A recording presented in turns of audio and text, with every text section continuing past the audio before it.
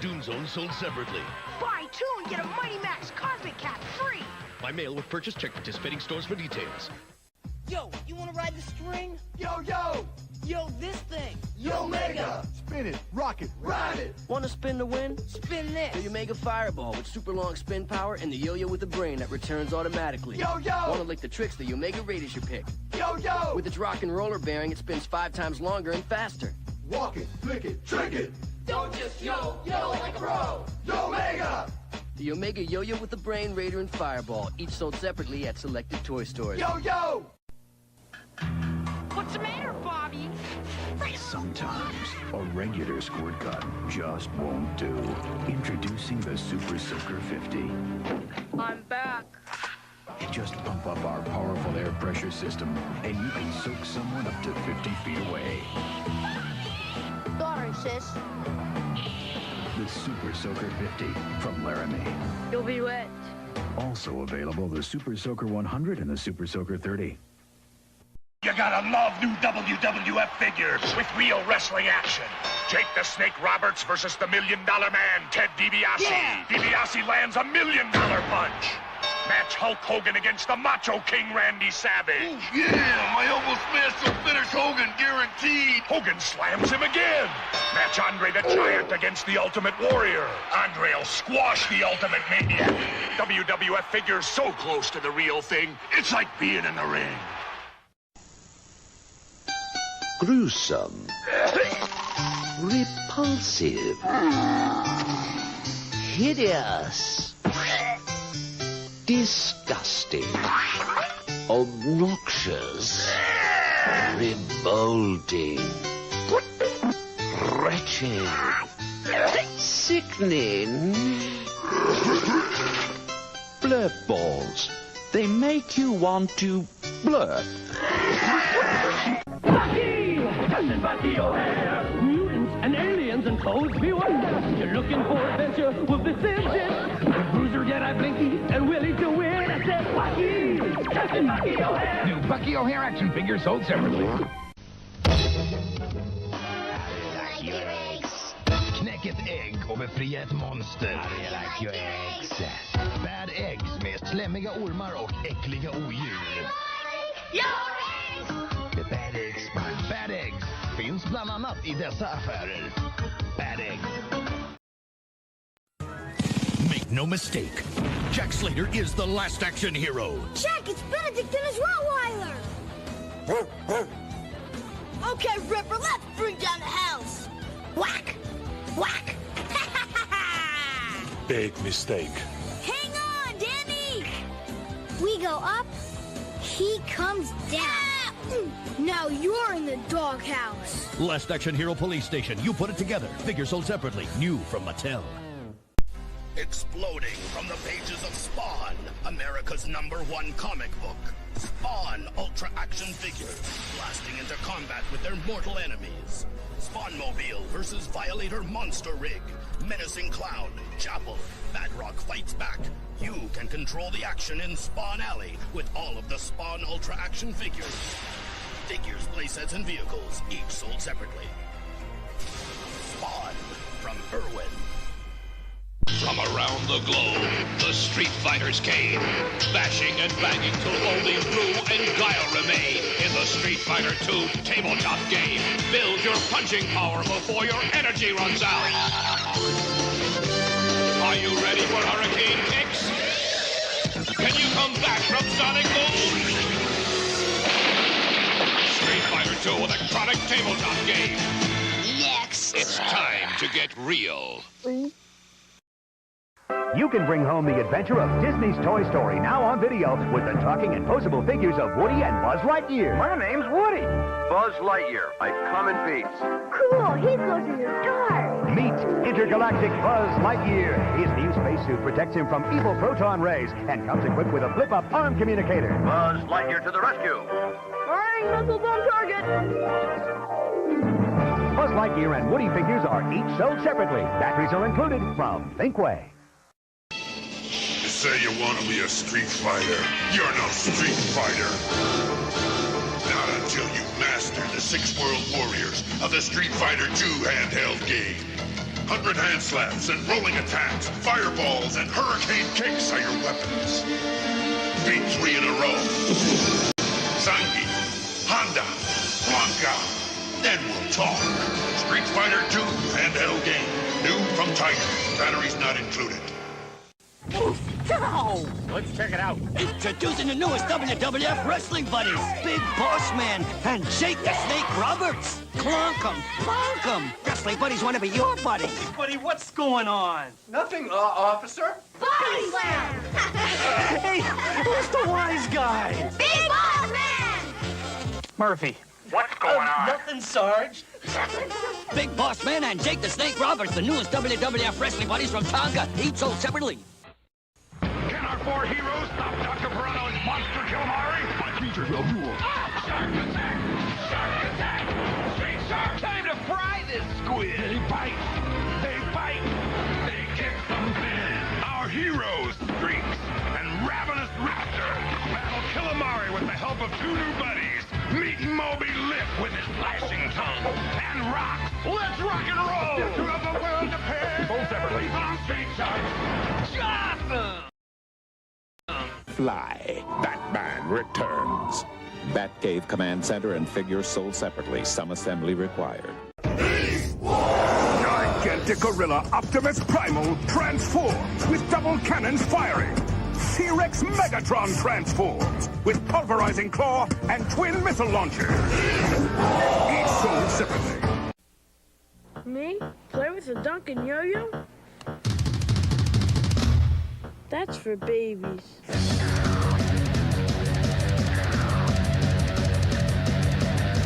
I need the speed, the action of a video game.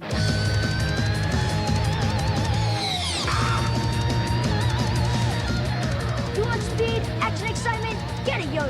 You want the hottest yo-yos? Get a donkey. Because if it isn't a donkey, give it to him. I'll destroy the Earth. Dream on back, dude. It's the evil Vac-Man versus the intergalactic Vac-Pack.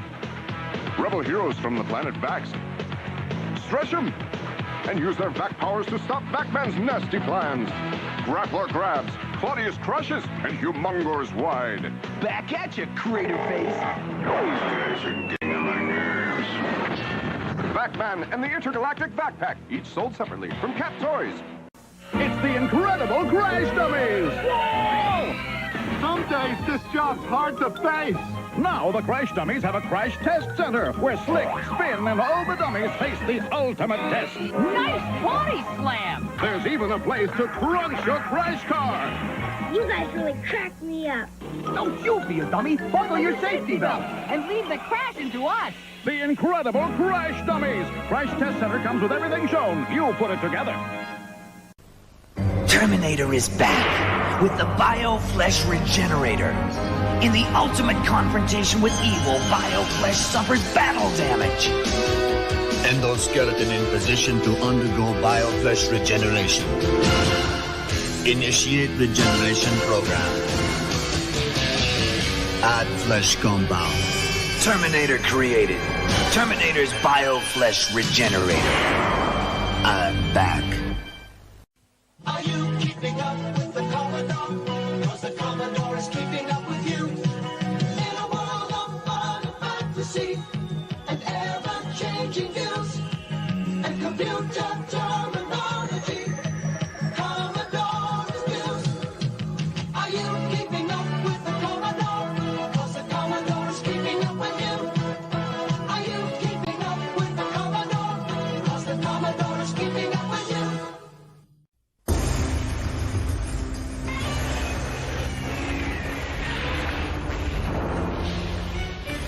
Godzilla battles Space Godzilla, the ultimate enemy. As the Godzilla wars continue, whole cities are toppled by Godzilla. Whipping tails, dripping claws, and flashing eyes leave a path of destruction. But who will triumph? Godzilla, Gigan, and Space Godzilla from Trendmaster.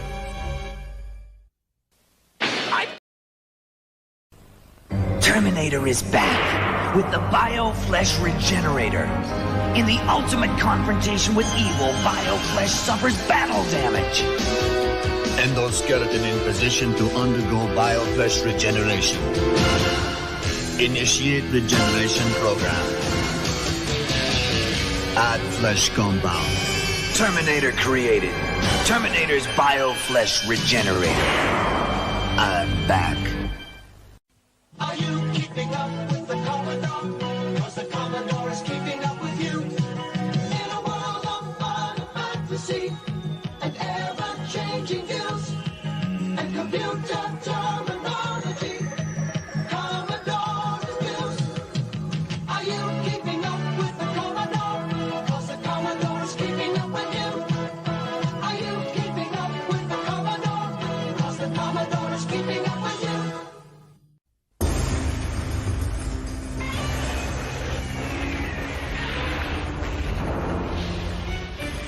Godzilla battles Space Godzilla, the ultimate enemy. As the Godzilla wars continue, whole cities are toppled by Godzilla. Whipping tails, dripping claws, and flashing eyes leave a path of destruction. But who will triumph? Godzilla. Hey, kid, where will you project your projector? Whoa! Spider-Man's on the ceiling! Now he's in your face, dude. Snap in an action disc can project scenes from your favorite shows anywhere you want. Hey, video tattoo! The Hero Channel. Oh, cool! Ball vision. Do you know what time it is? It's clobbering time. Mind if I try? They're not just action figures, they're projectors. Where will you project yours, each sold separately? I'm going to tell you how it's going to be. With Scotch's lifetime guarantee. Take what you want both night and day. Then re-record, not fade away. Re-record, not fade away. Re-record, not fade away. Every recording as good as the first, or we'll give you a new tape. You can watch Scotch forever. Re-record, not fade away. Make no mistake. Jack Slater is the last action hero. And now you can be Slater. Jack, help! Pick on someone your own size, Ripper. You asked for it, Slater. Piece of cake. Jack, look out! Whack! Whack! You ripped my shirt. Big mistake. Have a dumbbell. You're such a drip, Rip. Heat Pack and Jack, Hook, Launch and Danny, Axe Swing and Ripper, and Dynamite Jack Slater sold separately. New from Mattel. Warning, warning. The evil Dr. Paranoid changed 4 innocent brothers into huge creatures. Half-man. You're in my control. Think again. 4 heroes fighting to stop Dr. Paranoid and his evil creations from taking over the world. They fight, they bite, they kick some serious spin. 3 sharks. Ripsters. Blades. Jab. And Big Slam Jump. Fighting to defeat Dr. Paranoid, half-man, half-piranha monster. Time to go spearfishing. Go, fish, blowfish. 3 sharks. They bite. They fight. They kick some serious spin. Each sold separately, new from Mattel. Awesome! Injustice makes him boil, evil makes him burn, and then Danny Ketch becomes the Ghost Rider. Flame Glow Ghost Rider, blaze and vengeance, ride in the name of justice.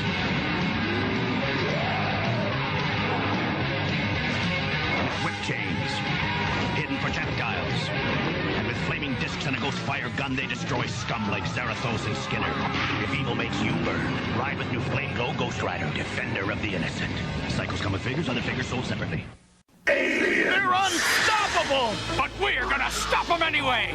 Send in the Marines! We're the Space Marines. Drake, Ripley, 8-Bone, Bishop, and I'm Hicks, armed with the latest high-tech heavy metal. Look out, Hicks! The Queen's gonna crown ya! My bug walker's on a roll! Bull alien attacking! Eat torch, bug brain! Alien invasion problem? Send in the Marines!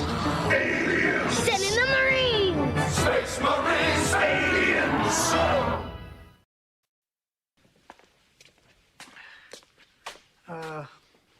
Everything that guy just says bullshit. Thank you.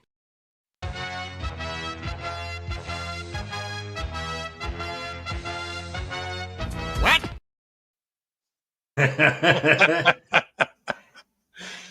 evening out there, everybody in TV land. How you doing tonight? It's a wonderful, wonderful Friday night. What a great, great week it was. King, it's so good to have you back. Oh, howdy. I want to make sure that everybody out there goes subscribe to King Leak. We're simulcasting on both channels right now because we are working out how we're going to bring back What's in the Bag? What's in the bag? Yep. No, we're gonna bring some really fun stuff. Hey, King League, have you seen my totally original character, Mayobi?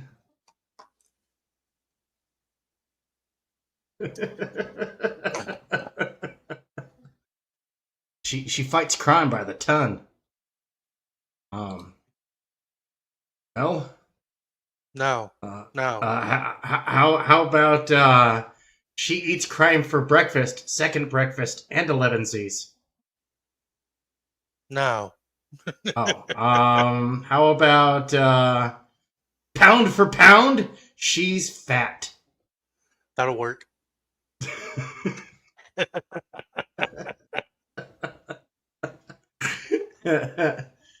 See, one thing that I don't tolerate is attacking, someone else's business, especially when it's a case of fair use. I don't have any room in my universe for it. And Harry Liggins, as he is represented in the Maniac comic, went to go get a campaign taken down when there was a parody of Niobe all stomped to shit on the campaign page. And fucking gay. Yeah, it was obviously not the character. I mean, it was fair use under satire parody. So there was this trend this last week of people mostly just AI generating stuff. Some people would hand draw some things like Arcophilos hand drew a picture. But it was all like these cute, sexy parodies, right? And I was like, no, guys. You're all going in the wrong direction with this. And so yeah, I'm gonna get this file off to the tartan colorist. And when he's got some time, because right now he's swamped with work and whatnot, but when he's got some time, he's going to give this the proper Garbage Pail Kid treatment. Good. It's going to be extra gross. I mean, as if it weren't already. But, it could always be grosser. It could always be grosser. I think I've traumatized a few people with this one. Those cankles, though. Yeah. Is it sad that I'm originally from a town where that was commonplace? Yeah, probably. Yeah, it is pretty gross as it stands. So, yeah, it's the Digital Bullpen, man. We're up here for sheet thick. Yeah, that she is. So, as I was watching the commercials, I kept on thinking back to the old days and all that, and the alien toy commercial came up. And so, from what a lot of people don't know, those alien toys, originally there was supposed to be Hasbro. Was that? No, Kenner. Kenner was trying to get a cartoon started. And okay, it wouldn't be anything new. Back in the day, there was cartoons of rated R movies. There was a Rambo cartoon. There was RoboCop. So it wouldn't have been anything new. We've talked behind the scenes about developing into the all ages market for IPs like Neon Revenant and Scalpel Zero, which are They're very much your NC-17 heavy metal magazine style properties. But hey, if Conan and RoboCop can do it, Yeah, maybe we'll see what we can do. Right. But the funny thing is that Hasbro already had the molds made, and they Right. approached Fox, and Fox was like, no. So what they did instead was Alien 3 was going to be coming out. So they were going to ride off the back of Alien 3, and Bob's your uncle. The Alien figures kicked off really well. I mean, hell, me and my brothers, we had all those Alien toys and all that stuff, and then they moved on to Predator and mixed in a bit of the dark. And what was cool about all the first run of the toys was that all that what you would call Series 1, what they all came with a Dark Horse comic to tie in with it. Okay. Like a little mini Dark Horse comic book. And and of course it was done in the style of the toys, and then there's like a bunch of crazy alien animal hybrids and all that kind of shit. It was pretty badass, but let me see if I could find it real quick. I ended up getting a hold of one of these. So, and what the cartoon was going to be called was Operation Aliens. Okay.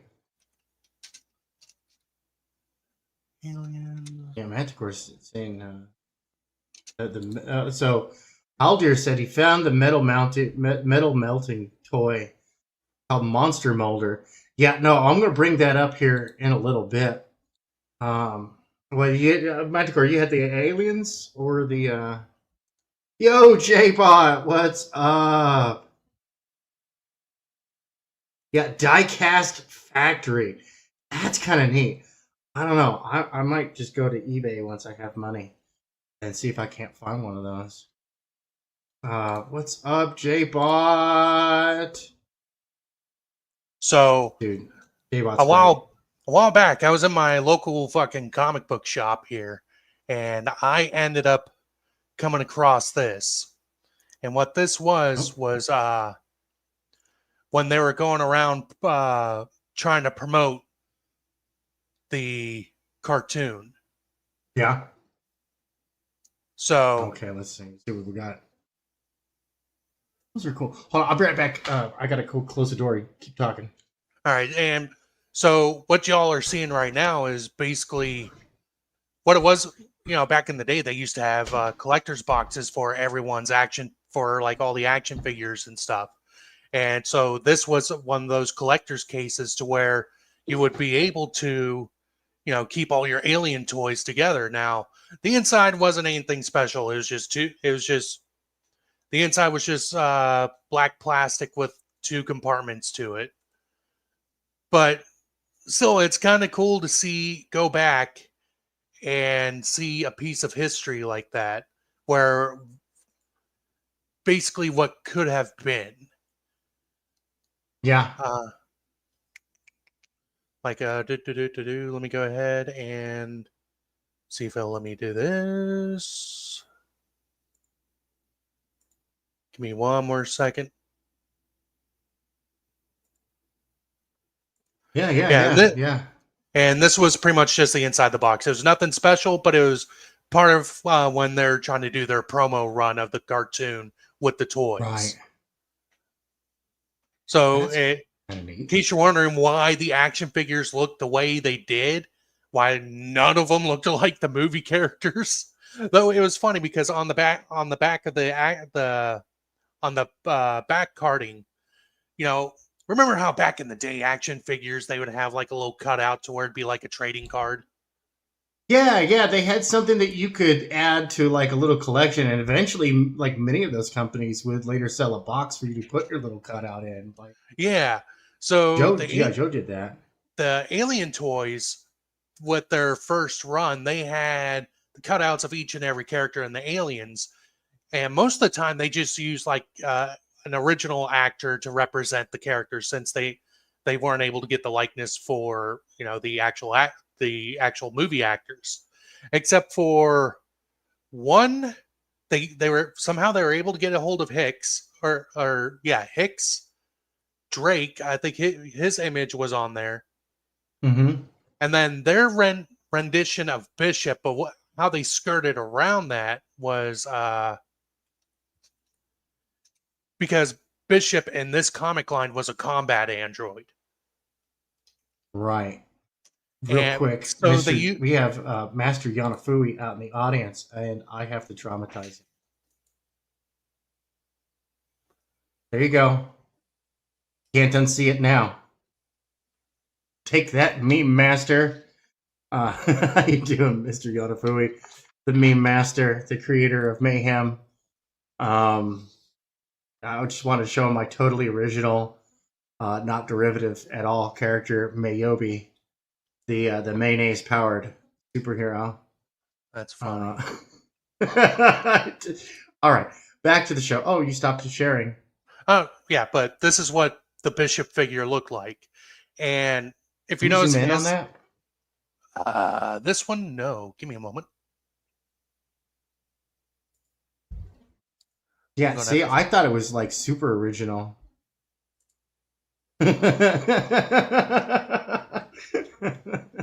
I don't know if Yanafui has been keeping track of the latest Larry Higgins debacle, dude. And now he's over on Facebook crying that he can't fund his comic. I'm like, dude, you make enemies of everybody, man. Like everybody. Okay, there you go. I'm in Diamond Magazine. So this was that's cool. So you could rip him apart battle damage style. Yeah, but what was funny is that they actually used an image of Lance Henriksen, but they put on the image they put the glass. I guess superimposed the glasses and the metal plating on his head. Yeah. It hurts my brain a little. It does. Let me see if I can find the back card of it.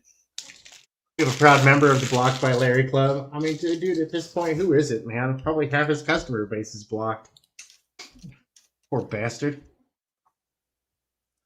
All right, let's see here. Let's see here. We're going to do a Chrome tab. There we go. Booyah. Let me make sure that I'm displaying this properly over here. Oop, that's the wrong thing. This is the right thing. There we go. Dude, this thing is cool. So let me scroll back up here to the top. So. Oh, I found it. Look at this thing, dude. Die-cast factory. Mold powder. Like, I wonder what metal that is. Probably, I'm with Haldir. I think it might be like a lead-based pewter. Oh yeah, it's if it's not lead, it's pewter. Right, it might be lead-free pewter because looking at like the time, I think this is when that stuff was coming out. Like I remember the Ralph Partha miniatures and the BattleTech miniatures were switching over. Games Workshop, of course, was late to the game on that one. Oh, of course they were. But yeah, they're like little keychain dealies, and that's kind of neat, right there. Heck, it might even be like, dude. Honestly, it might just be like a high temperature gallium alloy, so it doesn't melt at room temperature. You know what I mean? Mm-hmm. Metal I found pellet it. Refill. Well, what'd you find? That was the wrong button. Yo, Belmont. Yeah, me neither, man. This is cool. All right, can you see it? Yes. Yeah. So yeah, you can see they used Lance Henriksen's face, but then superimposed all the extra bullshit on him so they could skirt around the likeness thing. Oh man, that's scummy, dude. Yeah, pewter probably. Yo, it's my son. What's up, dude? Johnny Tira, hey, you got your name fixed. Yay! Yeah. That's my 14, soon to be 15-year-old son. But yeah, I got that collector's case. I've been fucking holding on that thing. Fucking. Also, on top of that, what was it? NECA, they started remaking all the Kenner alien figures and shit. Except, highly detailed and posable and all that. So I started collecting those. This is cool, man. Yeah, you got that's little car badass. chassis. Dated 1996, so definitely lead-free. Definitely lead-free. I don't know, I might have to do like a... This one's dated 1997, the classic Chevys. So that's cool. That's licensed. Look at that little dinky deal. I remember a long time ago, I was at a flea market, and it was an antique store, and they had a bunch of the little fucking lead soldiers, like the Revolutionary War lead soldiers. Oh, cool. And I picked one up. I was like, wow, Dad, look at this. And he immediately slapped the shit out of my hand. Get that out of your hand.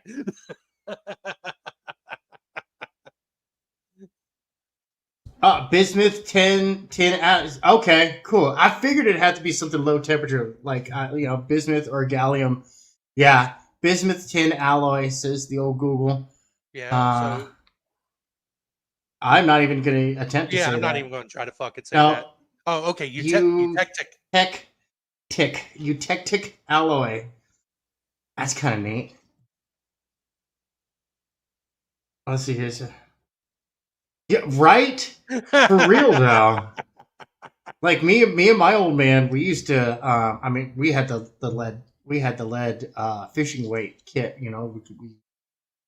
We got a real hot fire going. Of coals in the backyard. We used an old cast iron pot, and we would boil up. We'd melt up the lead and then pour it into the little molds, and then that's how we made all our fishing weights. Shit, what was that? I still have all the equipment and everything and the materials to do so, but I used to cast my own force multiplying pellets. See, you got my attention there. I haven't done it in a while, but with the way ammo prices are, I'm probably going to start doing it again. I'm not going to be doing rifle rounds though. That is way too involved. That is, you have to figure out, perfect diameter, the perfect crimping, and the perfect weight. But some sloppy lead shot will save somebody a pretty penny, especially if they're making their own shotgun pistola ammo is actually really easy to make. So yeah, I'm looking at these, and these are like then they come up with the girly stuff, and 98, and here gems and bracelets and stuff. That's 98. This is 98. So the boys had creepy crawlers. What did the girls have? This shit, apparently. Dude, they had all sorts of girly stuff. I don't know. I'd have to ask my sister, honestly. Oh, it was the Easy Bake Oven. Go ahead. Well, yeah. All the creepy crawlers oven was recolored Easy Bake Oven. So yeah, this guy says here, as of December 2016, this is all of my loose molded items, 47 of them, as captured on a flatbed scanner. I want the dinosaurs. And this is Jurassic Park stuff. Oh, we have some advertisements. Okay, we're gonna have to rip these and add them. Go for it. Go for it. Yeah, well, not right now because I leave the animatic theater. That's Rex's thing, man. I'm not encroaching on his trademark. Love you, Rex. Please don't hate me. Oh man. What the hell is wrong with me? Just looking at all those toy commercials, the fucking Spawn toys. I never got to have any, but my best buddy, he got a hold of a shitload of Spawn toys. Friggin' he had medieval Spawn, which that's my favorite variation of his armor. was the old. Oh the yeah, old yeah. action No. figure one. I don't like the Yep. new designs they've been doing with the newer figures and shit. But yeah, no, I'm with he you. had Medieval Spawn, he had Violator, Manga Spawn, which that one was pretty. He was all sorts of ooh-woo. Like ooh-woo. Oh no, Manga Spawn was awesome because he was big and chunky and fucking power armor Right. style. Actually, let me see if I can looked find like that. he looked like Gundam Spawn. So this is what we did last week on the studio over on the Don's channel. I still got to finish inking this sucker up, so that way I can do what I did last week, where I went last week on the studio and I did this. The previous week, this Frog Bog. I got Cyber Frog with Rex Christian's Bog here in the reflection on the shoulder. Very nice. Very nice. Right? Like, look, man, I'm just trying to keep it positive. It's about the entertainment. And it's about the fun, dude. Like, and unfortunately, I think that a lot of the fun is lost in the scuffle. Oh, that's the wrong tool. Why did I have my pencil tool? The hell is wrong with you? Okay, I think I was inking this with my scratch knife. They're all going to laugh at you. They're all going to laugh at you. Yeah, I want to get this. I want to get this one done. I think I'm using the same size. I went through this morning because I was watching Frag's stream earlier today, and he was dropping like some gems, man. Like, he was showing off his collection. And media, I don't give a shit about your toy collection. I mean, that's cool for you and everything, but that's not my jam. But then he started dropping the art tips and tricks and like the secret sauce. He got into the secret sauce. I love me some secret sauce. And dude, I was like, yes, all of this content. And dude, the chat was like, they were eating it up. Like, the chat was more engaged with that because like he's so knowledgeable on this. That like I hadn't seen his chat like that energized in a very, very long time. So yeah, more of that content too. And on the flip side, I would say the same thing.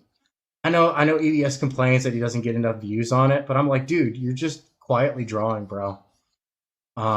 If you're talking your way through the process, yeah, you it might be a little bit slower, but dude, engage the chat. That's what Fraga was doing, dude, and it was fun, man. It was fun, and I love that stuff. Like, even the people who aren't like artists and stuff in the chat, they're eating it up, dude. They were like, give me one. I found the Manga Spawn. Oh. That was the variant he had. Dude, big bad beetle spawn. Nah, it was badass. Thank you, man. Yeah, look at this. He's working on now. Haldir's a sleeper right here, man. So Haldir's working on a supercut time lapse of Garbage Man cover recreation sketch. Dude, that would be cool. Yeah, tag me. I don't want to miss that. I definitely don't want to miss that because I was like, holy moly, dude! Like, Haldir is really good, dude. Like that's a talent that I don't have. It does not come naturally to me, which is why I don't do like, dude, I don't do portraits. Because I cannot look at something and recreate it. I've tried over the years. I absolutely have to know all the inner workings and all that stuff in order for me to even like half-ass a product. You know what I mean?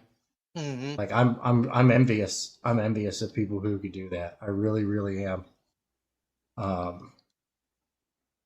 Is that... Oh, I don't know why I did that. Nope. That's not what we're doing. That's not what we're doing, silly. Let's see here. And speaking of 7 of 9, do a flip. Have you seen that, man? 7 of 9, big supporter of Comicsgate and other indie comics projects and stuff like that, right? This is a guy who really believes in you. You know what I mean? Yeah. Like, he poured a lot of money over the years into projects.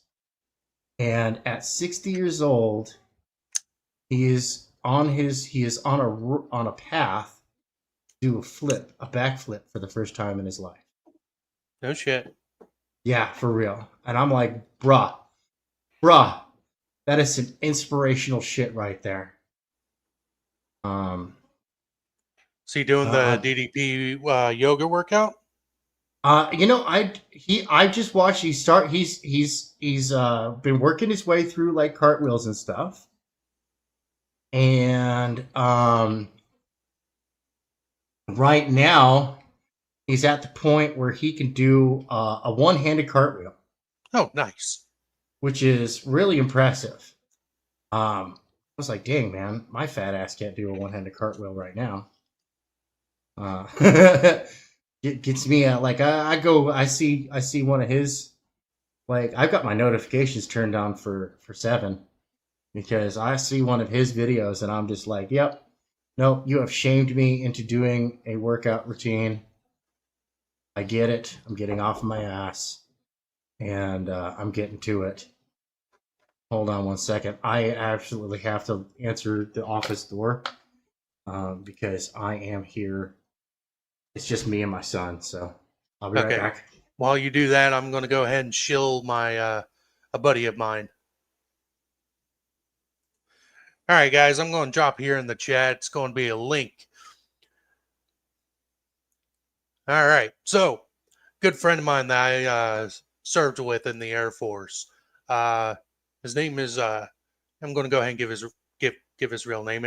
He's already on IMDb. So Eric Mathis, he is currently working on a movie called Infernal. It's going to be a heavy metal infused horror movie. And the last movie he did was called The Macabre. And he had some cool guest stars on there. He had Kane Hodder, one of the Jasons.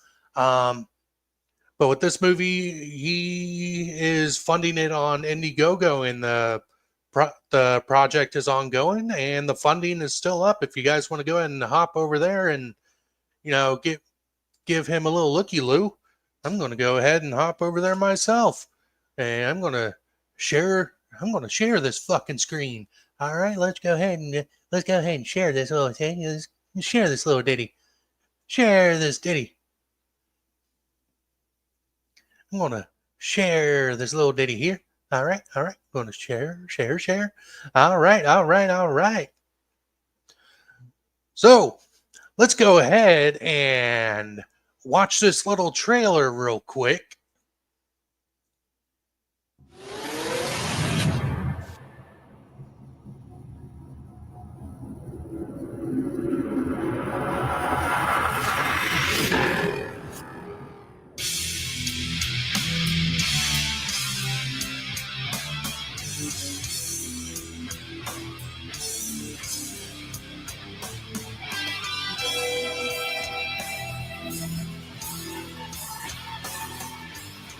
This is it. The record that's gonna change our lives. So, are you even sure this is gonna work? You guys sure want it to? It'll work. It has to work. What's the worst that could happen?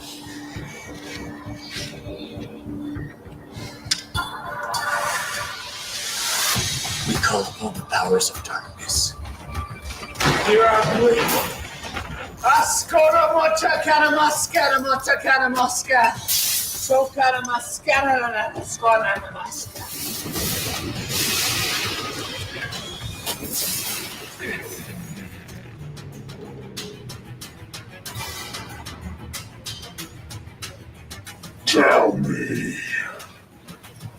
Why have you summoned me?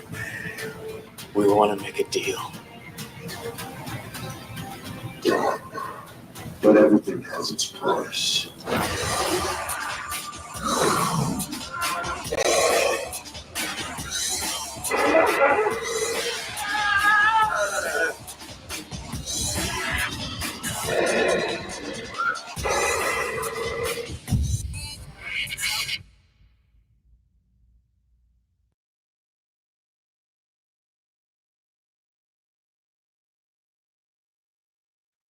All right, so yeah, that's Infernal, and it, it being an indie project, strictly from IndieGoGo, I think it looks pretty good for what it is, man. I mean,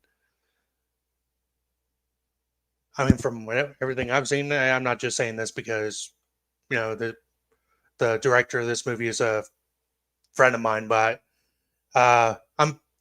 I love indie horror films, and this is right up my alley. On top of that, I'm a huge ass metalhead, so this is just perfect for me, and maybe perfect for y'all guys.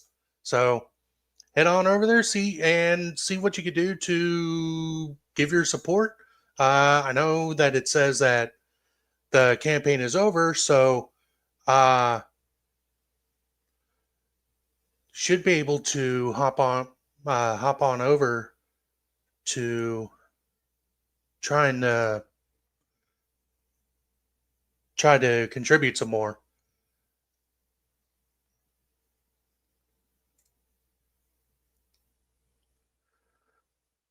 Oh, look at that. Looks like Tank is doing Deadland things.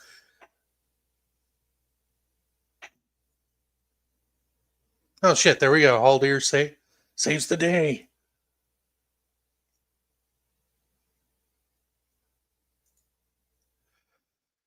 So, I think until Tank gets back, let's see what we got. Let's see. I know y'all just want to hear me. You just want to hear me. Shut the fuck up.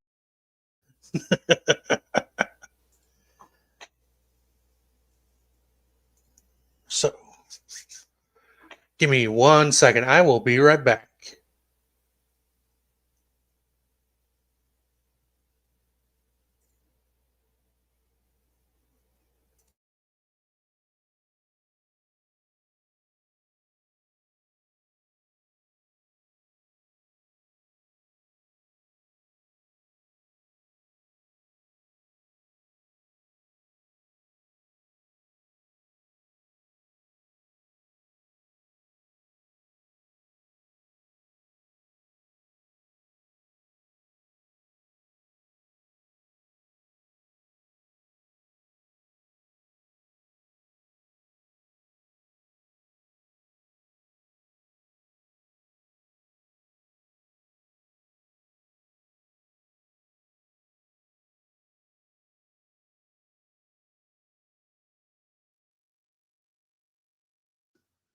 What your children would want?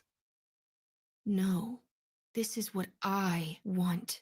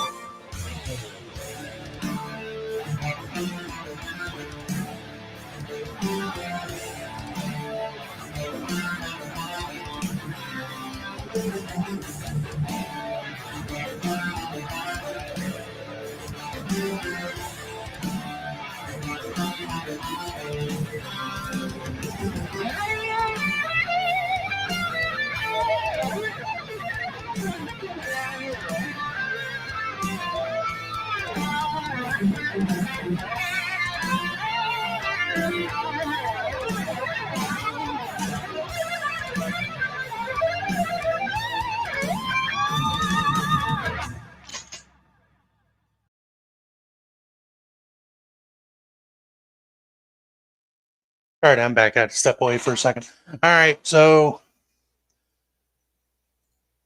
let's see. So it's funny. I'm looking at the entertainment industry right now, and just how do I say it? Everything that we all grew up with and things that have been around for ages seems to be, kind of going downhill. And from what I saw recently, it looks like Warner Brothers possibly maybe looking to sell Looney Tunes, which is, absolutely fucking crazy. It's the, Looney Tunes Merry Melodies, it's what made Warner Brothers what it is. So to me, it's just kind of crazy seeing where everything is going now, how the entertainment industry in itself shot itself in the foot, bad faith and all that jazz. No one's willing to buy their shit. I mean, I heard that the latest Looney Tunes movie that came out, what was it, The Day the Earth Blew Up? I heard that movie was a banger, but they hardly advertised it, so no one went and saw it. And lo and behold, it fucking failed. It failed. They ended up losing money out on it. And of course, Snow White, but everyone saw that one coming.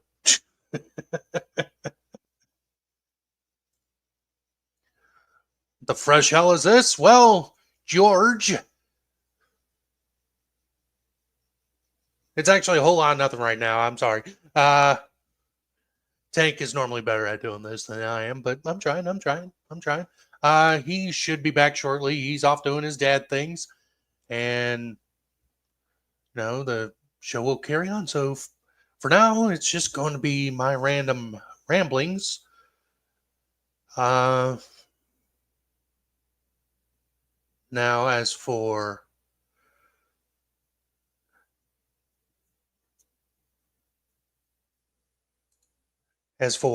music, that last song you heard was pretty much the theme song that I have for the Neon Revenant, and done by a friend of mine, Dan Johansson, and he is, head over to Newgrounds. Actually, let me go ahead and he has his own YouTube channel, and he makes a lot of kick-ass music. So I implore everyone, head on over to his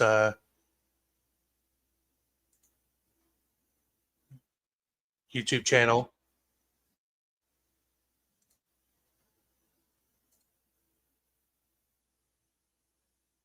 Oh, never mind. Actually, I think his channel may be down, which is strange.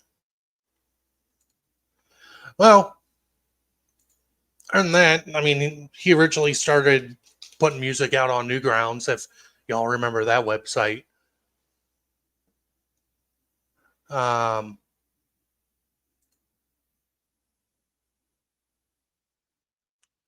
know, if y'all want to listen to some kick-ass music,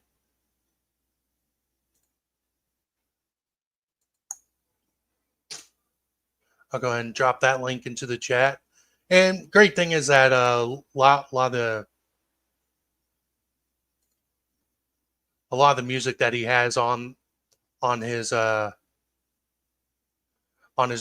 page, you're able to download it. So if you want to go ahead and download his music, I mean,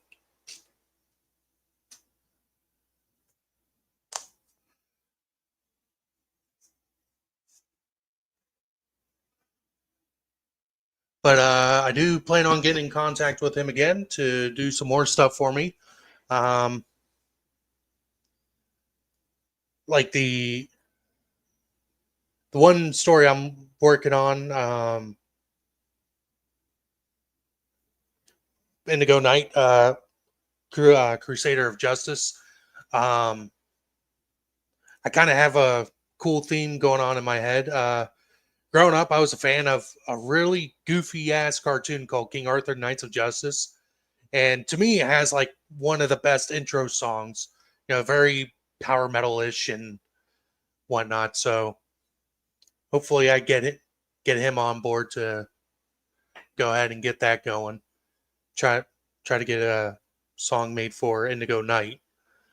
But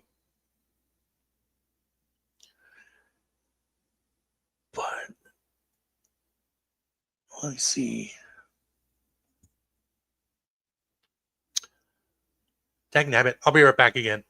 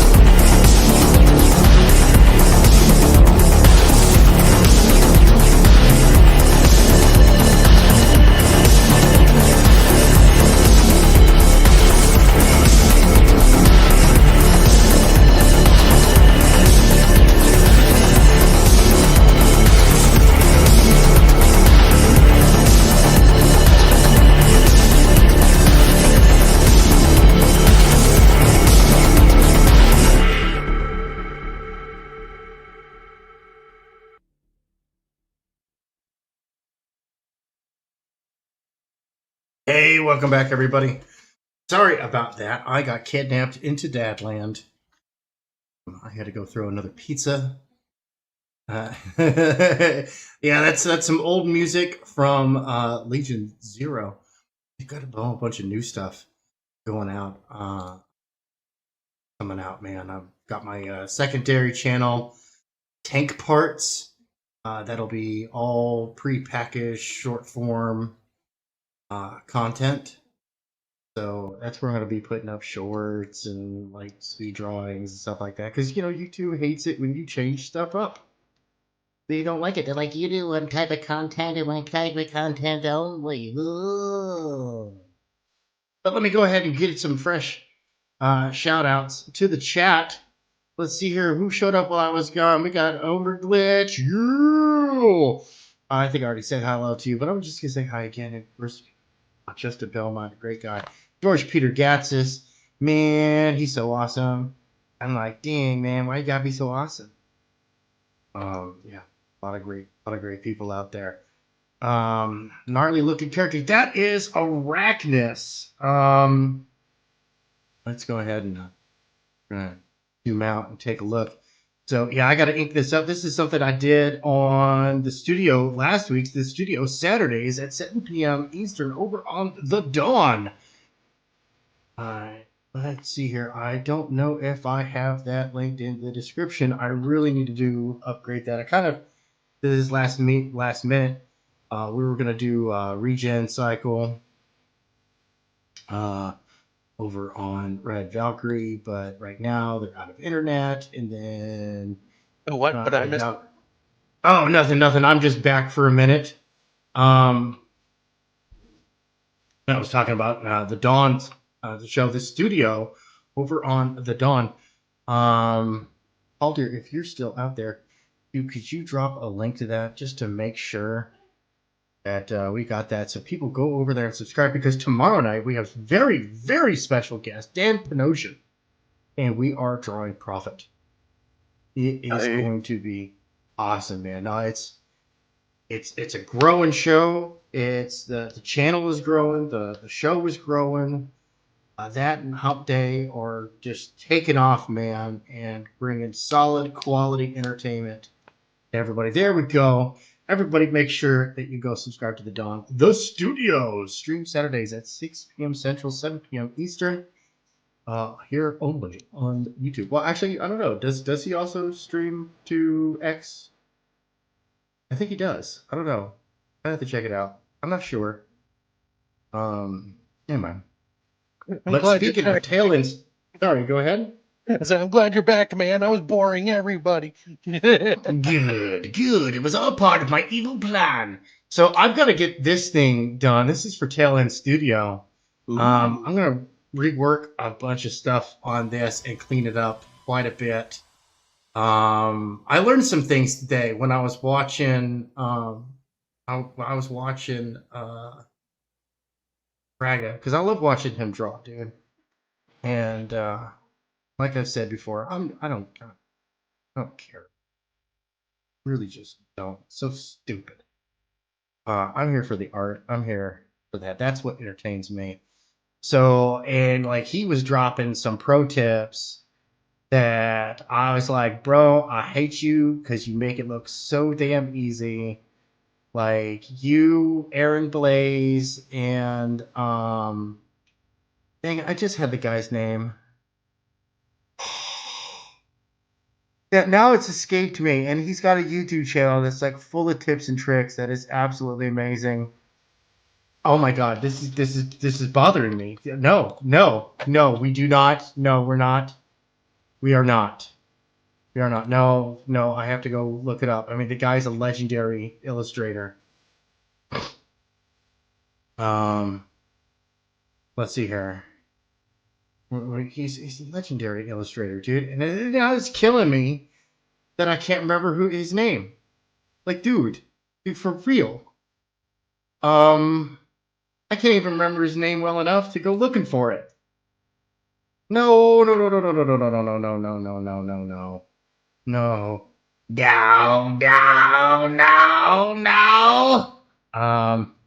Dang it, dude!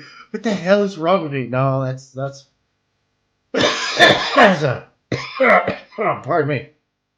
Do it. Do it. Oh my goodness, I can't believe I don't remember it. Oh, dude, no. Oh, I have to find it now. I'm gonna know it when I see it. See, I'm subscribed to so many amazing artists over on YouTube. You'd think I could just like, no, but no. Like, oh my. Right, and as I'm scrolling through my stuff, dude, Elliot Rodriguez, man, this guy is killing it. Ominous, that was easy for me to say. Ominous is just coming out amazing. I'm dropping the link to his channel right there. Go subscribe to him. Yeah, I think he does stream on X too. I think so. Oh, what'd you get? You got some B4 size deleter brand paper. Should be better than cheap sketchbook paper. I mean, yeah, you can't cheap out on the paper. Surprisingly, but like, no. See, this is gonna haunt me in my dream. I'll go to sleep tonight, and I remember, no.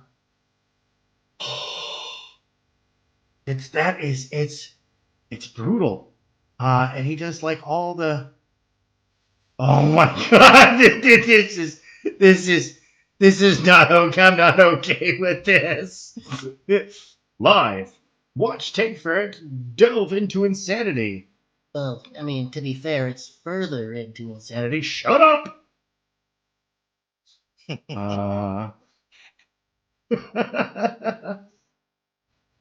Oh, there's another great channel, Larry Dickum.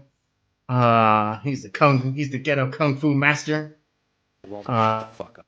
Defend against hoes and baby mamas and all sorts of stuff. Shut the fuck up. One of my favorite self-defense channels they got out here.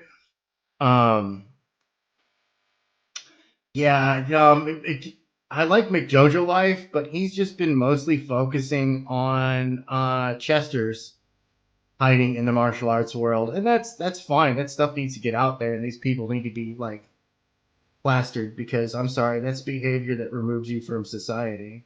You know, small island, not enough food comes to mind. Chippy is hungry. Yeah, Chippy is hungry. Oh my gosh, Chippy's dude, like for real.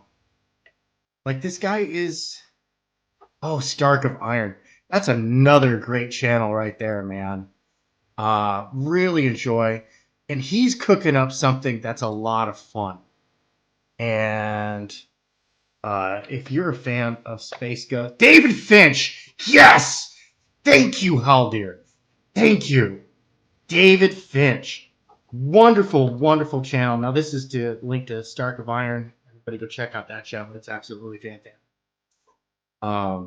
Yeah, now David Finch is another one of those guys that I absolutely love, and I hate them because they make it so easy. Yeah, no, you win. You win the internet. So I'm gonna get back to this. The guy's head up here. I'm gonna zoom in on this. You guys can actually see what's going on here. So still kind of like roughing it in, smoothing it out, getting in there, adding detail. It's gonna be in the rain, so I went with kind of like a rough pen to kind of capture. But then like I inked up his whole head, and then when it was done, I was like, I hate it. Why do I hate it? And then I was like, oh, he's got stiff neck. So I got to redraw the head, crank the head over towards the shoulder that's up as he's coming down on the tonfa. Then get in there and start shading it. Then I got to redo the cloth texture on this. I was like, what is that? Like wrapped around his arm 2 or 3 times? No, that's stupid. So yeah, I gotta readdress this one. And I got this fembat that I whipped up, and I got to get Apex the master for this. I told him I'd give him the master file for this because I did this for his birthday. The birthday. But yeah, and so I am. Oh yeah, this is the back cover for the Golden Age edition of Devil Flyer. Link in the description. Go check it out on Flood My Comic. Absolutely fun and fantastic. And there will be a variant of this that will be the modern day version as well. And then this right here is coming back. Why do I have this version? Oh, why do I have this? Oh, I see why I have this version. Okay. Now let's go ahead and pop this sucker open. So yeah, I started redoing the pencils on this. We could just separate the roughs from the other stuff. You can see that in my black area, I was testing out the pen that I lost pressure sensitivity. So I was like, why is it not working? But yeah, I started redoing some of the pencils on this to make it a little bit more dynamic. So we will be doing this 0 to 12. This will be coming out not in the next issue of EDGEPUNK Magazine, which you should totally go get, link in the description below, but in the issue after that. And this will be the testing ground for the new art style that we have been diligently developing for Neon Revenant. So yeah, this is it's gonna be so damn good. It's gonna be so good, and I can't wait to like this page here. Oh, all right, hold on. I gotta go take a pizza out of the oven and go cut it into a million pieces. Oh. Oh, dude, yeah, dude. If you can drop a link to that, no, I'm all about that. That's why you got the wrench, my friend. Yeah, dude, I would love to see that. All right, so I gotta go take a pizza out of the oven, really, really quick. And so here's what I'm gonna do. You know what? We're gonna go over here to you know, I'm just gonna oh, there we go. And I'll be right there, kids. All right, I'm gonna leave you guys. This Tell them cut their own damn pizza. That's right, cut your own damn pizza. They're just not comfortable with using the pizza. We have an actual like pizza cutter and stuff. So yep, you know, here's some heat pump time lapse. I'll be right back. Alrighty. Just dance and throw rocks at the chat, and then I'm gonna drop the link in the chat. And anybody come on up, come hang out. It's Friday night. It's time to kick off your Sunday shoes. And I'll be right back. In fact, I'm going to drop it now. If anybody wants to come on and bullshit.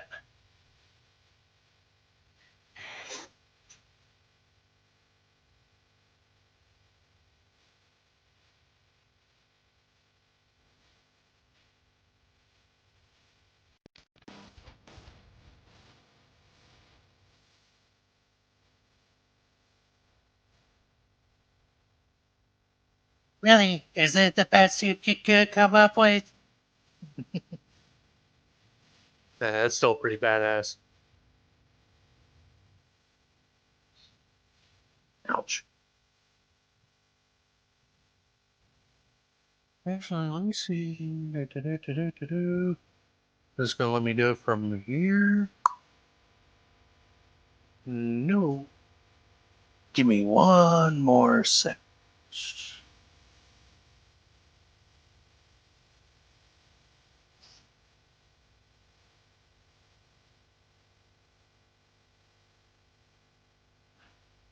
Da, da, da, da, da, da.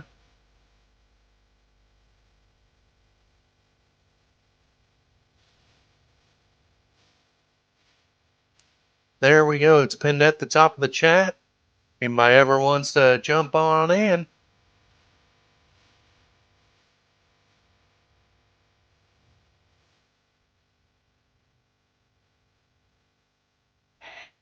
So, with that song I played earlier with the voice actors in that. One of them is Rom Nex. She has a YouTube channel and she does a lot of creepypasta narrations and does a lot of collaborations with other people who do like the YouTube creepypasta narrations and stuff like that. She's who voiced the Neon Revenant, and then the voice of Sergeant Owen Harry, who is the male voice that you heard. His name is Big Daddy Stone. He also has a YouTube channel where you can do where he does creepypastas and whatnot. But just as a warning, he hasn't posted anything in a long while. So, Yeah, alright, so I'm back. I got the pizza all cut up. I only slightly seared off my fingerprints. Yay! Yeah, let's see here. So let me think of what I'm gonna say. I'm gonna say gotta get down on Friday. Not fur day. Fridays. Stupid less desolate fingers. And that is the StreamYard link. Then I'm gonna run over to I already have it pinned at the top. Oh, you do? Yeah. Oh, I don't see it. I mean, it's not going to be on ours, but it's pinned at the top on the YouTube page, on YouTube chat. Elizabeth, oh, never mind. Never mind. Hold on. Let me go double check. I forgot it's simulcasting. Oh, is it pinned to the top over on the King Link? And make sure that you go check out the King Link channels. Link in the description. Go subscribe over there. We're bringing back What's in the Bag. It is going to be a hoot. We are going to pull out all sorts of random, just what the fuck from across the internet. Like, dude, from popular memes. We don't even know what's in the bag. King Link and I, we've been working on developing this and getting this thing up and running and having it to be like a really fun show. And I will literally have a paper bag with a whole bunch of little slips of paper in it that'll tell us which clip to pull up. Oh, that sucks. Or what link to use. What? It won't let me pin it. What? I have a wrench, but it won't let me pin it. Hold on. Let me see what I can do. What I can do about that. Now today I was looking at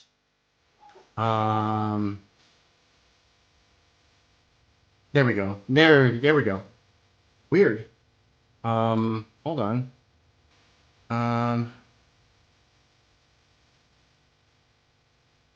Alright, so we're gonna remove you as a standard moderator, and then I'm going to make you a managing moderator.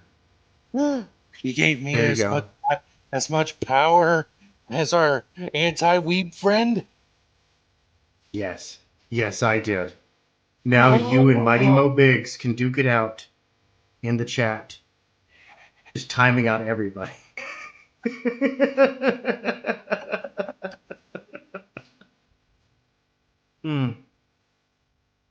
Like, I'm going to draw...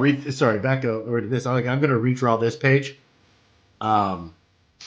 Mostly, like, her pose to make it more dynamic, more action-y, more running. Because it looks kind of like kind of perched, almost. I mean, yeah, there's inferred action with everything, but...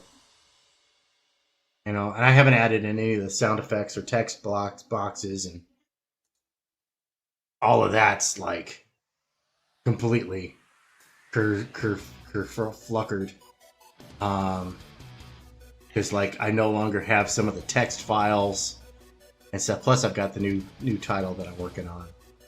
But, yeah, I'm going to be redoing all this away from this style and more towards the new Neon Revenant style, which this gives us a good variety of, I don't know, I would say, like, circumstances, encounters, textures. Hey man, Gotta yeah. play with. The guy who did the Neon Revenant for me and these other songs are playing in the background. I just tried to jump on his YouTube channel and it's gone. Uh-oh. So I wonder what the hell happened there. Oh no. But I messaged him on Newgrounds where I originally found him, so we'll see what's going on. Yeah. Yeah, Oh, that's unfortunate. I have another tune I want him to do for me, so for Indigo Night.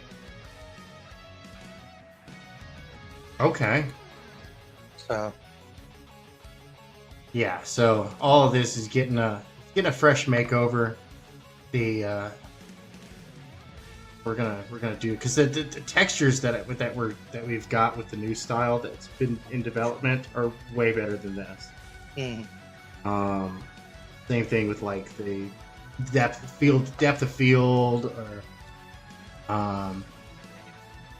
and all that other fun stuff.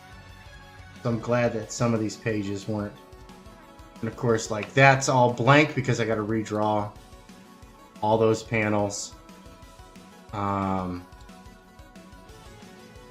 then I got to figure out in quick order who's going to be the corporate executive, because I drew in the stylized question mark there because when I was going to crowdfund this, that was going to be the drawn in tier.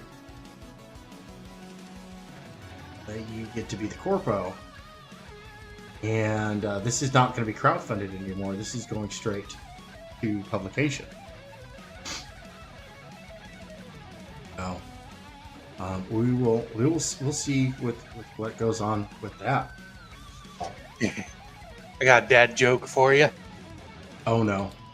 A couple of cows were smoking a joint and playing cards. That's right, the stakes were pretty high. You know what? You and Donald DeLay, oddly enough, straight to jail. Dude, he's been busting out dad jokes like almost on a daily basis, and they're atrocious. I love them.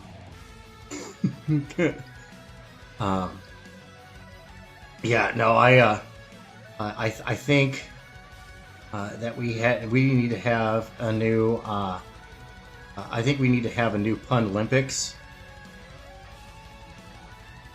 Honestly, our previous reigning and current reigning champion, Rick Piper of Cross Comics, might have some competition this time around, and I want to arrange it. I want to make a spectacle of it. I want us to have like fun.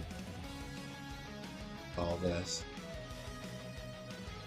because what we're here for. We're here to have some fun. It's not fun. What's the point? I don't know why I'm adding a whole bunch of detail to all that, because I can locked out anyways.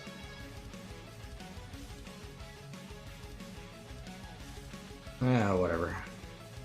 I want to get this Arachnus done so that way, saying earlier, when I go on the show, the studio tomorrow, I can do what I week. Last time on the studio. Because that was fun. And Omer, if you're still out there, man, you're more than welcome to come on. The link is pinned. Anybody is welcome to come up here, come up, hang out, talk. It's Friday, and we are about as formal as sweatpants. Come on, get on here. Go on, do it. Do it. Don't be a Get your coward. ass to Mars. Get your ass to Mars. Never go full Schwarzenegger.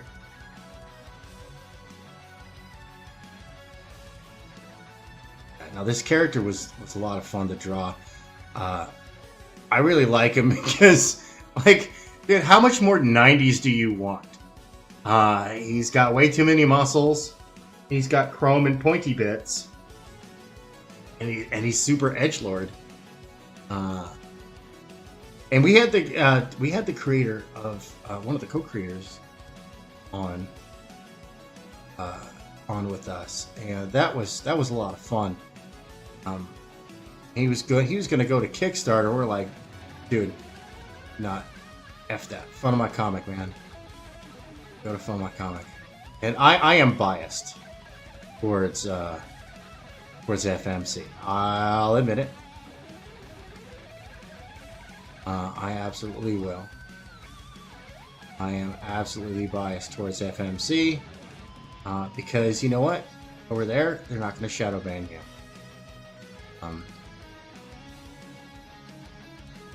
That's kind of a big deal to me. Oh. Like, I just, like, even IndieGoGo, like, no. I mean, I'll support campaigns and stuff like that. Like, go find your marketplace, dude. I'm not going to shame you for using a marketplace. In fact, when I do crowdfund, I mean, I'm going to go fund my comic at first, but then I'll do a second chance campaign on IndieGoGo, and then I'll do a last chance campaign on Kickstarter. And that's just because some people prefer to shop at a certain store, and that's the way I look at it. Even though there's this false mentality of do not treat it like a storefront. No, do you treat it as a storefront, but it's an exclusive limited time storefront. Although Fun My Comic is absolutely fantastic, if you do need a storefront and you really just want to kind of like simplify the process, you don't want to have to go set up a whole website, you just want a place where people can put in an order, you can register that order, and then you can package it up and just get it out to them and have a happy customer. Dude, FMC all the way. They just makes life so much easier. It really, really does. Luke Stone and crew are really they're bringing the heat, dude. And I hope they continue to grow, especially with and if you're over here often enough, you'll hear me say, like, dude, once you cut greed out of the equation, all of a sudden there's a lot more money to go around. And so they cut greed out of the equation, and like the payment processing fee is the largest one you're going to pay. The platform fee is really, really low. By what? Like between 1% and 3%, depending on what kind of deal you're going to do with them. Mm-hmm. And like customer service is lickety. It's a Ricky tick, right? It is fast. It's absolutely fast. Watching Fragger earlier really boosted my confidence in laying down some lines, man. Just like watching his technique. Oh, that's right. He's going to be at Heroes Con. Yeah, he is. You're gonna have to hit him up. Yeah, no, for real, man. Although I am gonna, I do have to, and I do wag my finger, and it's like, look, Dan, look, I'm busting your chops, but I'm not doing it in a mean way. Get your damn book done. I really, really want this book, and I have no doubt that it's coming out. But dude, get your book done. I love all your little doodles and all this other stuff. But dude, get your shit done. I love you, brother. Hey, yo, it's Unhinged. Jason, what's up, bro? Whose channel am I on? Where do you want to be? Okay, hold on. No, because I see Haldier's comment getting pulled up, but I don't see him in this empty chat with just King Leak commenting. Oh! Way to leave the original StreamYard channel link in the description, you knob. We're simulcasting over on my Take Ferret Presents channel and over on King Leak's channel. Hold on. Because I went to your channel, dude. You're not live. Oh, really? Am I shadow banned? Unless I clicked the wrong buttons, which wouldn't surprise me. Tank Fair. Oh, you suck, Jason. This Tank Fair Gaming. Oh, where's your other YouTube channel at? That's right. He can get spotted by Master Plan. Well, I clicked the one in your bio on Twitter. Oh yeah, I gotta update that sucker. Yeah, I've got the the one above it is probably I didn't see the one above it. That's why. Hey, but that's a good metric though. There you are. That tells me that I didn't properly organize that.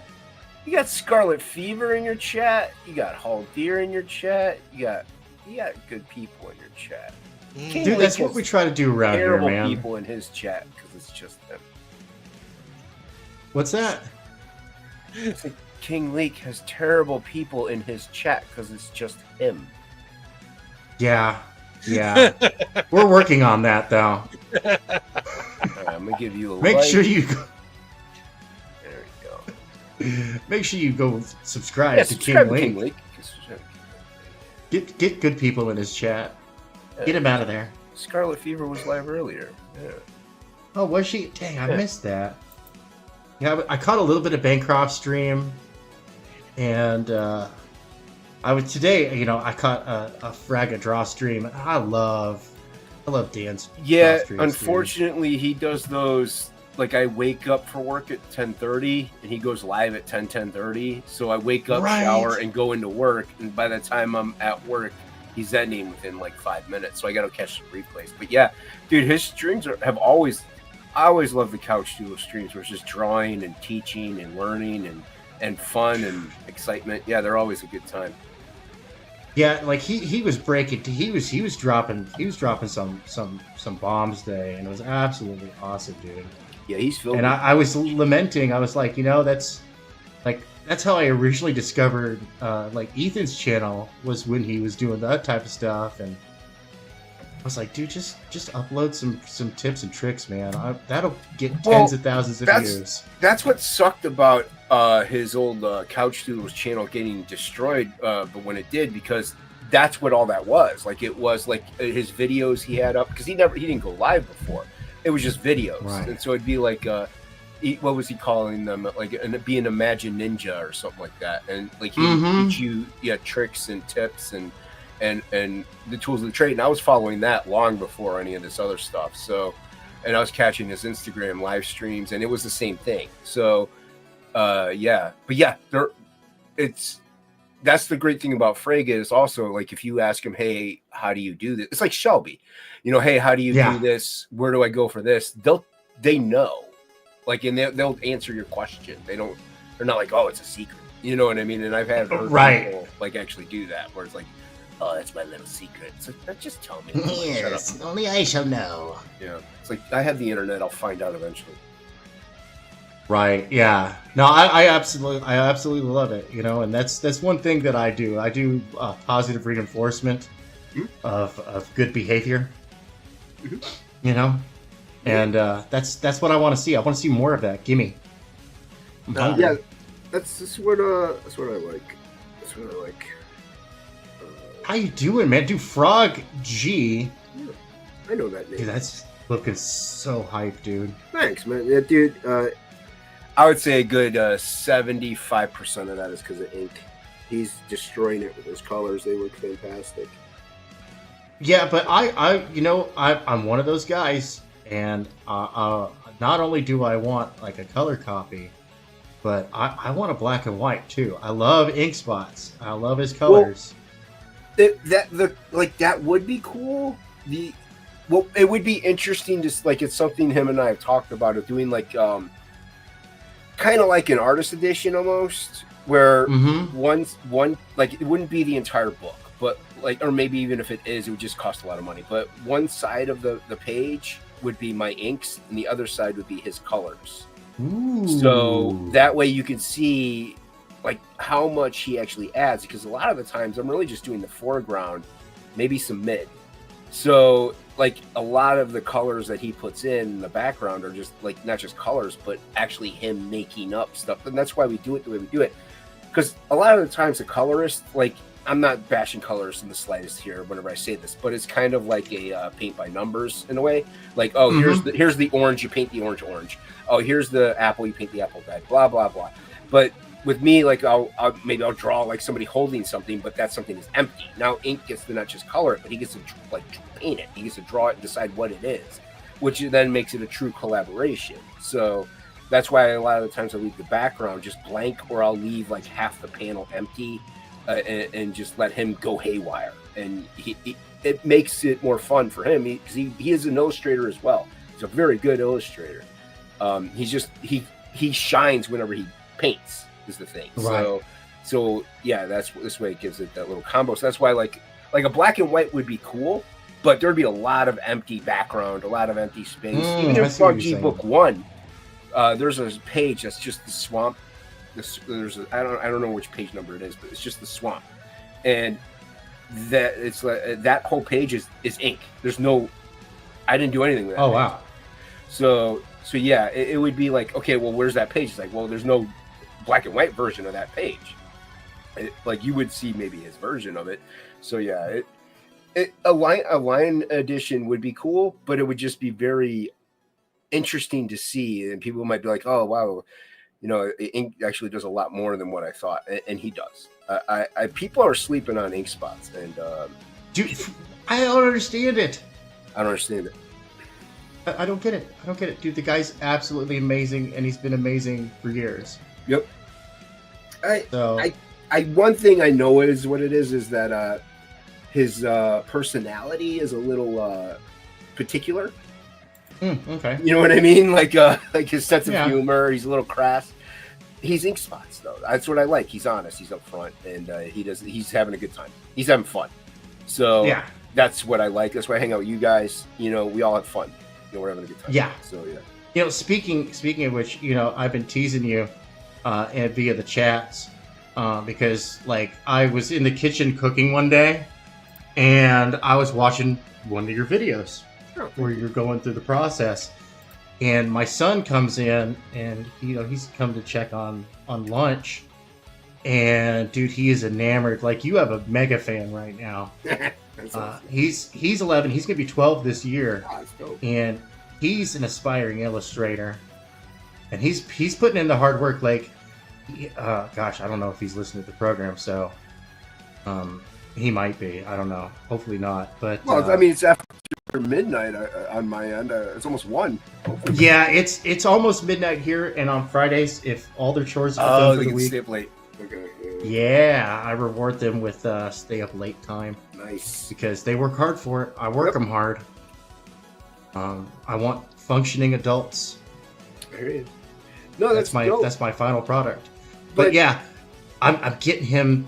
So shall we say the probably the 2 most important books in illustration, dealing with Bridgman and Loomis. Mm-hmm. I don't have that one, but I know Loomis. So. Yeah, I'm getting him those. We've already talked about it, so it's only semi-spoiler. You probably won't forget the kids. What's up? I think the only opportunity I'll probably be on with Jason, so or ask you for a few minutes before I go to bed. Hey, well, thank you very much for stopping by. It's good to see you. Yeah, I didn't get to catch your stream. How did it go? It was good. We just talked more Severance, kind of closing that out, and then I got to leave everybody a good night with some demonology. So some good nightmares for everybody. Yes. Before they left. Demons are fun. Yeah, you know, we were trying to exorcise the ghost, but he beat me. I ran right into him. You know, I was doing all right until I couldn't see where he was at. Oh, by demons be driven, huh? You know, look, he was doing all kind. He lied to me. All right, we got a Ouija board, and I asked where in the house he was at. And he said at the kids' room. I was not the only one there. I had witnesses, and we went to the kids' room. He was not in the kids' room. His ass was upstairs in the hallway. That is not the kids' room. Well, is upstairs in the hallway above the kids' room? Actually, no, because the kids' room was more in the front, and this hallway was more towards the back. Oh, maybe he was, and he just traveled. That is actually a possibility. In which case, then he's meanie because that's not fair. Well, but then he stuck to that room. He is and a he demon. was like never. He was always moving shit around, not in the room that he was supposed to be in. Yeah, well, I mean, demons are mean. I don't know. He was a little tricky motherfucker, and then he got me there at the end. So I was like, damn. Yeah, that's son of a bitch. That's what demons do. And he was a piece of shit. Look, he did draw me a painting. Oh, nice. Before was it painted in blood or? No, it was actually really cool looking. And then he slightly threatened me after that. And what kind of threat? I don't know. I'm intrigued. Oh, totally lost. Look, you just never know what you're gonna get when you go in these houses. The best one so far, my favorite, is the hospital. They left dead bodies in there for you to go like rummaging around to exorcise demons and ghosts. Wait, they leave the dead bodies in there? Like you walk in the hospital and there's legit dead bodies every fucking where under like blankets and shit. What hospital are you going to? A haunted hospital? I don't know. Well, it's there's questionable just dead if bodies this is a thrown real about hospital. everywhere? When you walk up to the doors, it's not English. People have told me they think it's a Russian hospital. I have no idea. I cannot understand the language they wrote on it. And then there was some other questionable things we found in the hospital. When did you do this? On stream a couple times. Oh, that's cool. So you were on got all the stream, cool or kids was it out like there. a point of view? No, like I was sharing the game on stream. Like today Oh, it's we a did game. a different one. Yeah. I thought you were like actually ghost hunting. Oh. That would have been cooler. No, it was a video game. Oh, it sounded pretty cool there for a minute, though, right? Damn. Yeah, be convinced. Oh my god, you got demons everywhere. Dead bodies thrown about in hospitals. I don't want to go there, but I mean, get a checkup. But Yeah, that was creepy, man. They had dead bodies. They What's were the everywhere. name? I questioned the hospital here. Like, how did they just leave? They packed up and left all the dead bodies. Like, we're done. What's the name of the game? Demonology. Demonology. I might have heard of it. It's kind of like, what is that one? Phasmophobia. Phantasmophobia. Yeah, that one. Yeah. I know Phantasmagorical. She's in chats. Ooh. Yeah, usually she's around. You haven't seen I'll see her tonight. Well, I don't know. She's blind, so I don't know how much of these shows she watches. Yeah, but so are you. Right. Yeah, but she's like way more blind. Like, How the she's hell like, is that possible? Because she's Phanta. Phanta's blind. Phanta's crazy blind, dude. She is like, I can, with magnifiers and like, even just like my camera, I could like read things. It just takes me a while. She has to have her like family members read her comic books. Like, that's how blind she is. So, yeah, I could read mine. I just need my magnifier on my phone, and then I'm okay. It just takes me 6 hours.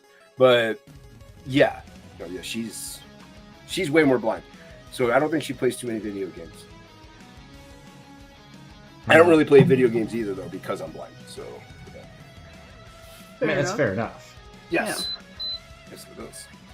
Yeah. That's how Dana is, though, because she doesn't play a lot either. 'Cause she's got vision problems too. So we're trying to work out Killer Clowns so she can play that one. She wants to play that, but I don't think it's not. I thought it was gonna be cross-platformed. It's not. Oh, you know what I have fun playing though, that I do enjoy playing just because it's so ridiculous, are driving games. Because I can't see, so I can't see the the road. That's why I don't drive. So it's more fun when I'm playing driving games because I'm like might go backwards, running into walls constantly. Like, it's hilarious. I do that just naturally on Fortnite. I make my old road. Well, that's what you should in Fortnite. With the vehicle, I prefer the bigger vehicle, like the 4-door. It seems to make pathways better. Hey, you can run over the people. Oh yeah, I do that too. My teammates as well, by accident. Those are accidental drive-bys. Are they? Hit and run. Are you doing the little air quotes with your fingers right now when you say accidental? More like I'm just kind of looking around, like, sort of, kind of. Are they listening? Like, accidents happen on the battlefield. You lose track of your teammates and you're trying to run over other people and things happen. Next thing you know, somebody's underneath, somebody's jammed up in the wheel well. I mean, Oops. So, Scarlett, what brings you to Tank Ferret's channel and not King Leaks? Well, because I met Tank Ferret. Where was it? Risey's? Yep, probably Risey. Yeah. Oh, Risey. Yeah. And so he dropped a leak. I was like, oh, we check it out. And so you just gotta go where the wind takes you sometimes. I don't even remember how I found your channel, Jason. Oh, I have no idea. Probably through either Shelby or Rocky. Probably through Shelby. Probably through Shelby. That would make possibly. Probably through Shelby because that's where I met like K-pop and quite a few other people. Actually, you and there's a few Rocky even. That's where I met quite a few people was through Shelby. So yeah. Okay. Yeah. I don't even know Shelby's where I met cool like these that. crazy cats, but I think it was on Red Valkyrie. I know I met King Leak on Red Valkyrie. Yep. Wait, King Lee, are you the one that does the music? Or is that somebody different? Who does the music? Damn it! I thought I'm trying to remember people. There's too many people on the internet. I can't keep There are track. too many people. Billions of them. Leak is the writer for Neon Revenue. Oh, okay. I'm sorry. I've like I said, I'm a little high too. Luke, Death Metal Hero, he does the music thing. It's been a I while. was thinking that maybe it was I was thinking the one that does Tank Ferrets. It's in the description. I know. Legion Zero. Yeah, Liam Legion, the good Liam.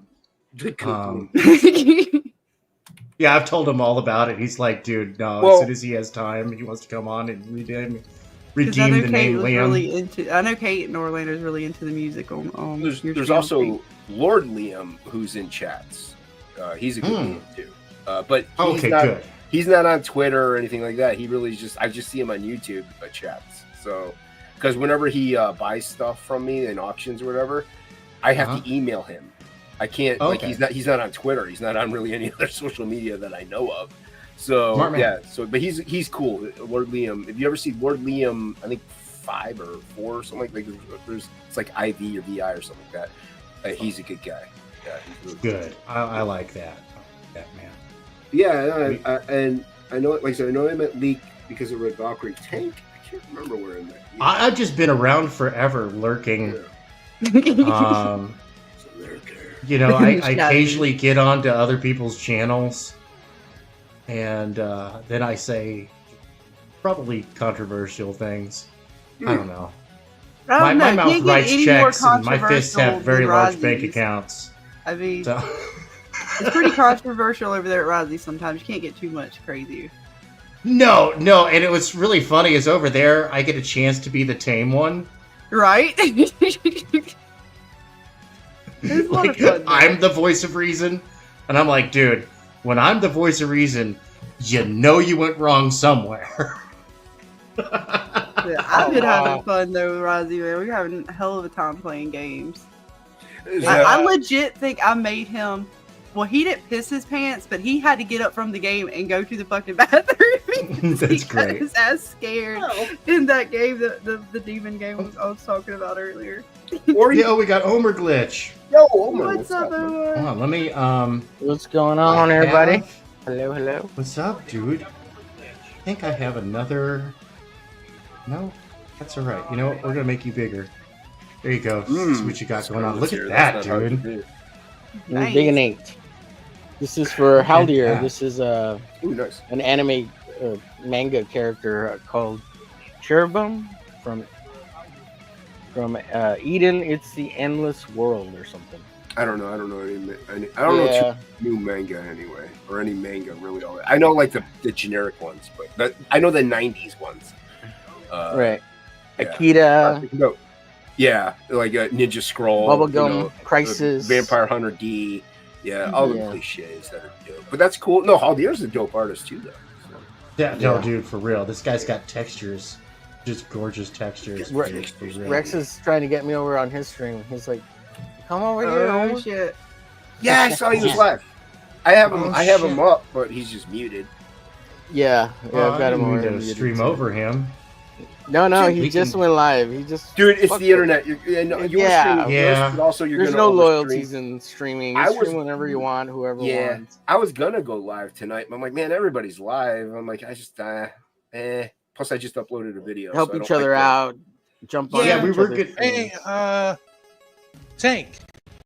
Yeah, what's up, bud? You think it'd be okay to announce what's going on with the cover? You know what? I think it would be a perfect time because we need to get the hype train rolling on this. Is it the perfect time? I mean, 1 a.m. Right now is always the perfect time. That's Look right. it out, baby. Always is. Because this is the exclusive. This is where the hardcore, like really cool people. All right, hold on. Let me not share this stuff. You're right. They stayed up this late. All one of you. Hi, Scarlett. Hey, hun. All right, so we Let's did. see here. We decided to move into a different direction with the main comic cover. So Mike McMahon's art that he originally did for the cover, we are going to be offering that as a poster.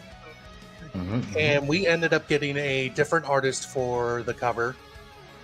Let me see if he'll let me. Why don't you like Mike? I'll be more than happy to be the artist for your cover, guys. More than happy. Yep. There's my word. It's nothing personal. It's No, I think it is. I hear this is completely personal, and you are anti-Mike. We love him. Scarlett, did you not just hear that? What? I didn't do it. You heard it. See? So No, I've learned to stay the hell out of shit. We're Look, busting. I'm dodging landmines. I heard her say yes. No. Is this the new cover? What's this? I'm dodging this- turds. Yeah, this is going to be the new cover, done by Corey Barton. Oh, Corey. Oh, You're- I see it. You're And- Booby Corey replacing, Barton. Hell you're yeah. replacing a red-blooded, proud American with a dirty Aussie. Yeah. Oh, What? brutal! That Aussie has a heart of America. Brutal. We need dollary dues. Hey, once they become our 56th state, I'm fine. But All right, Jason. What I do here is you stir in the pot, yo. It's how we get the Bancroft bump. well, also, I mean, Get I the do Aussie have a vote. stream with a dirty Aussie. So, you know. So, Right. Soon, we will, I believe, within the next couple weeks, we will have colors from Corey as well. So, What would have been great would be if you have Mike McMahon draw it and color it and just get rid of Corey. That would have been pretty cool. No, this is cool. This is dope. I'm just I love it. I love Corey. Corey's great. Man, Yeah. thick thighs saves lives, baby. No, that's dope. What did the Mike McMahon one look like? I didn't see it. give me 1 second. Did somebody mention thick thighs? Yeah. Yeah, I said thick thighs saves lives, baby. There's Mayobi. Yep, He's, the got- world's first mayonnaise-powered superhero. Oh, shit. That doesn't look anything like a Mike McMahon drawing. That was your original cover? No wonder why you switched it out. Terrible. Let me see if I can find it. Give me one. Oh, dude, Tartan colorist over on X. He's gonna give this the garbage pail treatment. It's gonna be so grotesque when it's done. Nice. Oh yeah, no, like normally, I will battle character versus character. I will not do creator versus creator battles, but I will definitely clown on somebody's character. All right, let's keep the drama in the pages and keep everybody entertained. Mike. Yeah, why don't you keep it in the pages, Mike? Yeah. Jeez. Wait, what did you You and your Corey beef had it. You and your breathing. You and Corey Barton took my cover. Blah blah blah. Whatever. Sorry, Australia's better than you. Oh goodness. It's a good thing Australia is our allies. Are they though? Are we they do though? nuclear testing there? This Friday on Rumble Mania. Where's this cover? I've been waiting for it. You said Give me a second. give me a goddamn second. This is longer. This is way know, longer. man. This is no. You're the poor women, you know. All right, there we go. Oh, that's Let me pretty good. embiggen Heck my yeah. embiggen. Look at that. I like Beautiful those bean teardrops, footage. baby. Ooh. So, for me, this just fit more of a That's got some J. Scott Campbell vibes to it. A little Right? bit, yeah. But with this, for me, it seemed more fitting for like a pinup, almost like a pinup style. So, Thank you, Helder. Nah, this is Yeah. dope though. so not only is this going to be a poster, but I'm looking. I have the original drawing in hand. What's this? And so what I'm going to try to do for the next auction. I'm gonna read Elon Musk's tweets. Oh yeah, go ahead. What I'm going to do for the next art auction that Jay and Cy will be doing Is Pete not be on it? Oh. Through them, I'm going to auction off the original piece, and I'm going to have that go towards a charity. You're gonna auction off that piece, that Mike McMahon piece? Yes, for charity. Do you know what you're gonna start off the bidding at? Not yet. Do you know what the date is for the next auction? Not yet. No. You suck. Yep. That sounds so un-American. I might want to buy that. That's pretty dope. Well, Jay has to get back from her TDY. So. Her UTI? I don't think you should be talking about this live, dude. It's personal stuff. Her what? But TDI. She's changing posts. Okay, Leak. Not everybody on here served in the military. Oh, okay. So yeah, TDY. She's going to be doing like a temporary tour over at another base. Okay. What do those initials stand for? What was that? Temporary duty. I can never remember that shit. Okay, I was just curious. You don't know. It just means temporary duty. Okay. I was just curious because you guys throw around these abbreviated stuff all the time. I have no idea what you're talking about. But no, Shay's going to be gone for a month. Starting. Is that why they haven't done regen? Well, originally they were going to do for Elysian Fields? They were going to do one tonight for that, and then also do a regen, I believe. But unfortunately, Shay's internet was down, and Shay leaves tomorrow. Oh, okay. Yeah. And for a while there wasn't any regens for a while, it was by some personal stuff going on.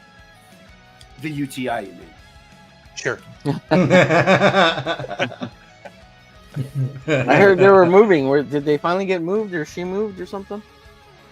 No, not yet. Not until she's out of the military. All right. That's another year.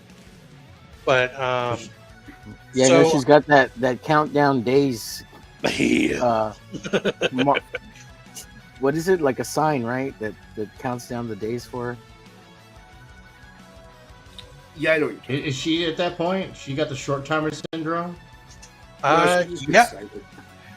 Yep, she's counting down the days. She has the actual timer set behind her in her office.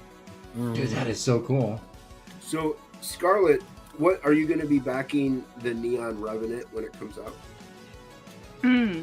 Well, unfortunately, my funds are limited at this time. That's a yes. I heard yes. I heard yes. I mean, you can rewind the tape. I will take an affordable digital copy, please, and thank you. You can rewind the tape if you I heard yes. So, but the thing is, do you want me to get it just because you want me to get it, or do you want me to get it because I will enjoy the comic book? Oh, if I get it and I'm not into comic I don't care why you need it, or I don't enjoy it, you're gonna like it. Like simping or something. Scarlett, Scarlett, you're gonna like this book so much. No, Scarlett, you're gonna like this book so much. You're gonna need more of that. You're gonna walk up to a random person on the street and go, "Hey, did you get this book?" And when they say no, you're just gonna slap the taste right out of their mouth. No, I'm just avowing this right now. No, Scarlett, we need more sips for men, okay? Yes. Women for men. Yeah. More sips for men. We need more of that for sure. This is ridiculous. Yeah. Y'all bet. Wait, is this like the next evolution of feminism, right? This is equal crazy. rights, so equal sips. Right. Yeah. Go ahead and send me $20 for my OnlyFans. Come on, girl. What you doing? I'm waiting. What do you want to see? Feet?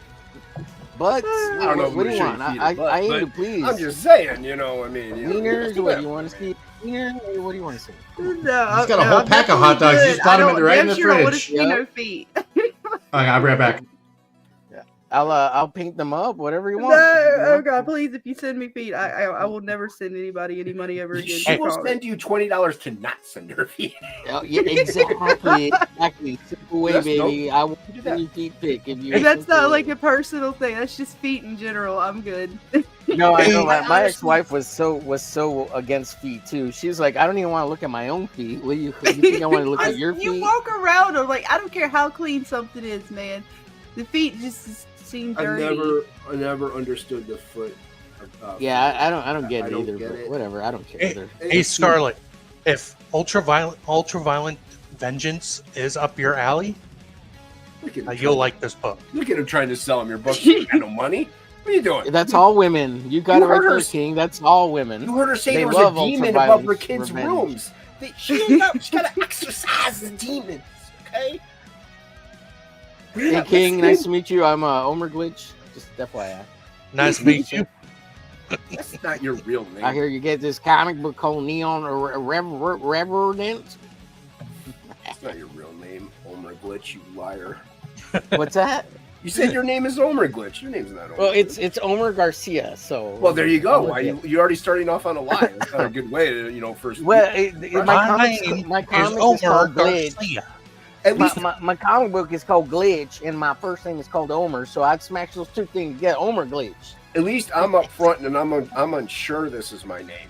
All right, there's a question. You're mark unhinged. there. Yeah, we. No, this is Jason, and then there's a question mark because maybe. All right, Omer, I got a question. Shoot. Based on your accent and your last name, Texas, right? Yeah. Racist. And I know how to make tacos and I speak español. Hola, amigo. ¿Cómo estás?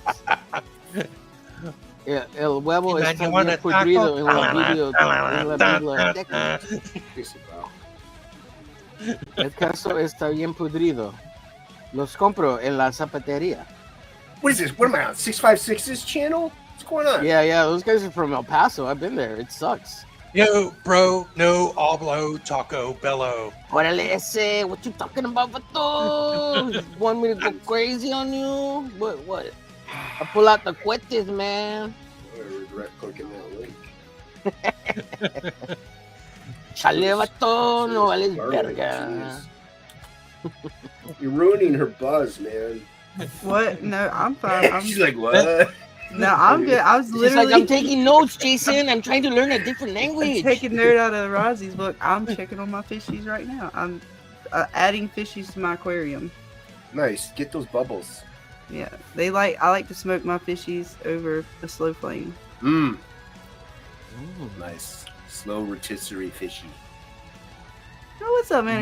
Better to have stinky fish than stinky feet. Oh, yeah, no feet. Gross. I don't think either one of those is good. Yeah. Oh, shoot. I love the smell of fish in the morning. Tasting my lips. What? Wait, who's smoking here? Are you naked?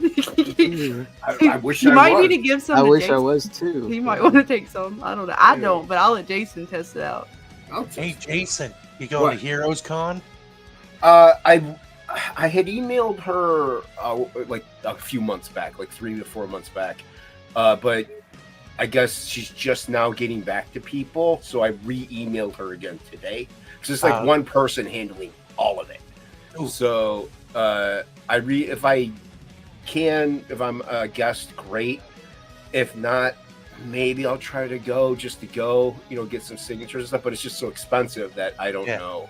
If I'm gonna go, I'd want to be a guest and make it there and like at least make some, break even. That would be nice. So did you apply as a cosplay girl? Yeah, I applied as Vampirella. Nice. I was like, you know what? I need. I mean, you're unhinged after all, so I figured. You're gonna dress up. No, see, this is where everybody gets misconstrued. I'm perfectly normal. The artwork is what's unhinged. Oh, yeah. Oh. Yeah.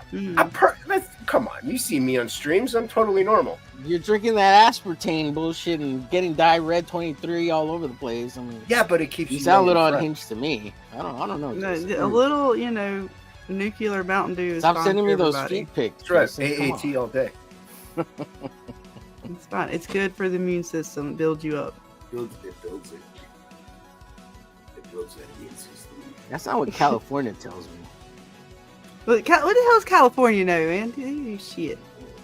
Yeah. Right. I don't know. I think they're still on fire, so I don't think they really know anything. Stupid Cali. Isn't Tank in Cali? No.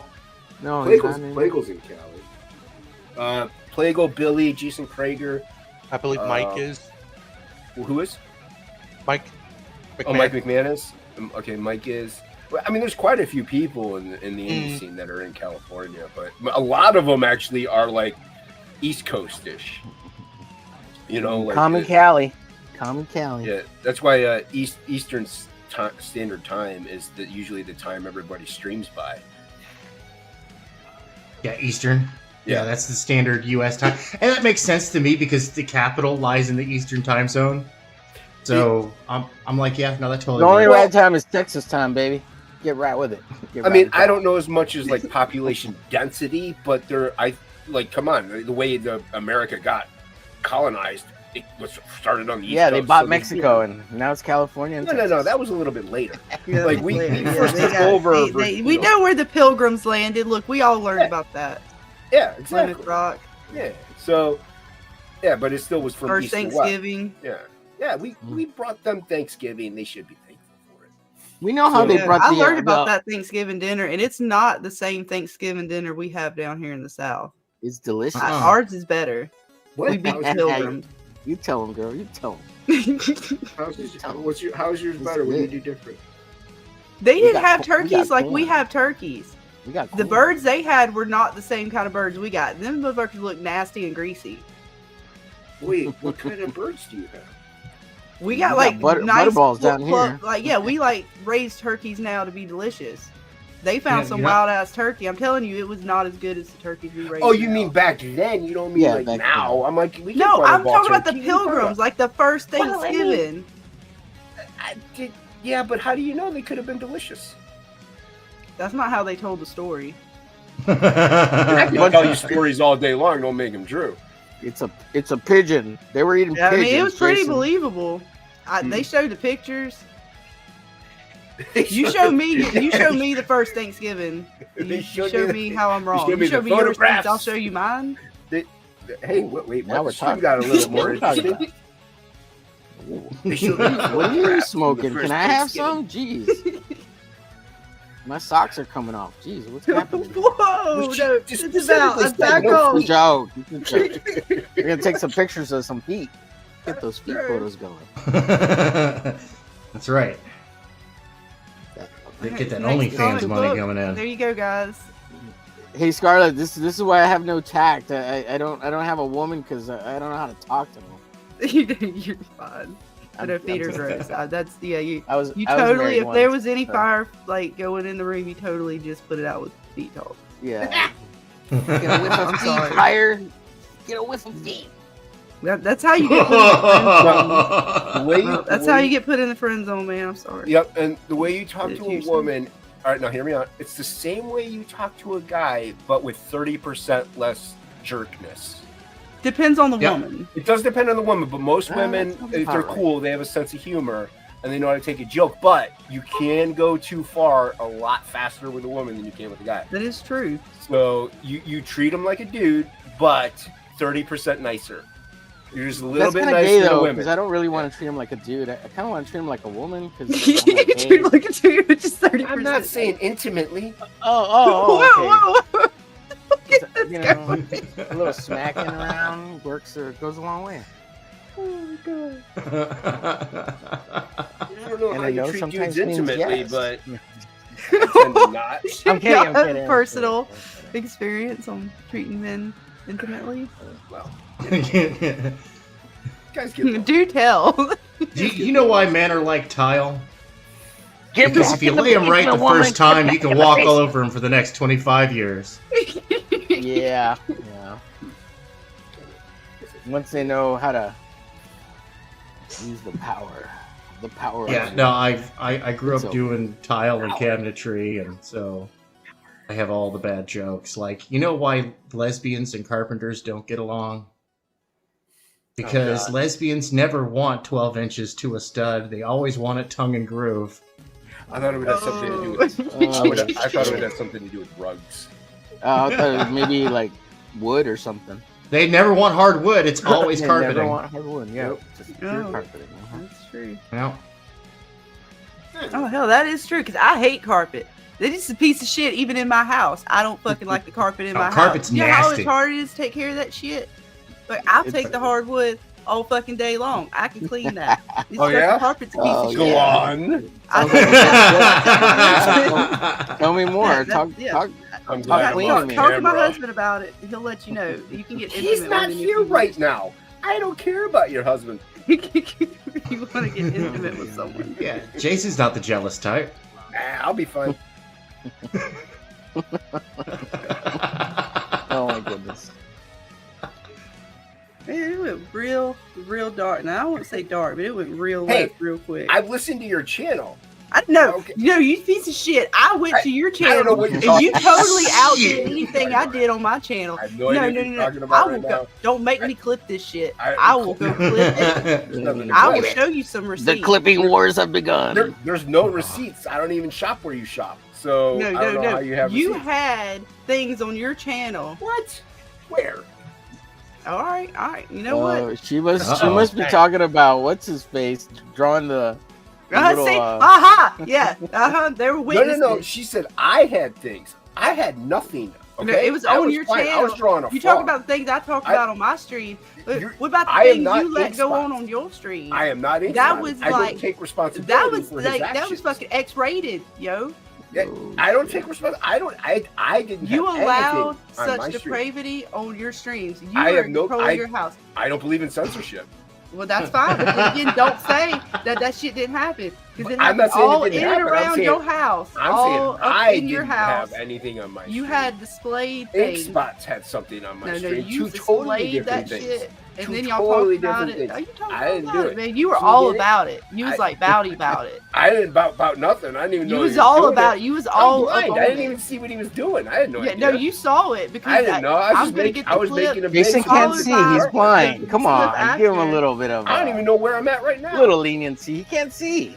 Can't see. No, you can see Yeah, just he's fine. the embodiment of see no evil. You can see just fine. All right, I'm gonna get the clip where you talk about it as well. I don't know what you're talking about. I remember Jason saying something about purple veins and. I drink aspartame. I say crazy things. I don't know what you're talking about. He gonna force me to get these receipts. I'm gonna have to do a day. I'm gonna do one of them live streams. I people drink do on other aspartame people. and it I'm gonna it EFAP calculates. you, My brain is and then fried. I'm gonna do I it. say things sometimes. I'm like gonna an get old the man. clip. I'm Play like the wax, clip, and my then mind's while you're gone, so streaming, sometimes I can't wait EFAP to get you. EFAP. And you'd be like, Where does hey, it- everybody go check out Jason on Unhinged, man. Look, Yeah, go ahead and let like him and know we got the clip. I got the Make sure you watch that whole stream. Give me my watch hours. Yeah. No, I'm just That's gonna right. clip it. And then Watch just it tell them back to go at over half there speed. and give you the hey, we got the clip, She's- and then they're gonna dip She's out. gonna give you the Katie did clip, snip, snip. I don't No. completely understand. I know half of that reference, so I was just gonna not even For real, fucking all you people that actually upload videos out there at TV Land, here's something that I do when I go watch your channel. Like, I'll watch the video normal speed the first time I watch it, right?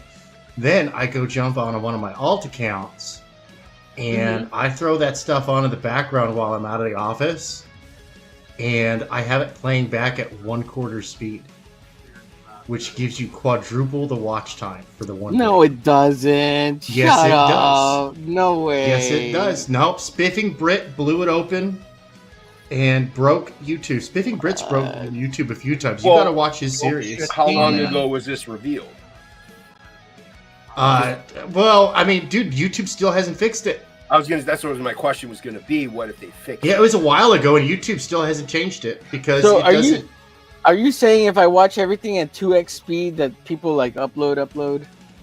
Yeah, Like, they don't yeah, get you're the white watching. hours? You're giving them half the watch time because it's not counting the length of the video. It's counting how long you were watching the video. Yeah, it's the view time. It's not the video Yeah. itself. It's the view time.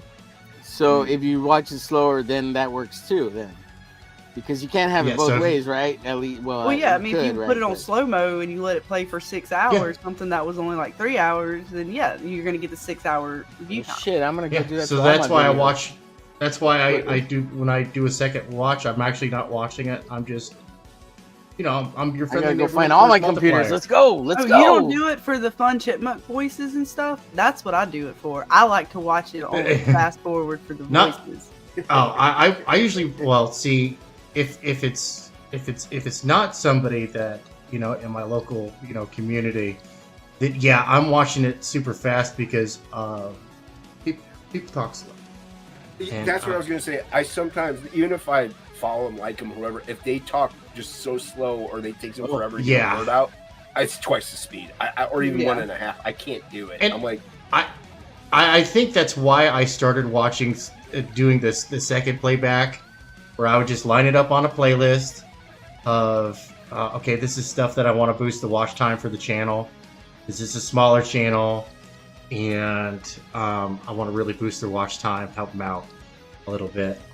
So, wow, you sound like an angel. Jeez, can I get my watch? No, dude, I'm just your friendly neighborhood force multiplier, dude. I'm doing what I can. I'm doing what I can. It's only a little bit, but ounces equal pounds, pennies equal dollars. What's going on here? Yeah, my favorite part though is if you can get the playback speed to be right so that the voice actually sounds normal, like you're talking at normal speed. Because there's who you're watching, they might be a little tipsy, but the speech will be hella slow. And so, but if you put that shit like 1.75 or some shit, and then they're like normal, I'm like, holy shit!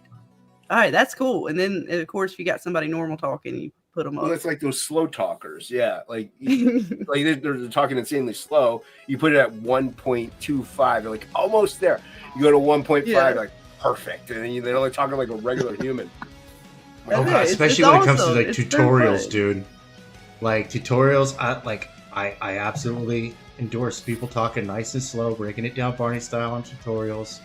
But sometimes I'm like, yo, just get to the point, bro. Okay, double speed.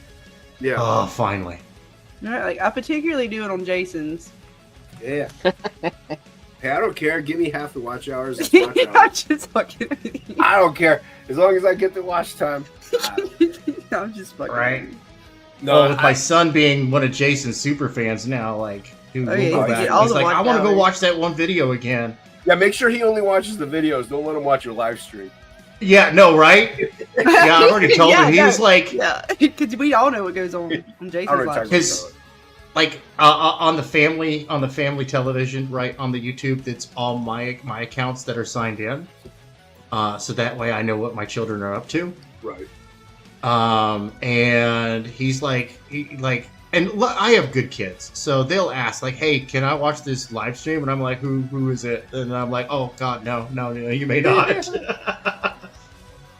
No, we're gonna try and save some of your innocence. Well, I let everyone know the videos. Anyone can watch the videos. The live streams, if I have guests on, especially like 18 and older, I'm like, because I'm not, like I said, I do believe in not censoring people. That's why I let my channel, I'm surprised it's still up. But so when you have people like Ink Spots on, or even Luke, who has a mouth, like he just swears like crazy, it gets to be a little chaotic. I'm sorry, I'm not responsible. I'm just not responsible for what they say. I'm responsible for what I say. So, like, that's why I don't advise my family members to watch my live streams. Like, watch the videos. Watch those. Those are fine. Those are good. I don't do anything bad in those. They're mainly just my stupid little thoughts, and I keep it. I don't know clean. that guy Shelby. He's pretty radical. Shelby can be. I've heard Shelby say some stuff. Man. Not on his videos, but I've heard him say some stuff live. Like my oldest son, he's 14, he's going on 15. Like he often watches my channel, but he's got a clean mouth, and sometimes he admonishes me for things that people say on the show, and I'm like, I'll take that. That's fine. That's okay. You can admonish me because I did not set a good example. That's good. Good on you, son. True, but like I said, it's like you can't set bound. Like I know when you go on Pete Samedi's channel, like there's no swearing. Like there is none. They'll let you get away with one or two maybe, but he tries to keep it YouTube family friendly so everyone can watch it. And that, like, I get it, So you can set boundaries and people have respect for you and they're respectable people. They'll listen. They'll be nice is what it is. It's not like, oh, you're trying to censor me. It's like, oh, I get it. This is your house. It's your channel. It's your house. Like, yeah, you're the guest. You got to respect the show and the host and stuff. Yeah. That's why I'm especially if you're nobody, like really nobody, where you got like 23 subs or something, you know. Well, that's why I'm a degenerate in Scarlett's chat, because she lets me get away with it. Well, you know, we're pretty open over there. I mean, whatever. I I give shit. Just don't talk shit. I know you talk you're that open over shit, there. then I've you heard know all the you stuff might you end say up on a is- landmine, and that's not my fault. I can't save you. That's when she unleashes the Rising. Oh, So I don't unleash Roger. I'm my own ginger, my own respect. Me and Rosie are battling out to be superior ginger. America's gonna win. America's top ginger. You know, sorry, Rising. I'm with her on this one. You're so. You out there, Rosie? You piece of shit? Are you lurking? You piece of shit. That's right. I'm taking his bits and I'm making him great again, like our president.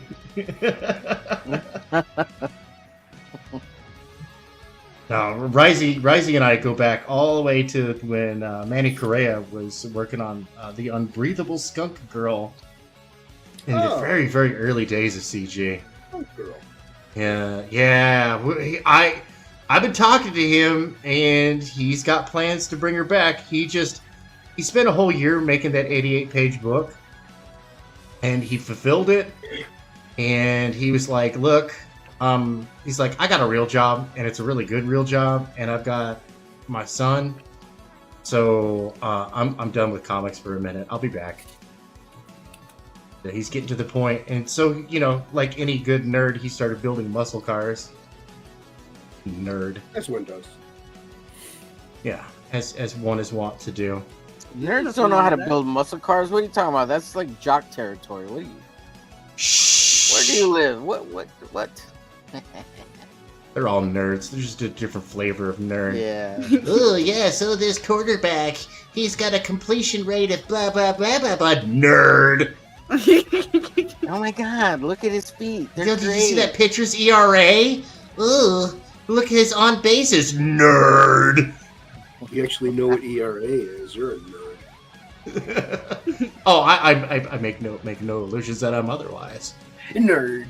I think Nerd. I know what it is too, but even though I don't follow sports, Shelby goes off about all this stuff. I'm like, shut up. Nobody cares about sports, Shelby. You and your sports ball. Oh, you sports. Shut up. Sports. Talk more about Rob Liefeld. People like that. Yeah, tell us how he hurt you, Shelby. Tell us how he hurt you. You ate his taco and he slapped you. Don't you ever eat my taco again. Checks out. Yeah, wasn't that Fraga? Fraga got him the wrong taco or whatever. No, that's a rumor. Yeah, it's an urban myth. Even commented, it's like, yeah, that never happened. Well, the only thing I care about in sports is when Alabama and Auburn go together and they have to fight it out, and I get to go to a Thanksgiving dinner. Is this a football sport or a what? Yeah, Alabama and Auburn is the college football for the state of Alabama. That's where I live. So my family, of course, that I don't really care too much for football, but down here in Alabama, it's you're in the South, yeah. That's it's nothing, like it's big time motherfuckers, and it's so like I love to have like Thanksgiving family gatherings, whatever, when Alabama and Auburn are really feuding, because it is the best time to be around family. Well, it's like Michigan and Ohio. Fight it out. It's like Michigan and Ohio State.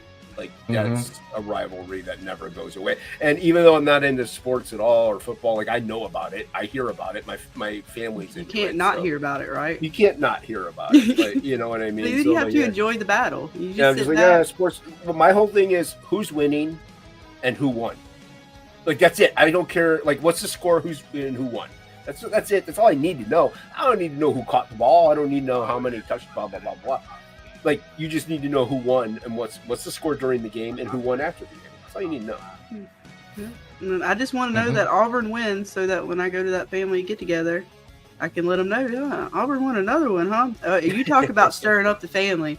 Who's a piece of shit that all I hear is about the coach and this and that. I have no idea what they're telling me. But man, pass me some apple pie while you're telling me about this. Yeah. Get some stuff. Are you drawing right? a You got to create your own entertainment sometimes. It is what it is. Are you drawing Arachnus? Who is this? Yeah, that's what I'm doing. I'm drawing a record. Let me zoom out and show you where I'm at on this. Oh, that's dope. Nice. Thank you. He's a fun character to draw. I mean, this is like in the dictionary next to 90s action character. Like this is the picture. I used to it's draw him him. and I used to draw him all the time in the '90s when I was, I hit that in Faust also. I would draw him dude. all the time. Yeah, we had one of the co-creators on this last Saturday on Yeah, I the remember. studio, Dawn, and that was cool, man. Well, Of I was course- gonna go on. Omer can only have 6 people on, so dude, it's usually a full panel. So half the time, when I can come on, I'm like, oh, I can come on, and I'm like, nah, there's 6 No, I'll step to the back, man. No, I'm not Well- about to do that. I'm not about to do that. No. Well, so I was running Restream, and apparently on Restream you can't have people in the back room once you're full. So I heard the boop, Jason, and I didn't know who it was at all. Like, No, it wasn't 'cause me. Oh, okay. Maybe it was Shelby. I don't know. I sent the link to a bunch of people just in case people Yeah, I want to come appreciate on it. and do something. Well, I'm in the hump day thing. Like I said, I go to the gym Monday, Wednesday, Fridays, and I don't get home till, almost to like mid your stream. You know what I mean? By the time I'm eating dinner and stuff, you're halfway through, or whatever halfway through would be because you don't have a set time. But We went 5 hours, 5 hours. yeah, that was and crazy. I 45 saw minutes like you the guys are other so day. live, like holy muck. Yeah, so there are some days when I'm just like, man, I'm just so tired. I can't be on stream because it depends on what I do. If I work is super busy and then I go to the gym, I'm like, I can't focus right now. So yeah, but I'll make a hump day one day, especially if you're not full, and that's good that you have. Honestly, man, because right now I'm paying like a 60% discount for StreamYard, so I'm only paying like $25 a month right now. Oh, nice. But once that goes back up to the 50, I'm gonna go down to the 6 people, and I actually like that more because the conversation flows better. Mm-hmm. Yeah, it's hard to keep track when you go past the 6, man. Mm-hmm. You get people talking over each other, and then like people stop talking, and then it's like you're waiting for the person to talk, and it's always a and that's once you get, even to me, 4 is like a good number, a good solid number to have on stream, because even if you have some over talk, it's not as bad, because the one person that might over talk might stop, like, oh, they're not done, or oh, they are done. Right. So it is a little easier to do the double Dutch thing, but once you get 6 to 10, forget about it. It's chaos. So that's why a lot of the times hockey might leave topicless or something, because he just can't say anything. There's nothing, like, he can't get a word in. I get it, but yeah. So I often have to interrupt people and say, "Hey, give me 1 second," because they don't pause enough, because they're looking down and they don't look up at the show or the screen to see if somebody's waiting to talk or whatever. And it's like, "Hey, give or me if 1 they're off second, guys." camera drawing, like they can't see.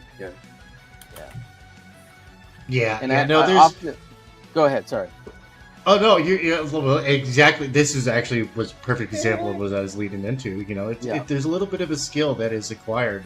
There is a little bit of a learning curve to developing your banter and crosstalk while on a live stream. So who's joined us? Let me go check, see who's here. Yo, it's James. What's up, man? Hey. What's going on, guys? Hey, James. How's Warner Bros. Doing? Keeping them in line? Yeah. I heard you had a huge success with Jim Lee's Hush 2 launch on Wednesday. Yeah, I guess you did. I mean, I'm happy. Stock went up, so I'm good. Yeah. That's the thing. It's like I'm watching Marvel panic and trying to go, oh my God, we gotta save Mrs. Marvel. We gotta save this character, and their sales are going into the tank, except for Savage Land Rogue and Wolverine that Greg Capullo is doing. Those 2 books are doing great. But Hush went off big time, so I'm very happy with that. So with the Absolutes are selling pretty good too, so I'm happy with that. Yeah. Hey, I'm not happy with you all deciding to sell Looney Tunes. What's going on there? Why? No, okay, I'm going to explain something about Looney Tunes, because I don't know if you're old enough to remember this, Homer. Probably but not. Back in the 60s, 70s, and 80s, CBS bought the rights to put the Looney Tunes on public television.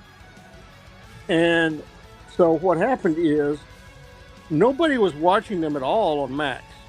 Nobody. So Tubi came by and said, "Hey, we would like to have them." And so what they did was they signed a contract to air them on Tubi and other places. So they're loaning them out. They're not selling them. They're loaning them out to make money off of them, just like they did back when it was on public television.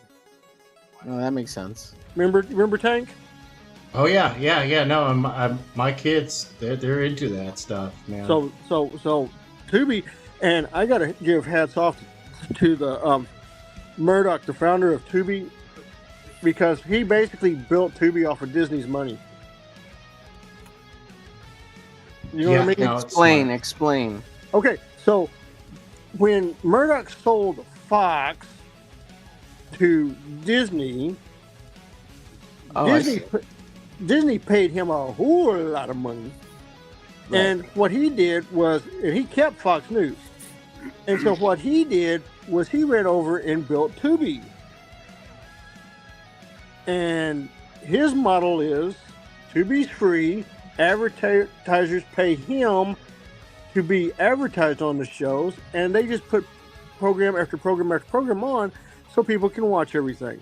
And he rents them out. Right. He just basically made television on the web. Like, he just made it exactly like it was on TV. Right. And just put it on the web. Like, that's exactly what he did. It wasn't a genius idea. It was the evolution of what it should have been always. And every channel, TV place should have done that and made it for free. So here's the thing. Hold on a minute. So you got to go back further back. The TV networks have always been free. It's just when the cable companies put them together that everybody started paying for cable. Right. But ABC was known as the American Broadcasting Channel. NBC was known as the National Broadcasting Channel, and so forth. They had to. The only way they made their money was by advertising. Correct. That's exactly what it is. Yeah, now, exactly. There is free television. There is an incident. This happened in an incident back in the 50s, and this happened with the biggest television star of all time, Jackie Gleason. They had a show on Monday that was so bad. I mean, it was so bad that the next Monday, for an entire show, Jackie Gleason did nothing but sit in the chair and apologize to the fans. Wow. Yeah, I mean, that actually happened. You can actually go to YouTube and watch him actually do it. They've got the video of it. Yeah, he apologized because, he said it. This show was so bad. I mean, he roasted the show. I mean, he really did. I was like, holy crap. Nice.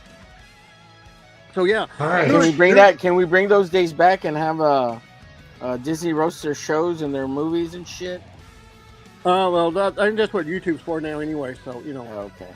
But speaking of that, FCC is investigating ABC, CBS, NBC, and Disney, and a couple other places for their discriminatory activist DEI programs that was discriminating to shows and producers.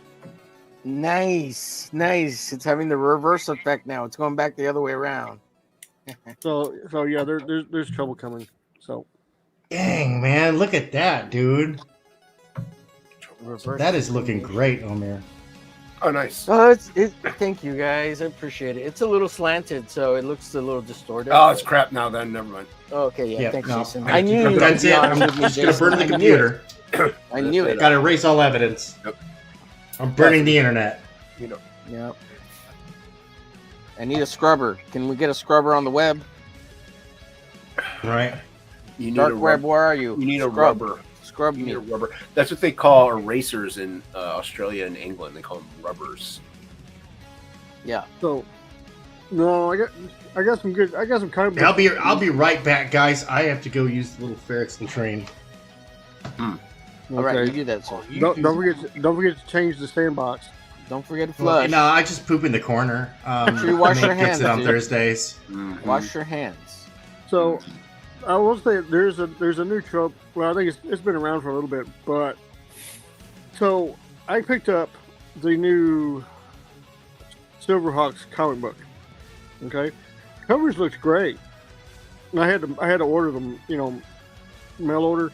So when I got them, I was going through them, and I got to tell you, the interior work is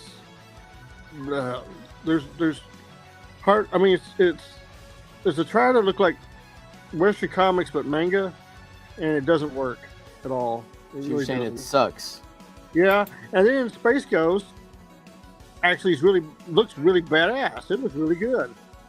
Nice. The artwork is great and everything like that. So those are really good. So yeah, I picked up first few Space Ghosts. They were pretty dope. I don't know. I think I'm not adverse to manga, so I think more people should actually not embrace it, but just appreciate it for kind of what it can offer. No. I have.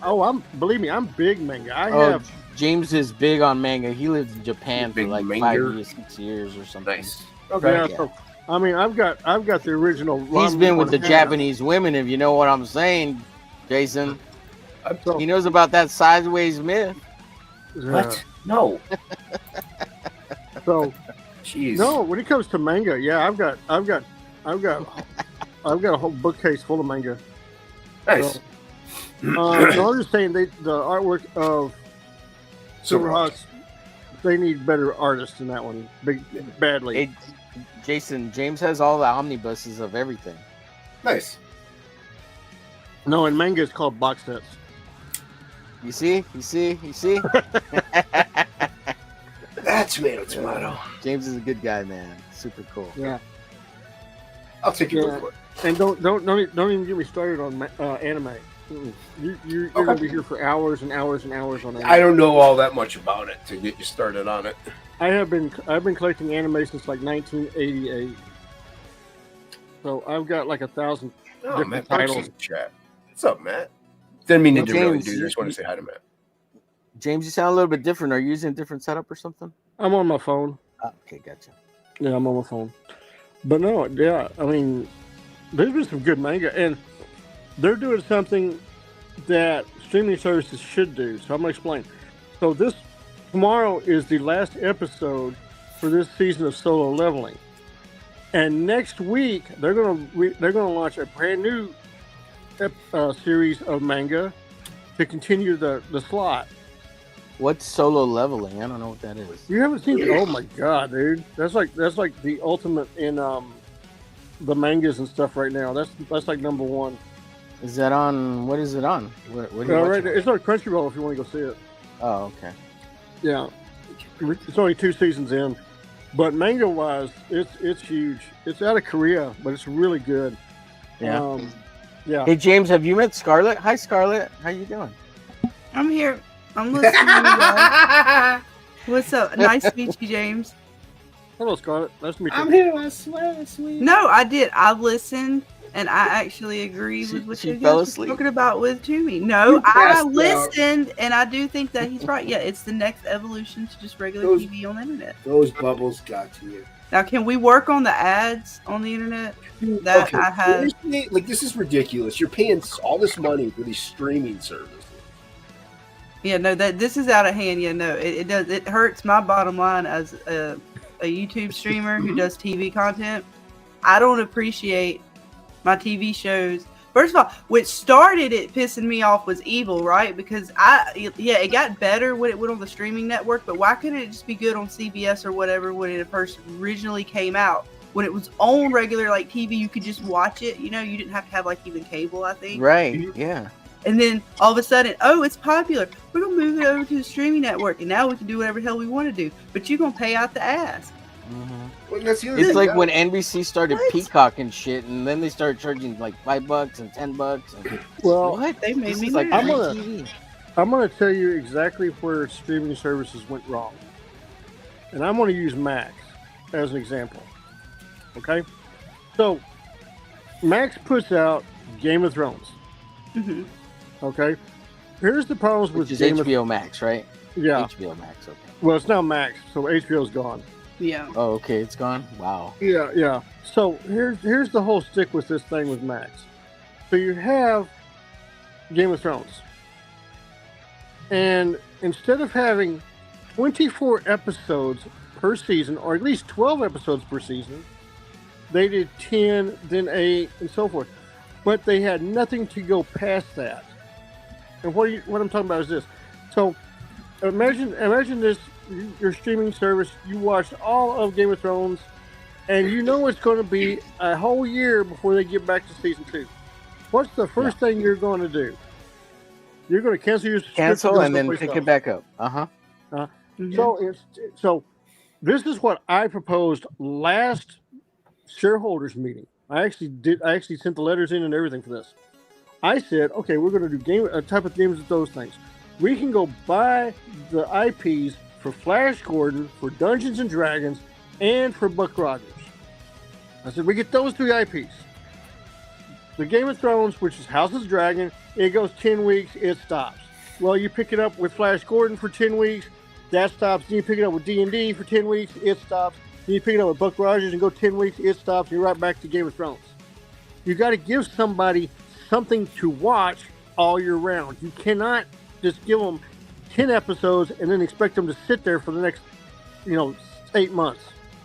Right. Yeah, well, also television, you're looking at 24 to 36 episodes a year for regular television. So, like for us, we compare them to, like, when we talk about TV shows, when we stream them, we compare Lost as like a good one we all like. It was a good mystery kind of show, and it gave you seasons, right? Like ridiculous amount of episodes and seasons, to now where it's like, dude, we're just lucky if we get 10 episodes. Yeah, and if you get 1 or 2 filler episodes in those 10, fuck those people. Whoever wrote those fucking shitty episodes, get the fuck out and let the writing happen. Because when you're limited to 10 episodes, that's bullshit. I'm going to explain what the contracts were for television. Okay, this is television. This isn't streaming. This is television. So I'm making a deal with CBS or NBC or ABC for a weekly show, even a cartoon show. I have to give them, at least for the first season, 36 episodes guaranteed. 36. After that, if they pick it up for a second season, I can drop it to 24. But I cannot go below 24. Right. Okay? So that is TV. The other thing about TV is your budgets are not like it is in streaming services. Okay?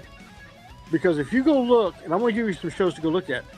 If you go look at Battlestar Galactica... Wait. That's your job. You work for Warner Brothers. I don't. Just give me the numbers. I ain't going to do research and shit. What I look at? No, I'm saying, if you go look at the old shows like Battlestar Galactica and Buck Rogers, you will notice something, that every time they do these space scenes, they're using the same shots over and over. Reshot. Yeah, the same shots, yeah. Because they were so expensive, they only could do 1 set of shots. So they had to reuse them. Right. So if you didn't notice that. And anime too, yeah. So that's how they did saving money and stuff. So all this stuff was done back then. Now, because it's on streaming, and they're like, oh, we can get more people to watch it, we put more money into it. They're putting in $5 to $10 million.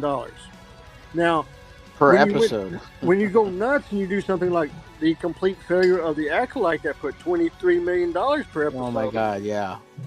Which I'm still trying to figure out where that money went, because it makes absolutely no sense to me. But it was Kathleen Kennedy's pocket, yeah. That's why she's retiring. Well, finally. Good luck with that. I've said this. I say this, and I'll say it again. Until she actually walks out that door, don't believe anything. Believe it. Do not believe it. Do not believe it. Do you know Public Enemy said, don't believe Paramount? the hype. I need you to send the folks over at Paramount. No, I do not. I'm strictly the. I was the just mostly joking, but I would love to send them a nice letter and how they can eat a pickle. What they can do and where they can stick it. Pretty much. If you really would like to know what's going on in Paramount, I'll tell you real quick. They're fixing to get bought out and chopped up. Oh, sure. They're done. By who? Who you speculate is going to buy it? Good for them, because they messed around and they screwed up Halo. Which no. Oh, this is a whole lot bigger than that. Halo's minor. I know, but it broke my heart though. And Netflix is picking it up, and I just don't. I can't. This is so okay. So I'm gonna. So this is okay. So this is real. This is the funny part about it. So they're getting bought out. I can't remember the name of the company. It's like, I want to say it's Stellantis, but that's not right, because that's Dodge. But it's a company. It's a movie company TV producing company that went after Gygax and everybody that got fired over at Disney at what is that freaking Pixar? The old crew at Pixar, because they said he was racist, he wouldn't diversity and stuff. Well, they hired him to run their animated studios in Spain. Oh, nice. So when they take over Paramount and they move everything, and because they're going to move everything to Spain, and they're going to they're actually going to sell the lot in California.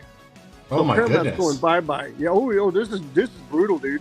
That's big. Oh yeah, this is. Oh, the cost of living in Spain is also like a third of what it is here, and like. Oh, I got other news. Yeah.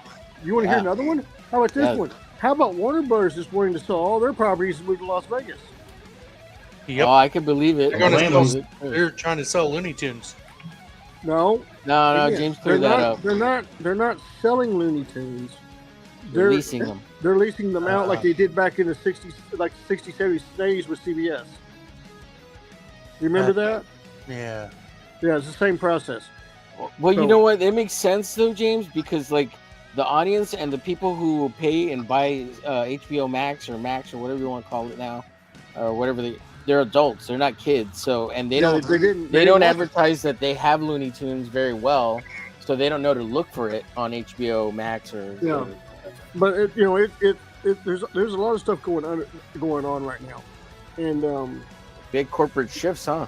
Yeah, and we're fixing to have our shareholders meeting here in a couple of weeks. So I told you he owns part of Warner Brothers. He's Jim Lee's boss. Just in case you didn't know. That's right. I'm still trying to get a one-on-one with him. He's going, "Roo, get over here, Jim Lee. This is how you draw Hush." Get an interview with the failed prototype. This is not drawing. This is we got to fix business and we got to start making some big bucks. That's the problem I have with DC, is they're on the wrong track. Most of their stuff they're doing right now is on the wrong track. It's pure garbage. Yeah, especially with the Harley Quinn fart comic. Dude, the fart fetish comic. Oh my god. Fucking weird. Dude, I don't even want to go with there. I was so pissed at that. I've been pissed at it quite a bit, and I've been lashing out at them. How many copies of that did you buy to support your 7. company, James? I didn't buy it. I don't know. I buy the comic books I want. Funny, I just don't buy the comic books for DC. Like I got Hush, and I'll buy some other books here and there. But as a diehard reader and stuff, they don't have anything worth a damn. I mean, I got the Absolute starting out. I thought Superman was done really good. Batman was okay. Wonder Woman, I was like, oh boy. How about that Bane? You didn't see my reply? No. I said I wanted the person who approved this to be fired. Oh shit! What happened? You didn't see that wacko Bane that everybody was bitching about on Twitter? Oh, that Graham Nolan went berserk on? Yeah. And then he got shit for it. Like, why are you complaining to Graham Nolan? And then I came to his defense saying I was a 3BD shareholder and I want to know who the fuck did it, so I can fire him. that stopped everything real quick too. I was watching it. Nobody wanted to reply to that one. I was like, okay. Yeah. It's funny, James. I've had some run-ins with some people on Twitter, and then when they find out, because they'll be like, "Oh no, you're not." I was like, "Really? You want to bet on it?" And I pop up the emails and stuff, and they're like, "Going, oh shit!" And I was like, "Yeah, come on." Why the fuck is Bane's head so tiny? That was the whole point. I was like, "What the fuck?" Yeah, the tiny head and the tiny guns were the biggest problem with that. Otherwise, it wasn't too bad. Well, the other part was Batman's back. I was like, "Holy shit, he's got scoliosis." What's coming out? What's happening? Well, then again, if you look at the way Kelly Jones used to draw him, I mean, you'd have a spinal cord coming out of his entire back. So, but that was cool, at least. That looked cool. Yeah, but Kelly knew what he was doing. This person didn't have a clue. He's got some good stuff. Like his best stuff is usually his like big splash page action sequences. Well, that like I hate these little tiny panels I see all the time in like all these like in Absolute Batman. Like I get they're going for storytelling and all stuff, but I don't need 15 panels per page. It's getting a little ridiculous. I don't even get Absolute Batman. After about, I think it was issue 4, I was like, the art started getting weak, and I was like, oh, I'm done. But the thing I like about Kelly Jones' stuff right now is his Dracula stuff. Dude, his Dracula's disgusting. Oh my god, that was so good. And now we're getting book 2's coming out with oh my god, with the brides. I was like, holy Well, not only that, you have him and Wagner teaming up. So that's the whole point. I was like, holy shit. Yeah. Yeah. And Wagner is killing it with his little doodles that he's been doing of those like I don't know if you've seen him on Twitter and stuff. They're like some pastel, charcoal, whatever. Just little quick little Wagner's sketches. so good. He can do He's so anything, good, man. Dude, and what's funny is if you look at his early stuff, like the very first Grendel stuff, it's not that good at all. The way he's leveled up, dude, he's so amazing now. It's crazy. I hate it. It's like every series of Grendel he did, he experimented and just got better and better. Better and better. Which one do y'all have YouTube on in the background? I do. I have it. I've got wrecked. Yeah. Oh my goodness. I was gonna say you might want to turn it down because we're getting feedback on it. Is it that bad? Sorry, guys. I have everyone muted. I have Leak open to give him his watch hours. Tank Ferret, I think I have open, or maybe I closed it. Yeah, I got everybody open. Who's leaking? Huh? I'm kidding, Lee. Wrong Leak. He's the king of the delicious vegetables. I don't have Scarlet's on though. I unsubscribed from that one. Oh no. Oh. Fun. Oh. I did unsubscribed and flagged. So you're not the first one to claim they unsubscribed to me. It's okay. I would never. So I did find. I like to go to Scarlet tonight, unsubscribe and then resubscribe. Yeah. Is that why my numbers keep fluctuating so much every day? I'm just kidding. I feel like somebody's doing that to me right now. I'm like, I know. Like I'll get 3 and then 2 get taken away. Like, what is this shit? Who let this off? I didn't say anything on Twitter. Stop. It's like I didn't even stream today. What the hell happened? God dang. You know, speaking of channel stuff, make sure everybody out there in TV land, you hit that dislike button to let me know how much shitty show we have here. Make sure that you subscribe and hit that bell so you never miss a shitty show. And make sure you share this out on social media to tell people what garbage I am. Because that's how you get famous these days. You just tell people they're trash, and all of a sudden they're famous. That's right. So, but Tank is great. So give him thumbs up. Oh man, I'm gonna languish in obscurity forever.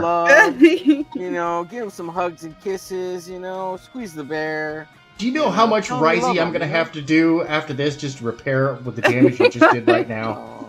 Show some appreciation. He draws for free online. You know, maybe send him a you couple do of bucks EFAP. At least one EFAP a day. Yeah.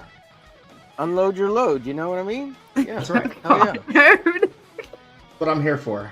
Yep. Just a couple more seconds. Just a couple more seconds. Here, we're good. And speaking of really awesomeness, let's put you back up there. Look at that, man. That's coming out beautiful. Oh, nice. Yeah, just good. I put a word balloon and it says, "Come with me if you want to live," because that's a rip-off Terminator. And he's a robot. So this is. I have no idea what he would actually say. I'm sorry. What was that? This is a manga, right? A manga character. This is a cherubim. So from James would know who this is then, Rose. Eden. It's the endless world. It's for Haldir for being a great mod over on my channel. Would James know who this is then? Oh, I don't know. James, do you know who this guy is? What, that guy? Yeah, this guy. Nope, I have no clue. Uh-oh.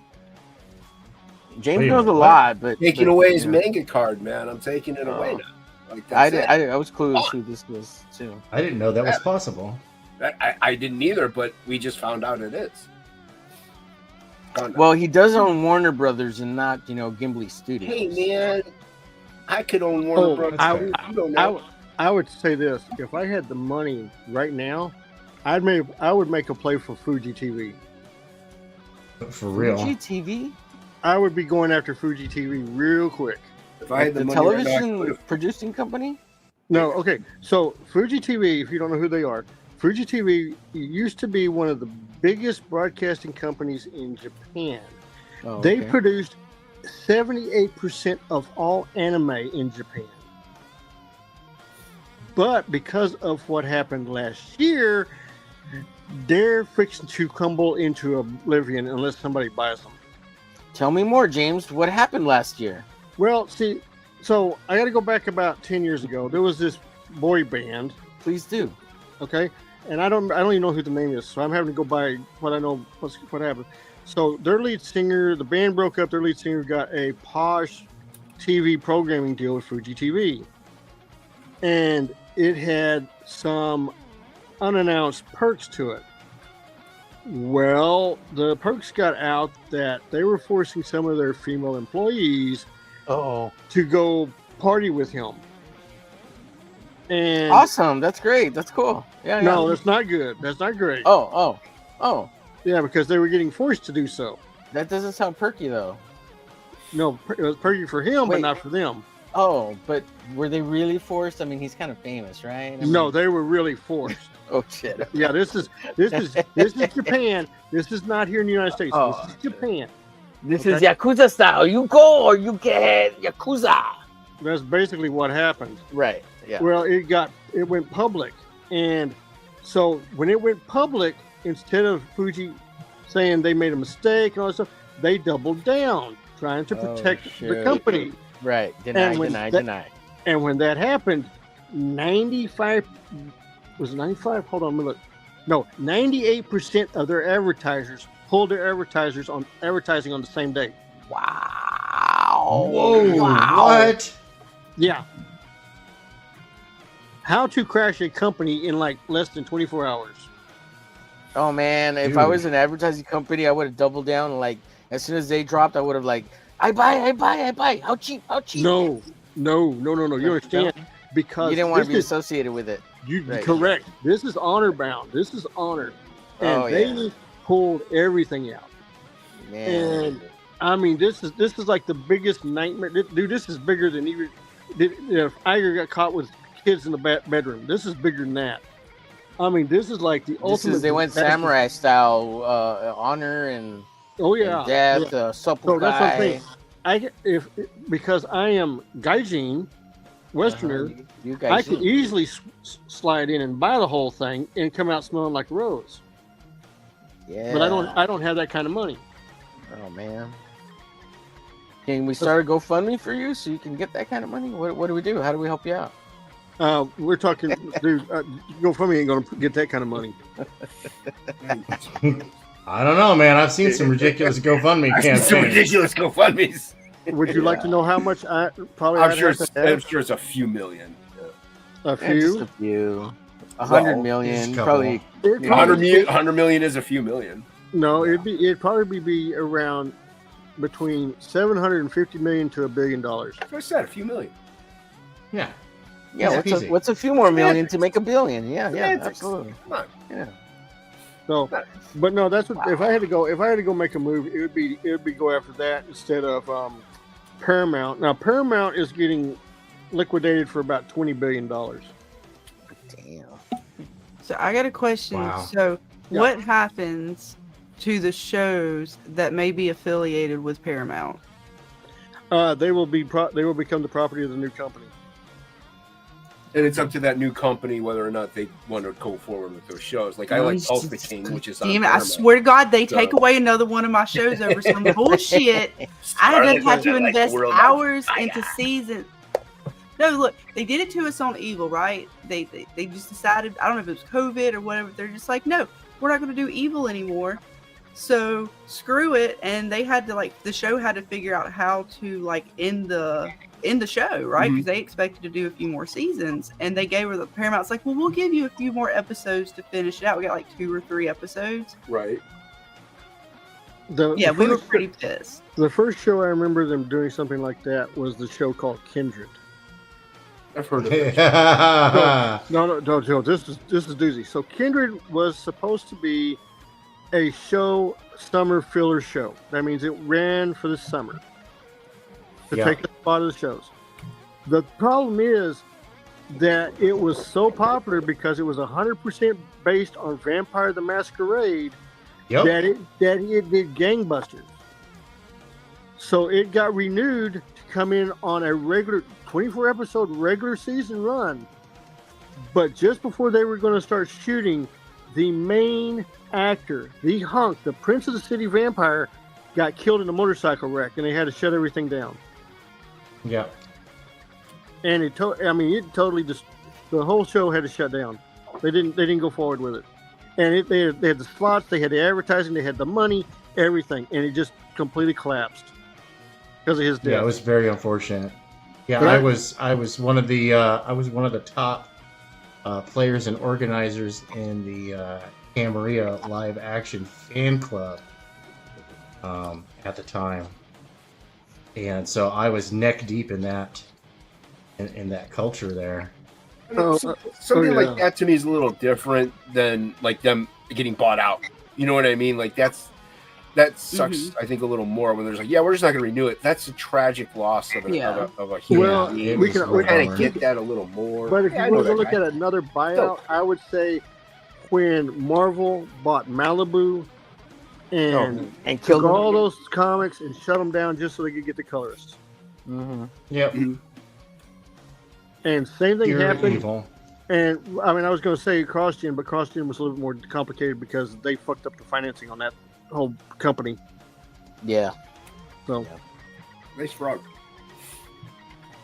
Yeah, this is some fan art for you. Yeah, it's dope. Oh, hold on. Oh, there we go. Okay, good. I forgot that you were in big and yeah, you did a great job, man. Nice. Yeah. I need to do a second pass on the colors and the background, but I'll send it to you when I got it done. I'll send you the high res too, so you can use it for whatever you want. Yeah, we should get it in time because we're gonna have if we have page count allowed, that is, we're gonna have like whatever fan art we have or whatever that we can find in the book. Because we're going for a floppy, so the page count has to be right. So with the supplemental being in the book, we don't know if we're gonna have the extra pages available. Yeah, So no we're gonna worries. it'll be dope though to put everybody's fan art in there. That'd be cool. No, it's dope. It came out great so far. Thank you. You're gonna add more to it. I think it's fine as it is. But yeah, nice job, man. Just my base layer for the watercolor. Tank. Nice. Yes. Did you see the question? I don't know if you guys saw this one, but this popped up on my Twitter. They asked me what was the greatest pirate movie you've ever seen. I put down Captain Blood. You know how many people have never even heard of that movie? I've never heard What? of it. You've never heard of Captain Blood? Negative, Ghost Rider. Oh, you gotta be kidding me! It's not known by Captain Blood. I looked it up, James. They call it something else. It's called Captain Blood. Yeah, but it has a long big title, and they call it by that other title. No, it's straight up. It's called Captain Blood. He's fighting you on this one. Yeah, it's from the 1930s. Earl Flynn and Olivia de Havilland. Why? Oh, okay. Sorry, They're supposedly coming out with a video game for it. Yeah, But Captain no, Blood. Yeah, that fight, the sword fights in that movie are fantastic, especially because it's the predecessor to Robin Hood, but it's Earl Flynn versus Basil Rathbone, and this is their first fight. When they do the Robin Hood, you can see how much they got better choreographed with each other when they work together. Well, yeah, dude. When I was a little kid, I was a big Errol Flynn fan. Oh, dude, he was like Seahawks, Captain Blood. Oh, I mean, I was dude. all into that. Oh man, I mean, he was like the Tom Cruise before Tom Cruise. Yeah, for real. He really was. He really was, and yeah. Yeah, no, he absolutely. When I was a kid, man, I was all about the Errol Flynn. El Capitán del Sangre. I'll tell you what got me was how young Olivia de Havilland was in those movies. Yeah. Well, yeah, she was like in Captain Blood, the first one they did. Mm-hmm. She had just turned 18. What? Yeah, she was real young. Wow, I had no idea. Yeah, she was young. That's a trip. Yeah. Oh my gosh, all this chrome. Yeah. Oh, but if you know what, let me get past this next little bit of a tangent, and then I'm gonna zoom out and go, and then I gotta go check in on Dadland. It got quiet, and I want to make sure if that's good quiet, yeah, or if that's shenanigans quiet. That's the good quiet. Well, it's good for them. Yeah, exactly. I'm not their parent. I'm rooting for the kids in this one. I mean, you with like fireworks or nothing, you should be fine. You just give them any explosives, they're fine. They'll be fine. I tried to build a bomb in my garage when I was 6. Who cares? Let's see here. Where are we? Here we are. So yeah, this is where I'm at on the chroming. Ooh, nice. You chromification. You do know that he loses the chrome on the spines, don't you? Later in the books. Yeah, but I was capturing the pure 90s. Yeah, the the covers, yeah. Yeah, the overload of just 90s testosterone. And I absolutely love that. This is coming from the guy who was telling the creator how to write his own damn book, by the way. No, I was giving him suggestions. I was not. I know. I was just teasing you. Oh, he's just giving you a rash of shit.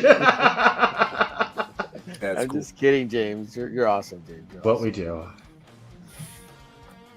Yeah, no, it's. I love how you're leaning into the whole Warner Brothers owner thing. I love it, James. I love it. You got to keep that up, man. For sure. Yeah, no, dude, it's a great shtick. It's working for him. It's working for him. Dude. And it's true too. Yeah. Because if you are a shareholder in a publicly traded company, you are a partial owner. Like. Yeah. Yes, absolutely. So, and this is how I explain it to everybody. It is my money that they use to leverage to get loans to make their products. Right. So, financially speaking, I'm the one that's paying the bills. Right. That's right. Don't fuck with his money. You keep the lights on for them, James. We know what you do. Believe me, you should have seen what I did when Furiosa bombed. Shit. I remember you being mad about that. I told them 6 months before they started producing this movie that it was a bad idea. But isn't it doing pretty good on the streaming now? Like, it's getting a lot of views, isn't it? It was a sleeper. It was a sleeper. It was this. It was promoted as a Mad Max movie, and he's not even in the damn movie. Right. That's most part people of it. don't like it, so that's why it got. I liked it. And that's why it did so badly. Yeah. The other things that I bitched about was why the fuck do you have Dune and then 3 weeks later going to drop Godzilla? Yeah, right. Oh yeah, that's not a good idea. What the brain dead stupidity was that? If you're going to drop Dune, wait 6 weeks and then drop Godzilla. Yeah. Why? Yeah. Because we'd have made double the money on both movies instead of losing half $500 million off of them. Off to the other one, yeah. Well, I mean, if you do the math, each one would have probably picked up another $250 million each. Right. That's We're artists. We suck at math.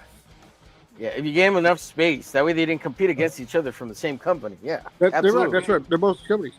Right. And then we had nothing for summer because Furiosa was a complete total bomb. And we had, now, this was a brilliant idea. I like this idea. Kevin Costner brings out his Western. It doesn't do very good, but there's a kicker to this. Kick me. It was his own money. It wasn't the studio's money. That fool. No, that's actually pretty for the studio. For a movie that fails, that's actually a pretty good idea. Yeah. Because it's all on him, not on us. Right. It was on Costner. That was a good fucking movie. That Western he did. It was good. But I heard good things about it. But here's another little. Remember, like that little show Twister movie that came out, the second one. Yeah, the one that's not a sequel; it's a spinoff. Yeah. Right. So sorry. Get this: the overseas distribution rights. Guess who had those? Who? Warner Brothers. Okay. Nice. So Universal had it here in the States, but Warner Brothers had it everywhere else. Right. So we actually made money off of Twisters. Right. Nice. Yeah.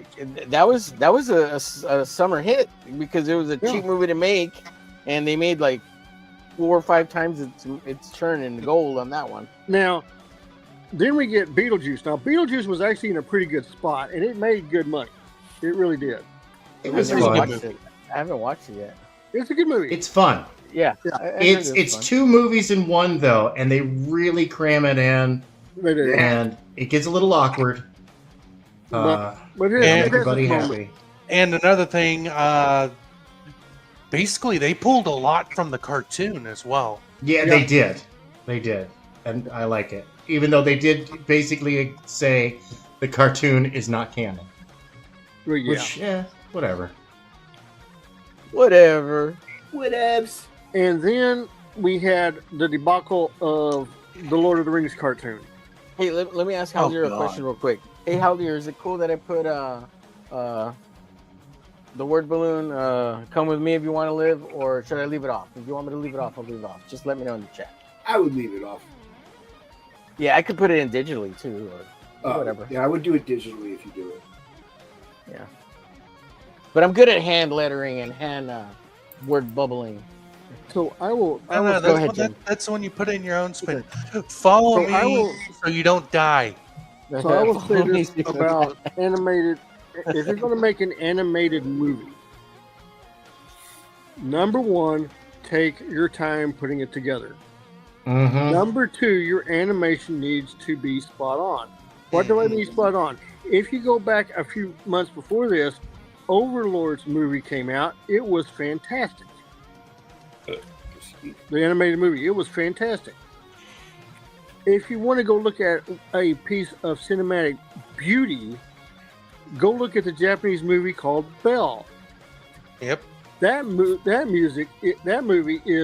should have won the Oscar, but I'm making this up. Disney blocked it before it could get released in time to be nominated for the Oscar. And because Disney did not want it there, because what happened, what would have happened is what happened this year, where the $9 million animated movie knocked everybody out and took the Oscar. About the kitty cat. It would have. It was okay. There's some glitches there here and there. It's okay, but I was glad they gave the big finger to Disney and everybody, saying you need to do a better job on your animation. You do better, son. But the Lord of the Rings animated movie, okay? I sat there and I was watching it, and I went for the first 25 minutes of it, and I had to stop. I did not like the animation. I thought Did you collaborate? No, I didn't have a chance to collaborate because it was done with Peter Jackson in New Zealand. I was just totally. I was like, "What the hell is this?" It just wasn't that good, and I made it clear I didn't like what I saw. Wasn't that from the same studio that did Castlevania and whatnot? No. This is Peter Jackson down in New Zealand. He did it. They didn't use the groups from Castlevania. So I have not seen any promo materials for the Lord of the Rings animated movie. Me neither. Yeah, it's already it came nothing. out. It came out back in December, and it did bad. And it's now on the Max. I'll have to look it up. I probably won't watch it though, but more than a few minutes. And wasn't that movie also another, Amazon pull shit out of their ass bullshit? Oh, yeah. I mean, the story was supposed to happen with Hammerfall and all this stuff, and it focused on one character that's got like a little bit say in the books, but she's minor, and they blew her up. It's kind of like how they did the movie Demeter. Oh God. If you want Voyage of the Demeter? Okay, so I want to talk about that movie. I like that movie. Was okay except for the people, except for there were survivors. No, there's a whole lot of problems with that movie. A whole lot of freaking problems with that movie. That's like it is the picture postcard movie of how to not make a Dracula movie. Okay? Right? It wasn't a Dracula movie. I'll give it that. Yeah. No, it was freaking aliens put on a boat ship. Mm-hmm. I like aliens. So here's the problem with making a 1860 ship in the Carpathian Seas, which is the Black Seas. First off, you're not going to have a Chinese cook. You're not going to have a black doctor as the main character. Right. I mean, that's all. That's the one casting thing. Number two, it's gonna be a whole bunch of honkies. Number two, you're not going to start the movie with them finding the log on the ship saying that everybody's dead, trying to tell you the story. That's a bad thing. You don't do it like the book, which is, I believe it's chapter 7 for like the first 12 pages. That's all it is about the ship. So what you're going to do is, number one, you need to remember that Dracula, when he feeds, he becomes more human, not becoming more monstrous. Yeah. Number two, if you're going to do the ship right, you start it with the ship, and if you're going to use the black character, which I'm going to knock how they designed his character, but he could still have worked, because why? He could have been an escapee from the Ottoman Empire wanting to get to England because they were letting black men work in the colleges to become black doctors. That was real. Mm-hmm. Okay? That's what they should have done. They didn't do that. But that's Well, it's because they're wokies and they actually don't understand history. They never read a history book. Yeah. So they just read the Marxist interpretation of a history book. So you have this crew, and they bring on the coffins, and they have a second coffin that comes on. They have like 4 coffins come on with him. There's one coffin that's got a girl on board that he's supposedly going to feed on all the way through the ship, so none of the crew gets messed up, but he breaks loose and he starts killing the crew, which you knew that was going to happen. So the death scenes, I had a lot of problems with. The first one, of course, is the boy. And that should have been a whole lot worse. Because what that should have been is, you don't see him get killed,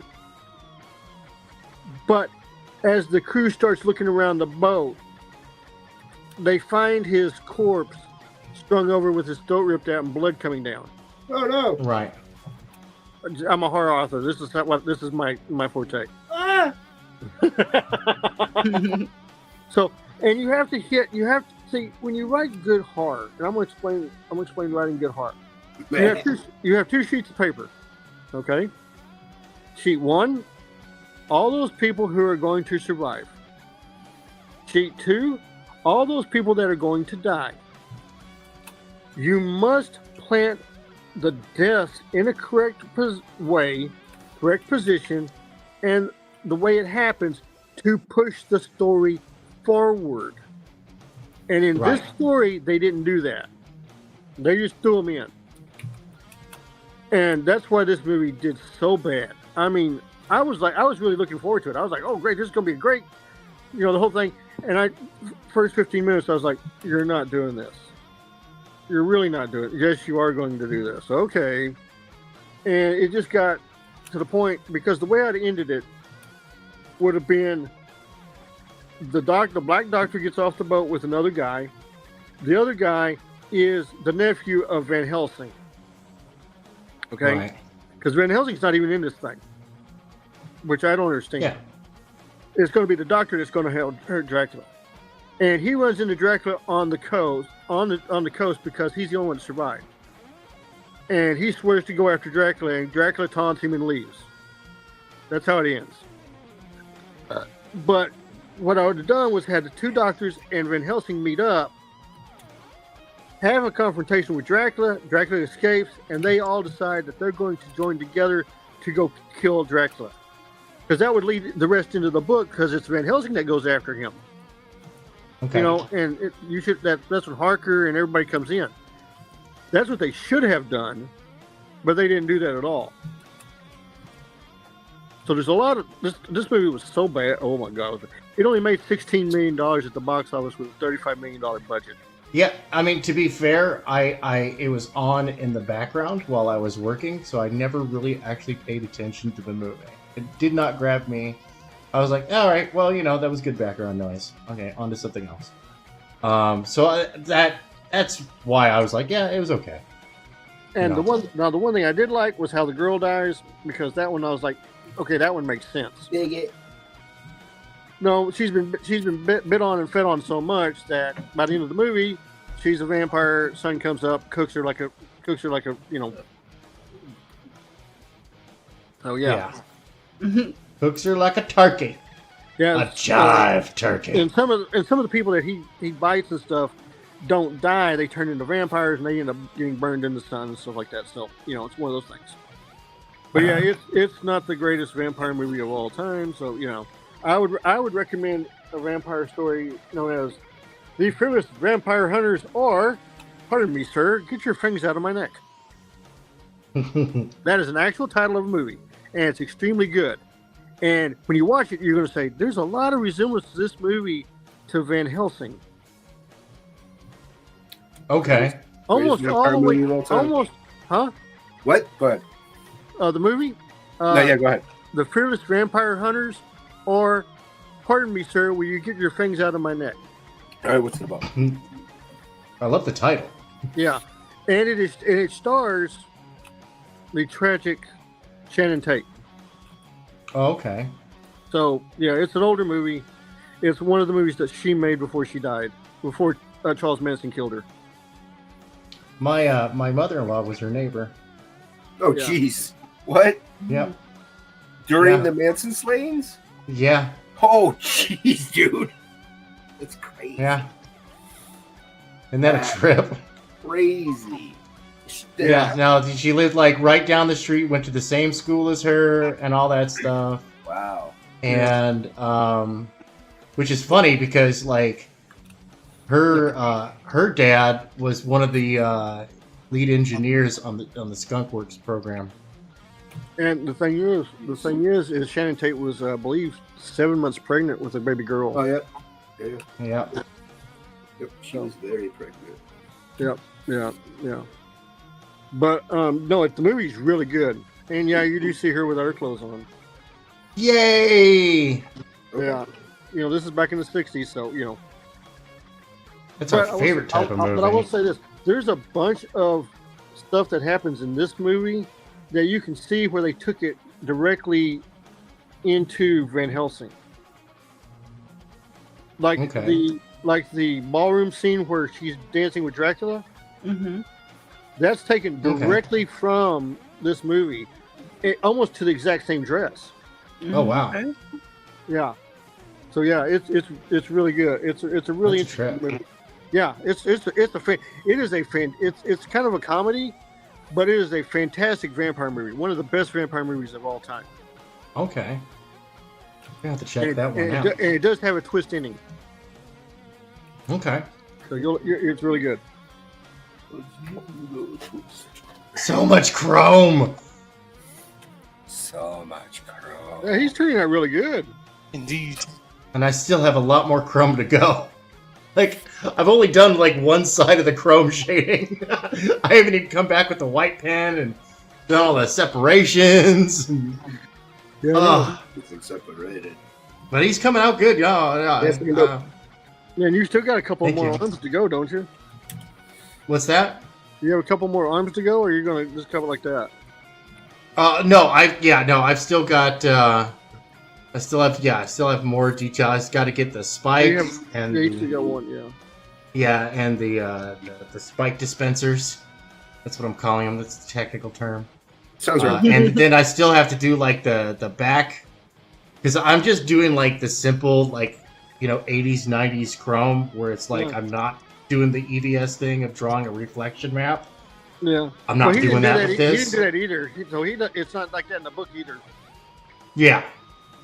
No, it's just the simple, 90s color shade. I will say this: when you get into the latter books, like the second series, book 3, yeah, where they cut his arms off, and then his arms come alive as spiders and come back to him.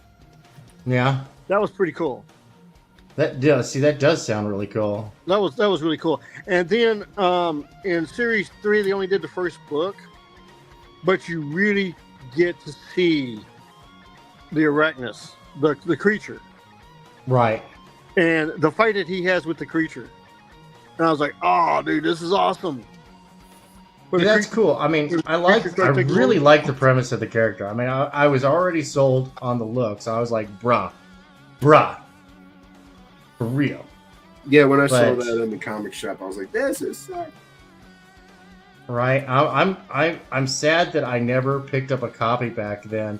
I was getting kind of like when Arachnus came out. That was about the time I was getting burnt out on Chrome and Spikes, and I was leaning more into reading Heavy Metal magazine picking up like older copies of Heavy Metal 2000 AD, getting way into the underground scene, because I lived in the San Francisco Bay Area, which folks out there may not know, but that has, like, back in the day, it had like a happening underground comic scene.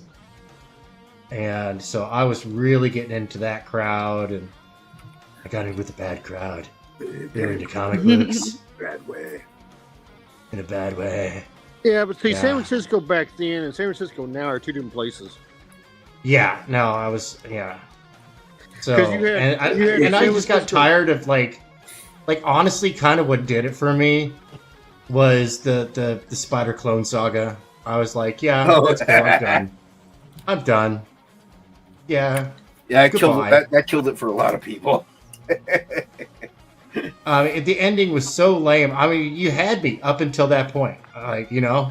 Oh, And- you gotta be fucking kidding me! I'm gonna shoot this over to you, Tank. You gotta see this. This is like the weirdest, unbelievably messed up Gundam of all time.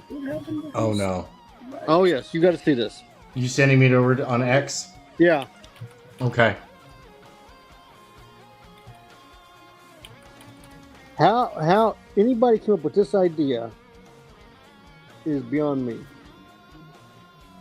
Uh-oh. Oh, yeah, Omer, I just got your link. Oh, so, yeah, just so everybody knows, this is the digital bullpen, so it is an open link show. Yep.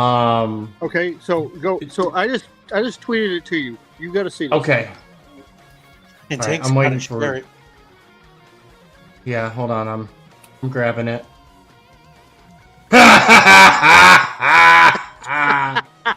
Nani? Hold on 1 second. We are going to grab this post. No, I don't want sound heard. I want a full... No, that's not what I want either. You turd. Okay, so, oh my Hey, gosh. James, you gonna draw tonight, James? No, I'm laying in bed right now. Oh. Copy. Let me go to one of my top secret resources here.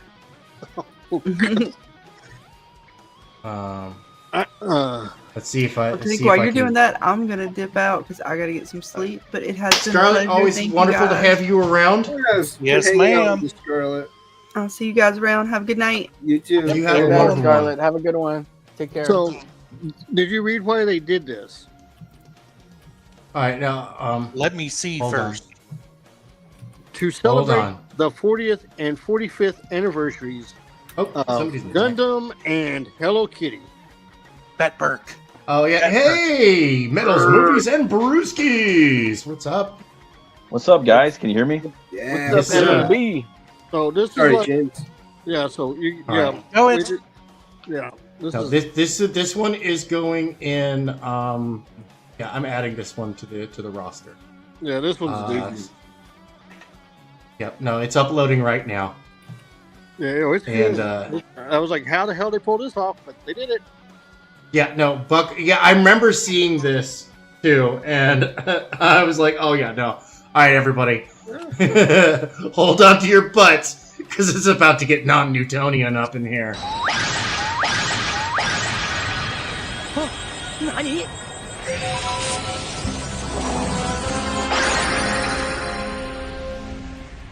今のは一体キティはじめまして、私キティっていうの。あなたのお名前は何？あれはアムロもこっちに来て、紹介してあげる。どういうことだ。どうしたの、アムロ？止まれキティ、君は一体何者なんだ。キティはみんなの友達よ。そいつはどうした。どんな武器を使った。武器？ねえ、アムロ。とりあえず落ち着いてお話ししよう。来るな。来ないでくれ。アムロ、待って。アムロ。君と出会ったからってどうにもならないよ。それは違うわ。人々は出会ったからこそ分かり合えるのよ。私はあなたに会いに来たの。お互いに分かり合ってみんな友達になれば争いなど。 You can't unsee it. I don't know why y'all are surprised about this. Yeah, it makes sense to me. No, I was just surprised that they put Hello Kitty with Gundam. That was the only thing. And Hello not only that, Kitty but it, is put with everything, though. no, but what I'm saying is it worked. That was the thing. Yeah, no, it did totally work. But Skeletor has something to say.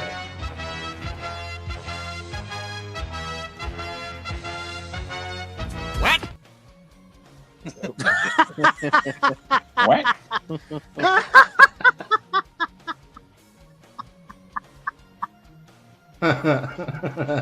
Tank, that didn't play square. He didn't say a word. Nope. Still didn't say a word. It's because you're on your phone.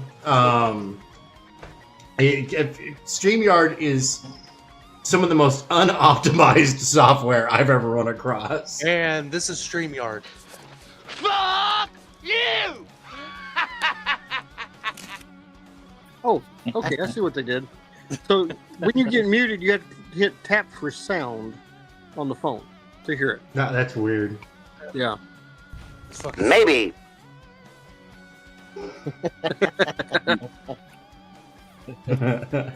Okay, now for something serious. I just want to shut the fuck up.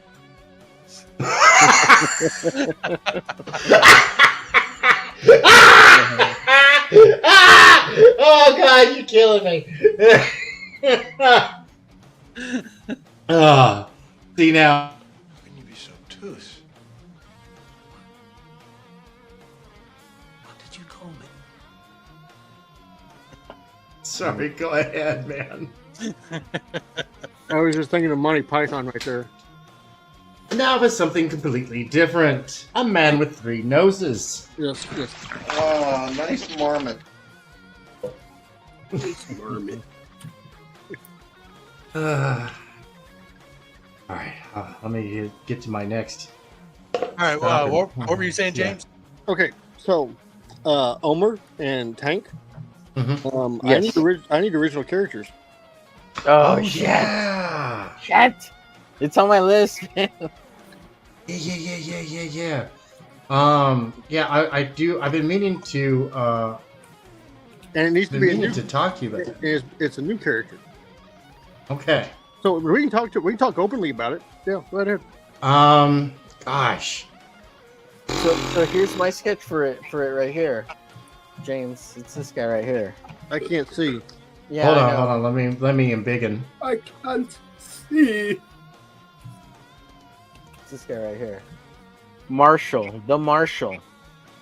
Okay, just give me a full body costume design and send it to me.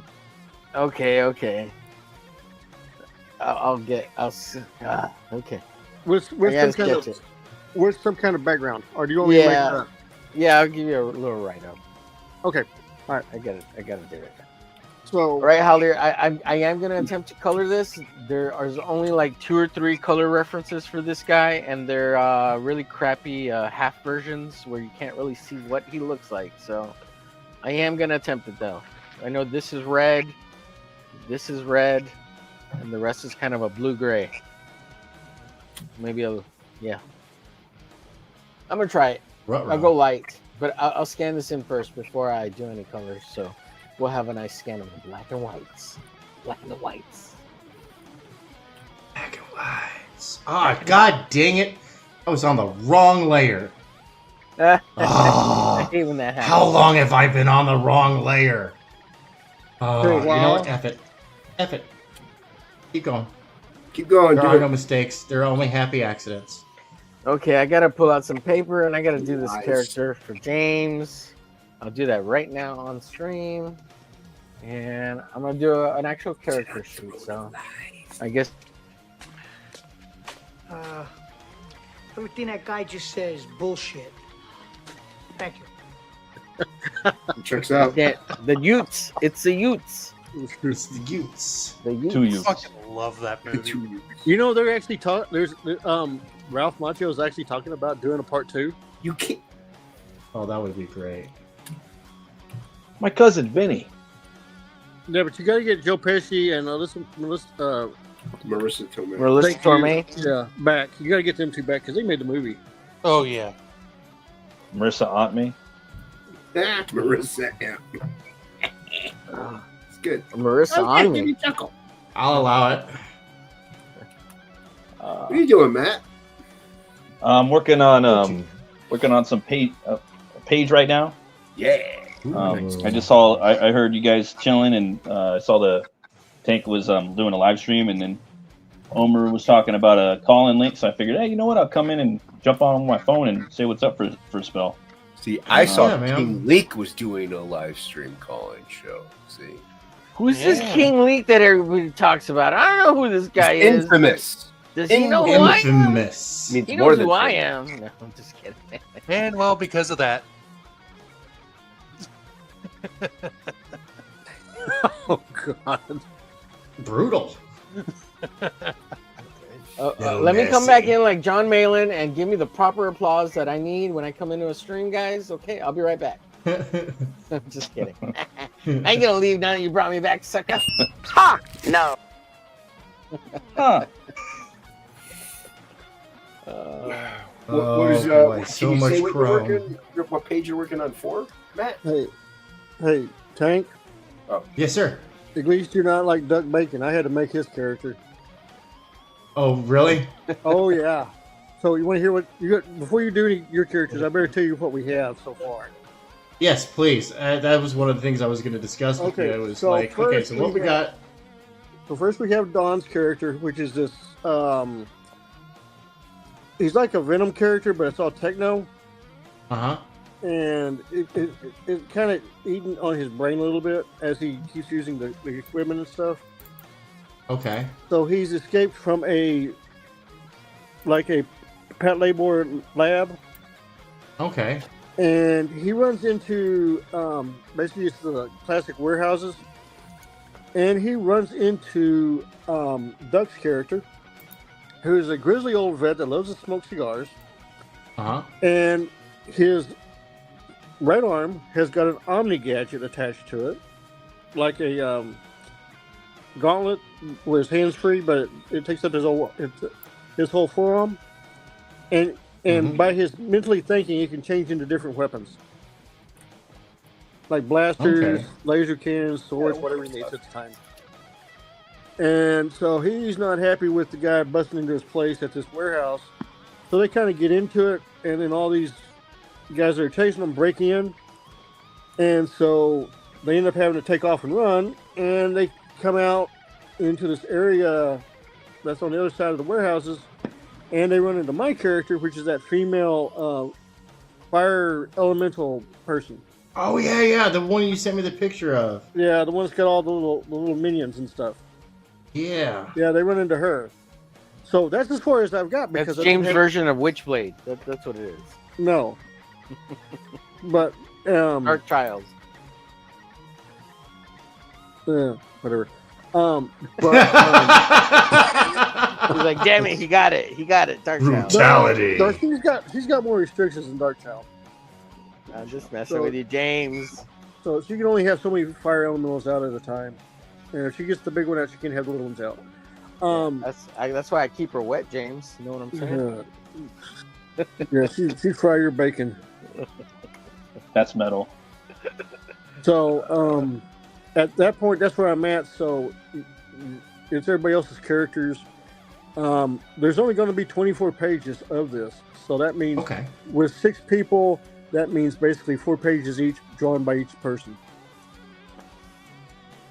And I can't just be lazy and hand you the first mayonnaise-powered superhero. No, because you already made her up.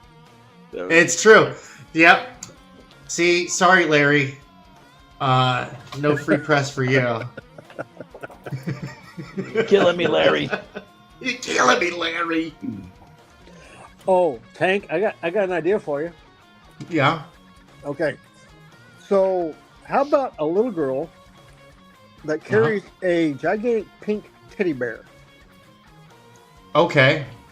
And when she gets scared, the teddy bear comes to life and becomes a hulking brute.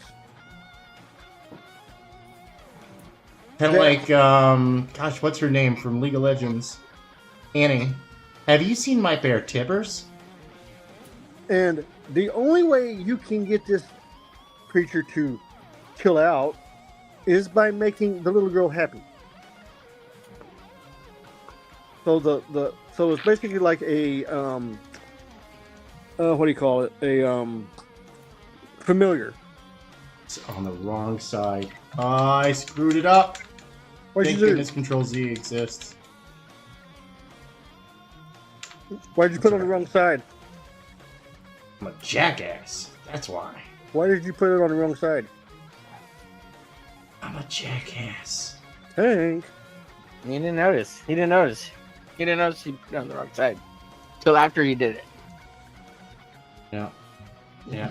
No, I was like, wait a minute, that doesn't look right. Why is that not popping out at me and trying to kick my ass? Not the effect I was going for. Scan this. Gotta scan this in for the hell deer. Scan it in. Heck yeah, man. Dude, that piece came out singing, man. Zings. You know what? I will admit that I think the legs might be a little too skinny, but that's kind of how he looks in the manga. But, right. Well, sometimes you got to have that kind of contrast. Yeah. Not all characters. I'm trying to do a good job for hit him. like I that. didn't want to half-ass it. Do a good job for the homie. Not every superhero can beat Graham Nolan. Yeah. Right. Yeah, Nolan's great. Dude. Like, you talk about these old guys shaming me into getting back in shape, man. Alright, I get it. Lump of human waste. God, stop. Hey, James works out, dude. He could give Grandma a little run for his money. Well, I haven't worked out in 2 weeks due to my back, but my back's almost healed, so I'll be back working out pretty soon. Oh. James used to be like a pro wrestler or some shit. No, I used to work for them. I didn't do it. Oh, he was doing the pro wrestler chicks, I mean. No, I was doing I was designing their t-shirts. Oh. He's the guy keeping the wives happy. And bagging them on the side. Yeah. Working out some backs. No. That's right. No. Dirty deeds. Done dirty. Okay. I'm 5'8", 175 pounds. I'm not gonna go screw with guys' wives that are when the guys are 6'4", 6'5", 275 to 285 pounds. You can forget that noise. Kevin Nash. See, that's my job, because I'll tell you what, I don't care how much muscles you got, them bones break just the same. Them bones. Damn bones. I gotta ask I gotta ask James Lee. Are you excited for the new Hammer films that are coming out this year? Hammer Studio films? I'm optimistic about them, I'll say that. The new one looks pretty good. That one with the Canadian abominable monster? Well, it's got Kevin Durant in it, and the thing about it pretty good cast. is the Hammer films that are being made now are not done by the same Hammer Studios, because Hammer Studios got bought out. So now they're hammerless? No, they're studios? using it's like Amazon using MGM. Yeah. Yeah, I think it's under Paramount, or it's under Just Universal. namesake, yeah. It's under Universal, so it's really Universal doing it. But because they're doing it as a Hammer film, they can do it with a lower budget. That's good. Kind of. That Mr. and Mrs. Eddie Izzard Hyde movie, that was their first soft launch, and I guess it did abysmal, so they don't even count it as the first launch. Now they're saying that new abominable Canadian monster movie is going to be their first launch. You know what I mean? Yeah, that Mr. Well, see, they did back in the 60s or early 70s. They did a Mr. and Mrs. Hyde. Yeah, and that was good. Yeah. That one was great. That was good. If they would have just redone that movie, it would have worked. But Eddie's a tranny, so they kind of had to do new. No, I mean no talking shit. I was reading about some interviews with some recent ones, and I mean I'll talk shit too, but he was saying that fucking. He was saying that, yeah, dude. I mean, it's a little late. Like, I mean, I kind of am a tranny. I've always been that way. It didn't really matter. OG transvestite. Yeah, he is, dude. Yeah. He's an I think OG. he said he's gender fluid, is what he said. Shadow of the Vampire. Yeah, bro. he's bought into that hooey recently. And I was Yeah. like, oh, He's you're gender already, fluid like, on OG. me is what he is. Well, Yeah, I don't know for if you real. guys know, but James Lee's cousin was Christopher Lee, the best Dracula of all time. Right? It's true. That is Yeah. correct. That is correct. And I was talking to him on a stream with Brian about a year and a half or maybe 2 years ago about it. Something like that. Yeah. Yep. You're telling us all kinds of fucking stories, man. That guy's. The more I hear about Christopher, he's Christopher a Lee, badass, it's like, dude, the more he's just so fucking metal, bro. Oh, dude. Oh, my Literally. God, dude. So metal. He was. I mean, dude. I remember when James was telling me that he was related to Kentucky Fried Chicken Colonel Lee. No, that's generally your dumbass. And believe it or not, the Kentucky Fried Dipshit had the biggest Ponzi scheme ever in the history of the United States. I bet. No, he did. He got in his car. He went around to other places. And he pawned off his chicken recipes so they would pay him every month to use it. Yeah. And that's how he made his money. That's how Kentucky Fried Chicken became a chain of stores. Yep. Hey, I didn't know that. Yep. Kentucky Fried clones now. Yeah. What did you think of Renfield though? Because Universal busted out, because Dracula's obviously like an evergreen character that they can. I couldn't stop laughing. I could not stop laughing about that movie. Oh my god, I actually loved it. Me too, man. I liked the meter too. I liked it. No, I mean, it was like Crank Dracula, bro. Like Crank Dracula. Remember Crank? Dude, I will tell you the truth. I thought freaking Nick Cage. Yeah, I think. Yeah. I thought he was great as Dracula. Yeah. Great, dude. I was like, holy shit, he's good. Fucking awesome. Can't wait to see him as Spider-Man Noir, or Noir, how you want to fuck it. And I mean, I'm sitting there, and I'm sitting there like he's like, yeah, he's always with me. No, no, he's here. No, he's not in your imagination. No, he's right there. Yeah, I remember the AARP meeting, the AA meeting. Yeah, dude, it's so hilarious. That was, oh my god. In the beginning? Oh, the AA meeting. Okay. Yeah. That was freaking hilarious. Yeah, that was fucking awesome. I want to watch that like right now. Whatchamacallit, and I like the super, like, because he's basically like soft, like low key Bela Lugosi in their lore. Yeah. You know what I mean? Yeah. Oh, dude, yo, for real. Fucking dope, dude. In that castle, bro. Like that movie. Okay, that movie's kind of a snooze fest. The OG Dracula with Bella, but I mean, it's got its moments in that castle, bro. That, like when Harker goes in there, that castle's dope. Oh, the atmosphere in that one is really what sells it. I mean, okay, I'm fixing to tell you something that you're never going to believe. I don't believe it already. Tell me. When they made that movie with Bela Lugosi, they actually made 2 movies. Yeah, the Mexican one. With a Mexican Dracula. It was not Bela Lugosi. Sounds a little better, actually. No, it's true. Yeah, it's true.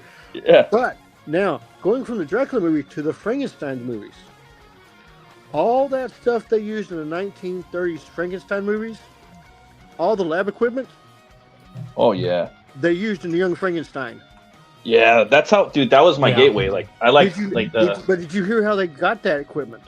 No. How'd they get it? There was a guy that was working at Universal where they were filming the studios, and he said he knew where the stuff was because his grandfather was the guy that put it together on the original film.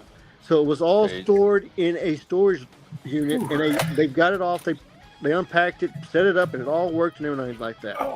Sounds about right. Wow.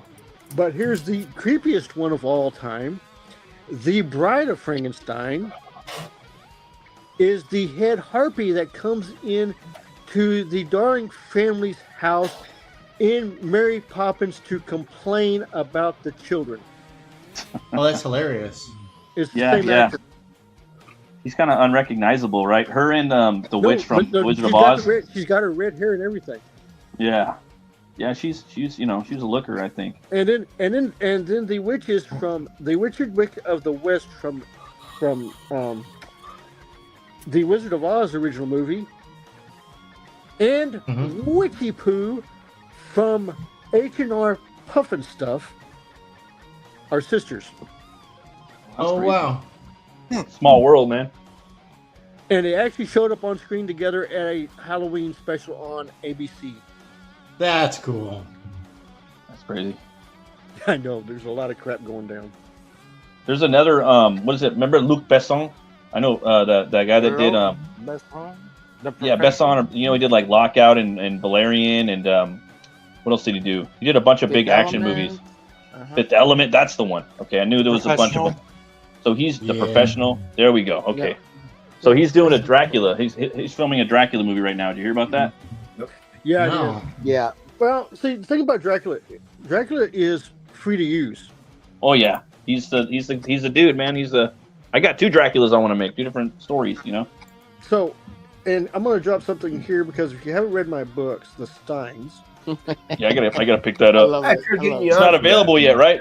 No, not after my you novels fulfill. my novels have been out for 4 years. But the comics coming out after you fulfill it, right? You're gonna have that up on your store or some jazz, right?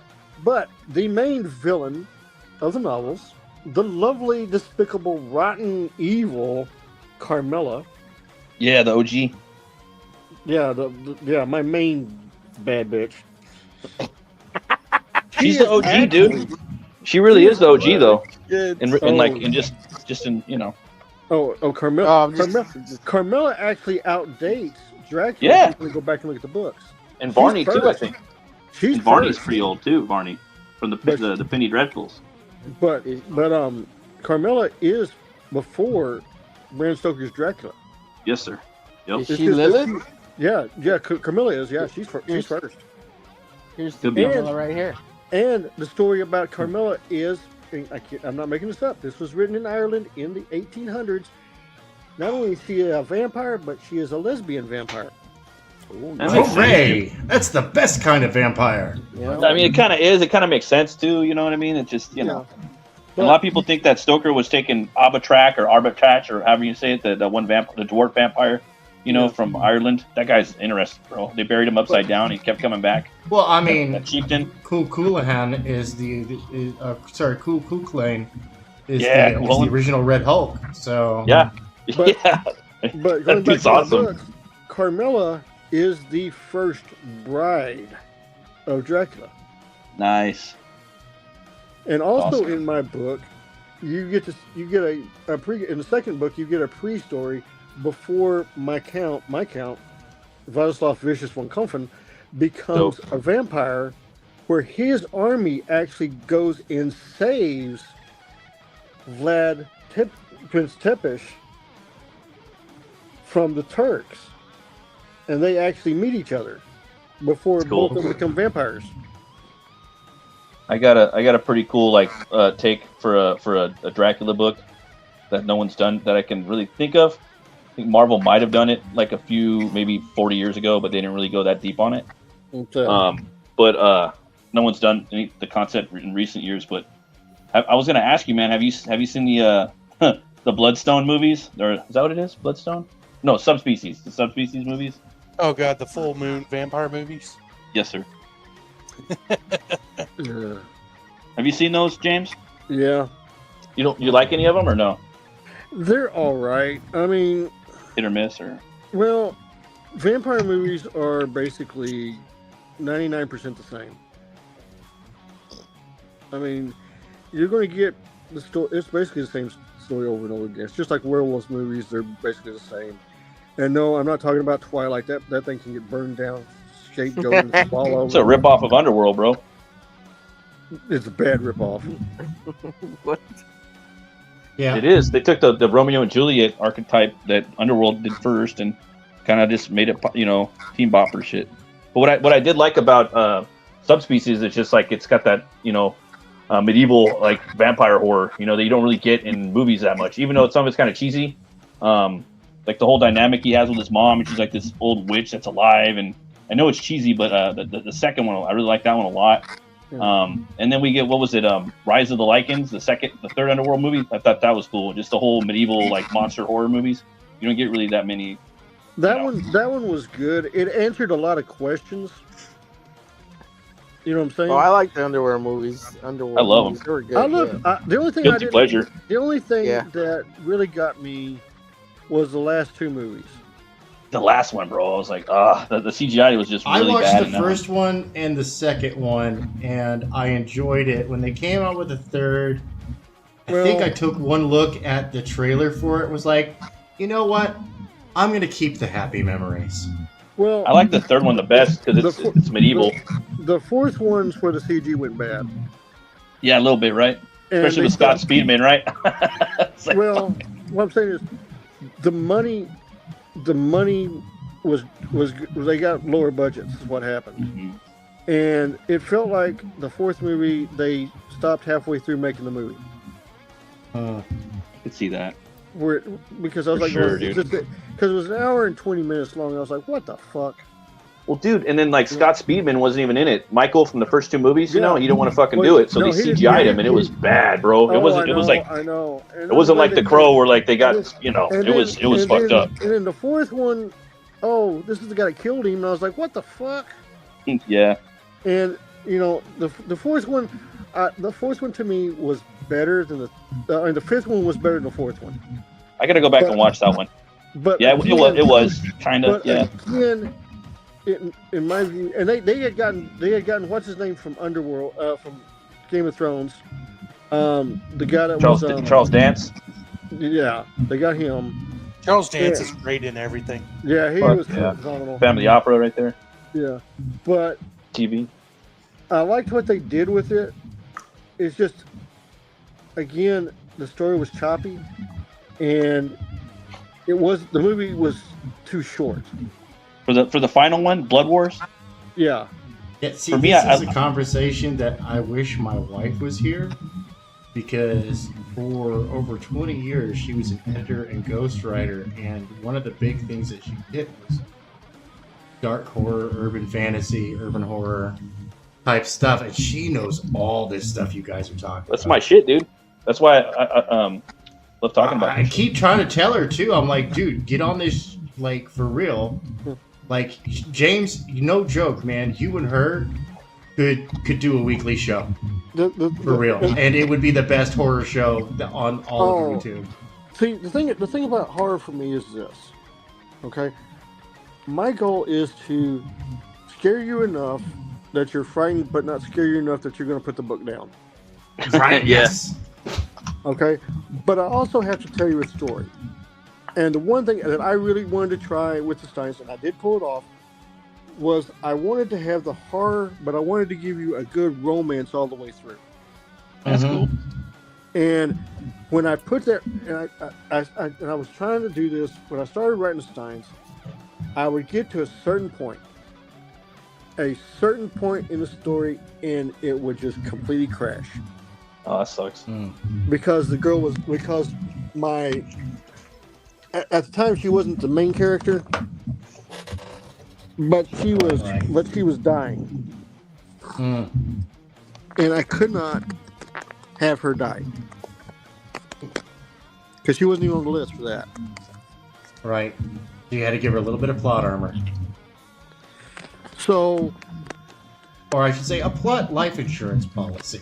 well, the thing is once I got a way to keep her alive, yeah, that changed everything. I see. You listening, writers? Write yourself into corners. You never know what you're going to come up with. No, and I'll Don't explain cheap out. I'll explain what happened. So, when I started the book, my main What's that character sound? was going to be the Count. A little reverb. The Count was the main character. Okay. Okay. He was which he is the main character in the novel, and in the graphic novel. So he's the main character in that. But it did not work after about 13 chapters. And I sat there for 8 drafts trying to get around that scenario in that chapter 13. And I my basically had to tear that thing up. Yeah, no, I dig that, man. You do what you got to do until you get the right thing, you know. And the funniest thing happened. I had a book on my shelf, and it's a book that Tank would probably say, yeah, that fits you perfectly, but everybody else is going to be shocked. Oh. But I have a copy of the Egyptian Book of the Dead. Oh, yeah. That's No. pretty cool. Yep. No, you called it. That fits you perfectly. Yeah. And beside that, I have Ancient Fables and Legends of Egypt. That's cool. So, and besides that, I have the Greek. I'm not surprised you have books at all, James. Like, Hey, you got James, omnibus you gotta galore. I did something in a horror story that has never, ever been done. Ever been done. I put a character like one of the Greek heroes that is one of the parents is, divine in the horror story. That seemed you piqued my curiosity there. Oh yeah. Believe me. But I didn't make the person Greek. I made the person Egyptian. Okay. So that's fun. Yeah. So especially all that pyramid shit going on. Did you talk about what's under the pyramids too? No. Yeah. The pyramids have nothing to do with this. Not yet. Wait till book 3. Because at this point, I had to go back in and rewrite how vampires are made. Well, then you have the Egyptian vampires too, With loving kisses? What do you? No. So see, when a mommy vampire and a daddy vampire love each other, very much. So, I know Tank has played Vampire the Masquerade. Oh yeah, no, dude, I'm old school. Like, yeah, I was there for first edition, second edition, LARP. So, according to Vampire the Masquerade, who is the first vampire? Kane. Correct. But in my story, I changed all that. Yeah. You can't do that, James. You can't be changing history for your story. Change it. Stop. Stop. So what I Get did back. is I said that the ones that work for Anubis are vampires. Ooh. Anubis. That's fun. And then I had to figure out, if vampires are with Anubis, where do werewolves come from? And at this point, Isn't Anubis the dog? Yeah, the jackal. The jackalhead, yeah. Yeah. So wouldn't he be the father of the werewolves? No. So I'm intrigued. I'm intrigued. Because if you if you I'm telling you, I'm gonna fuck with some Steins when I can. Yeah. I'll get the book, the graphic novel too. So when you go and look, you have a certain Greek god and a Greek goddess, Hades, who has a child who is a werewolf. Okay, a Greek god and a Greek goddess. And See, they have a once child again, my werewolf. wife would know the answer to this. She knows all this stuff. Like, Well, he got the first part. He got the father, but he didn't get the mother. Well, Hades, isn't his pet dog the three-headed dog? Persephone? He's got the Okay, cherub. not somebody in the background. Not the dog. Yes, you're right about it, Tank. That's the wife. One of their children was born as a werewolf. That's that cool. makes sense. So There you go. all the Welcome back, Matt. werewolves come from them. Oh, That's cool, man. you know what? Oops, nope. But weren't they? Here, I'm gonna nix aren't the that so gods we get supposed to everybody have to see like the perfect panel. children? Why would they have a werewolf baby? Explain that to me. Because Zeus was pissed. Oh, so Zeus came and fucked it up. Okay, that makes sense. Yeah. So that's what happened with that. So, Like, isn't that like basically how Caliban comes about, anyways? well, that's he's basically cursed. why Hera drives Hercules so nuts and he kills himself. Yeah, So it's one of those things. forces him to kill his own family because she's a jealous, bitter wife. Conniving bitch. Yeah. Yeah. So Huntosaurus I had Rex. to put all that crap into my story, and then instead of course, my vampire is a count. He's not the prince or the ruler, because if you know anything about royalty, it is the prince or king who rules the kingdom, And the brother is usually known as the Count or Duke. Yep. So my Sloppy vampire seconds. is known as Count Vladislav Vicious von Kampfen. He does not hold the name von Stein because his older brother was the ruler. That's cool, man. So the girl that's in my story is not related to the Count. She is the descendant of the prince. And so I'm confused. So who's the president? I'm just kidding. Your face. America doesn't have anything to do with this, man. I put everything in Europe, man. I didn't make up my own fictitious country. It's called Van James. Holy moly! That's starting to come together, man. So what I did was I cut a square country. I put it south of Germany, and I kind of pushed Germany up a little bit, and I kind of moved Austria over to one side. I kind of moved Liechtenstein over to one side, and I put it right there. And you made it a circle. Well, no, it's kind of a square design, but yeah. But I based it completely on Liechtenstein. Yeah, didn't you? Like, I remember talking with you about this specifically. It was that country that's like a street long. It's Liechtenstein, right? Yeah, it's as big as DFW Airport. Yeah, I remember you talking about. That's another thing I remember. I remember you talking about a lot of this stuff, man. The book sounds, all the lore you've built into it. Oh, dude, awesome.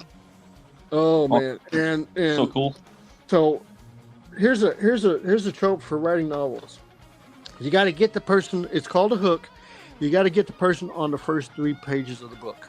It's like a comic, kind of. Yeah. The comic, you got 1 page. Because if you don't get them on the first 3 pages, or maybe 3, they're going to put it back on the shelf. Yep. So what's the first thing I do on page 1? You killed somebody. No, I killed 2 people. Yeah. Got to grab by the throat, man.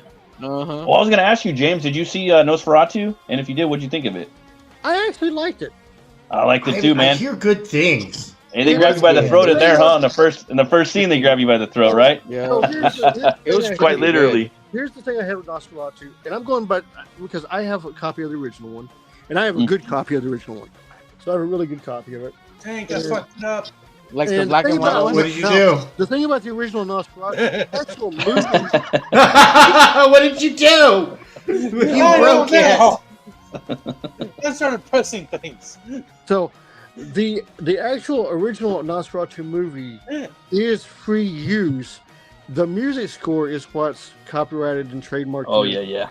So it's the music score. So you can take that music score off, and put a different music score on it, and it's free to use.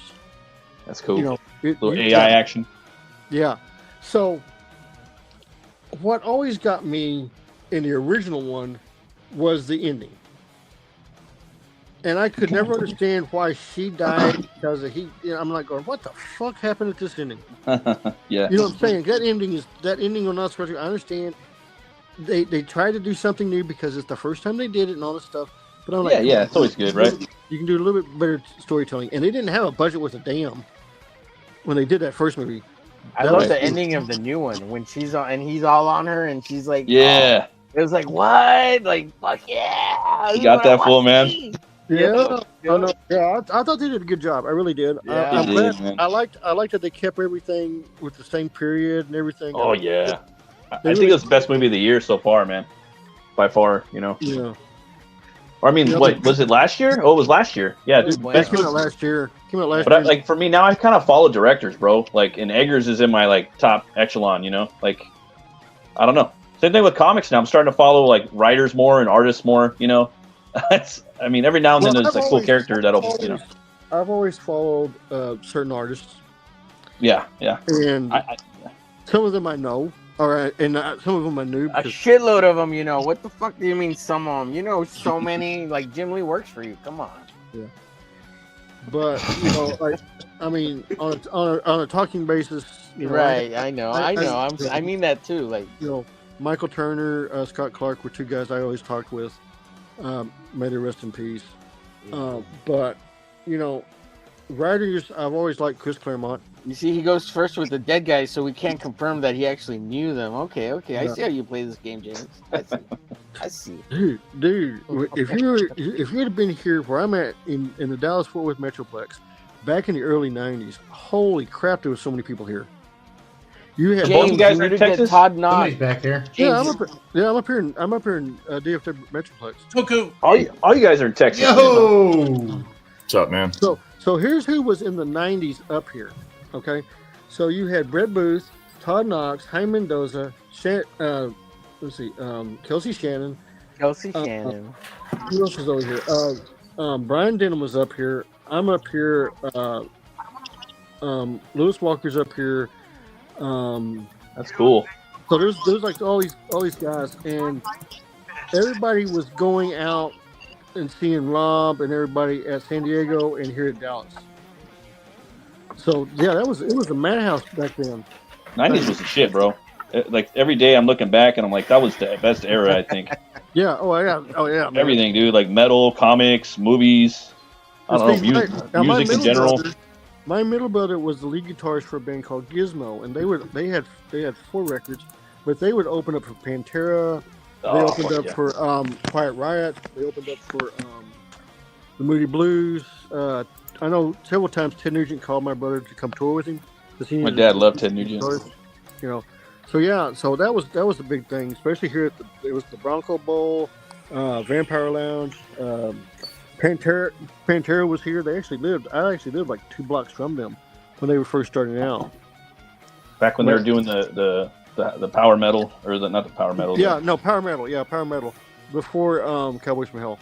Yeah. And I was at the video shoot. So at the video shoot for Cowboys from Hell, you had to go Friday night. You had to be there, and you got tickets for that to come back Sunday for the video shoot. And they shot Cowboys from Hell in Cemetery Gates inside the basement thing. I was on leave at the time for that one. Yeah, I got Cowboys pretty cool. cool. Cemetery is probably my favorite song. Like a million other motherfuckers, but it's a good song, man. Daryl and Vinny were great. Those guys were just fun as hell. Like I said, my brother's band, their first album was cut in their dad's record studio in Pantego. That's cool. So, I didn't know Phil, man. He's like a real virtuoso on the mic, dude. He's in like a jazz band. I forgot the name of it too, but I found it on. I was watching him on YouTube the other a while back. I mean, so he's got Pantera, which is groove metal. They're one of the pioneers of groove metal, if not the pioneer. Then you got Scour, which is like straight up like, you know, death metal mixed with black metal. Then you got that jazz band he does. Then you got Down, which is like southern rock metal. Yeah, he's got so many different. He got his shit fucked up pretty good in the late '90s. Yeah, he did. I mean, he really did fuck up quite a bit. And then until Daryl and Vinny both passed away, he was keeping low key. Mm-hmm. But he had made peace. I know he had made peace with Vinny. Yeah. And, when Vinny died, that was a shock to us too. I mean, because he wasn't that old. Hell yeah, and whatnot. When it came out, Damage Plan. Yeah.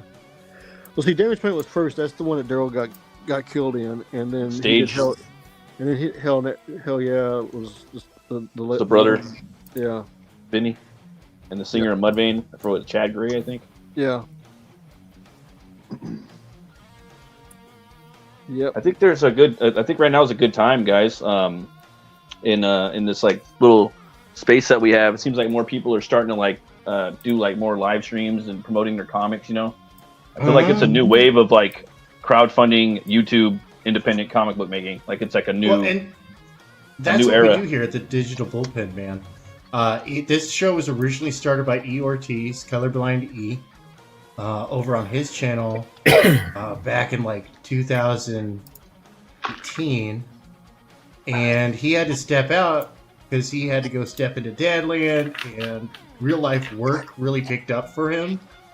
So he kind of passed the torch to me and is like, yeah, that's what we do over here. We work, we talk about the cool stuff, we engage with the audience, we have a good time.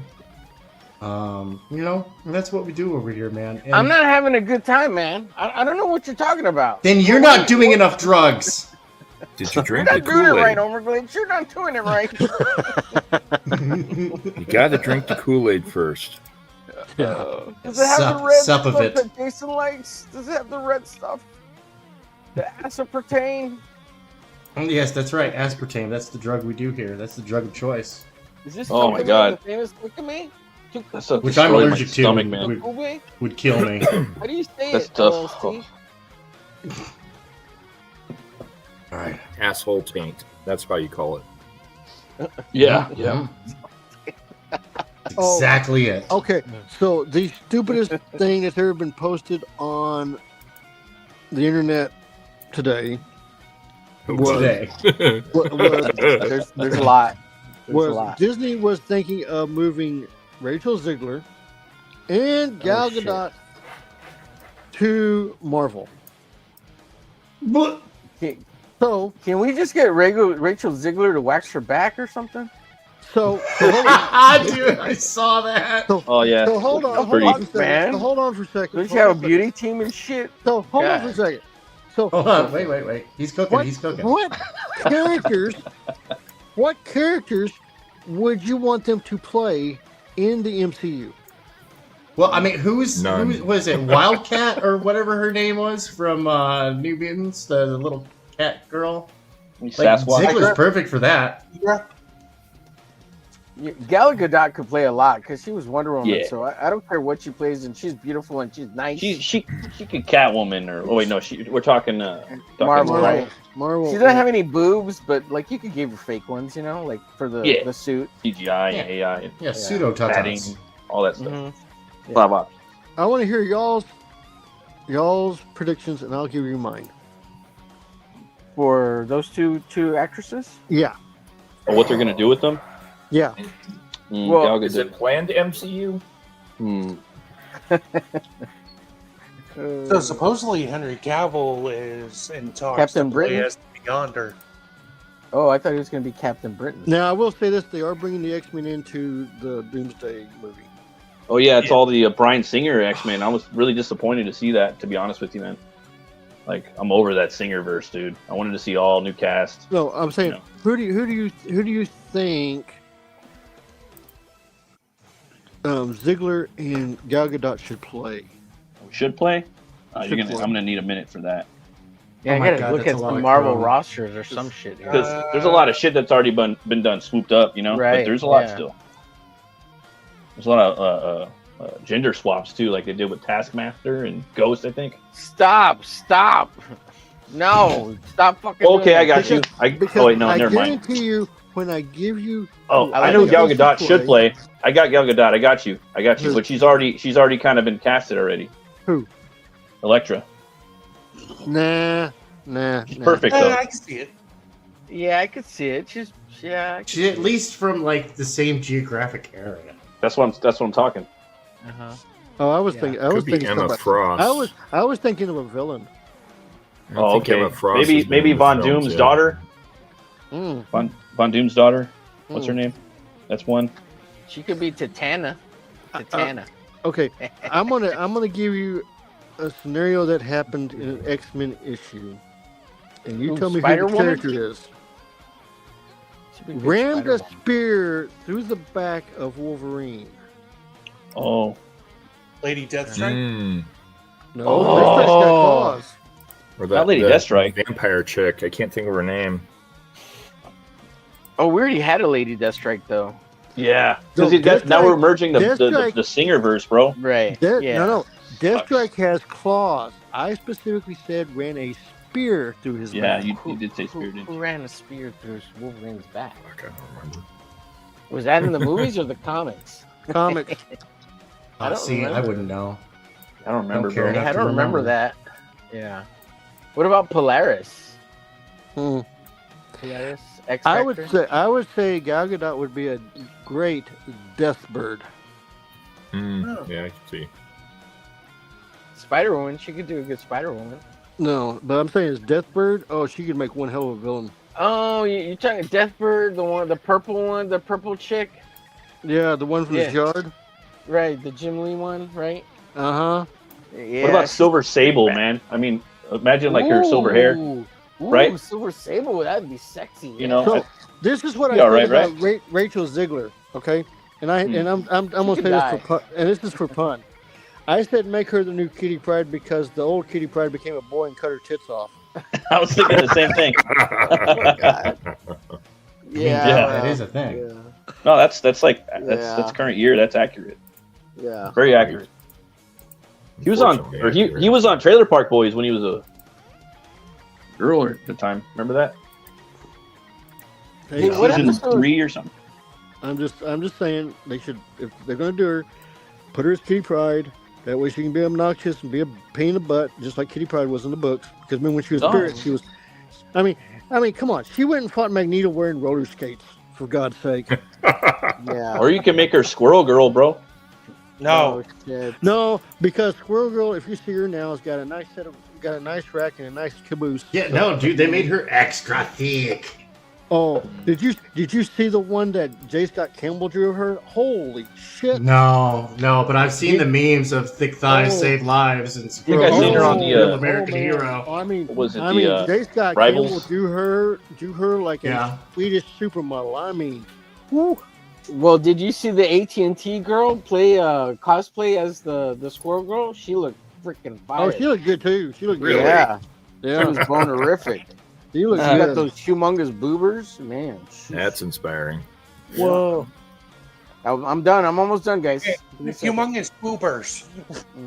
The boobers. She got knackers. Really nice knackers.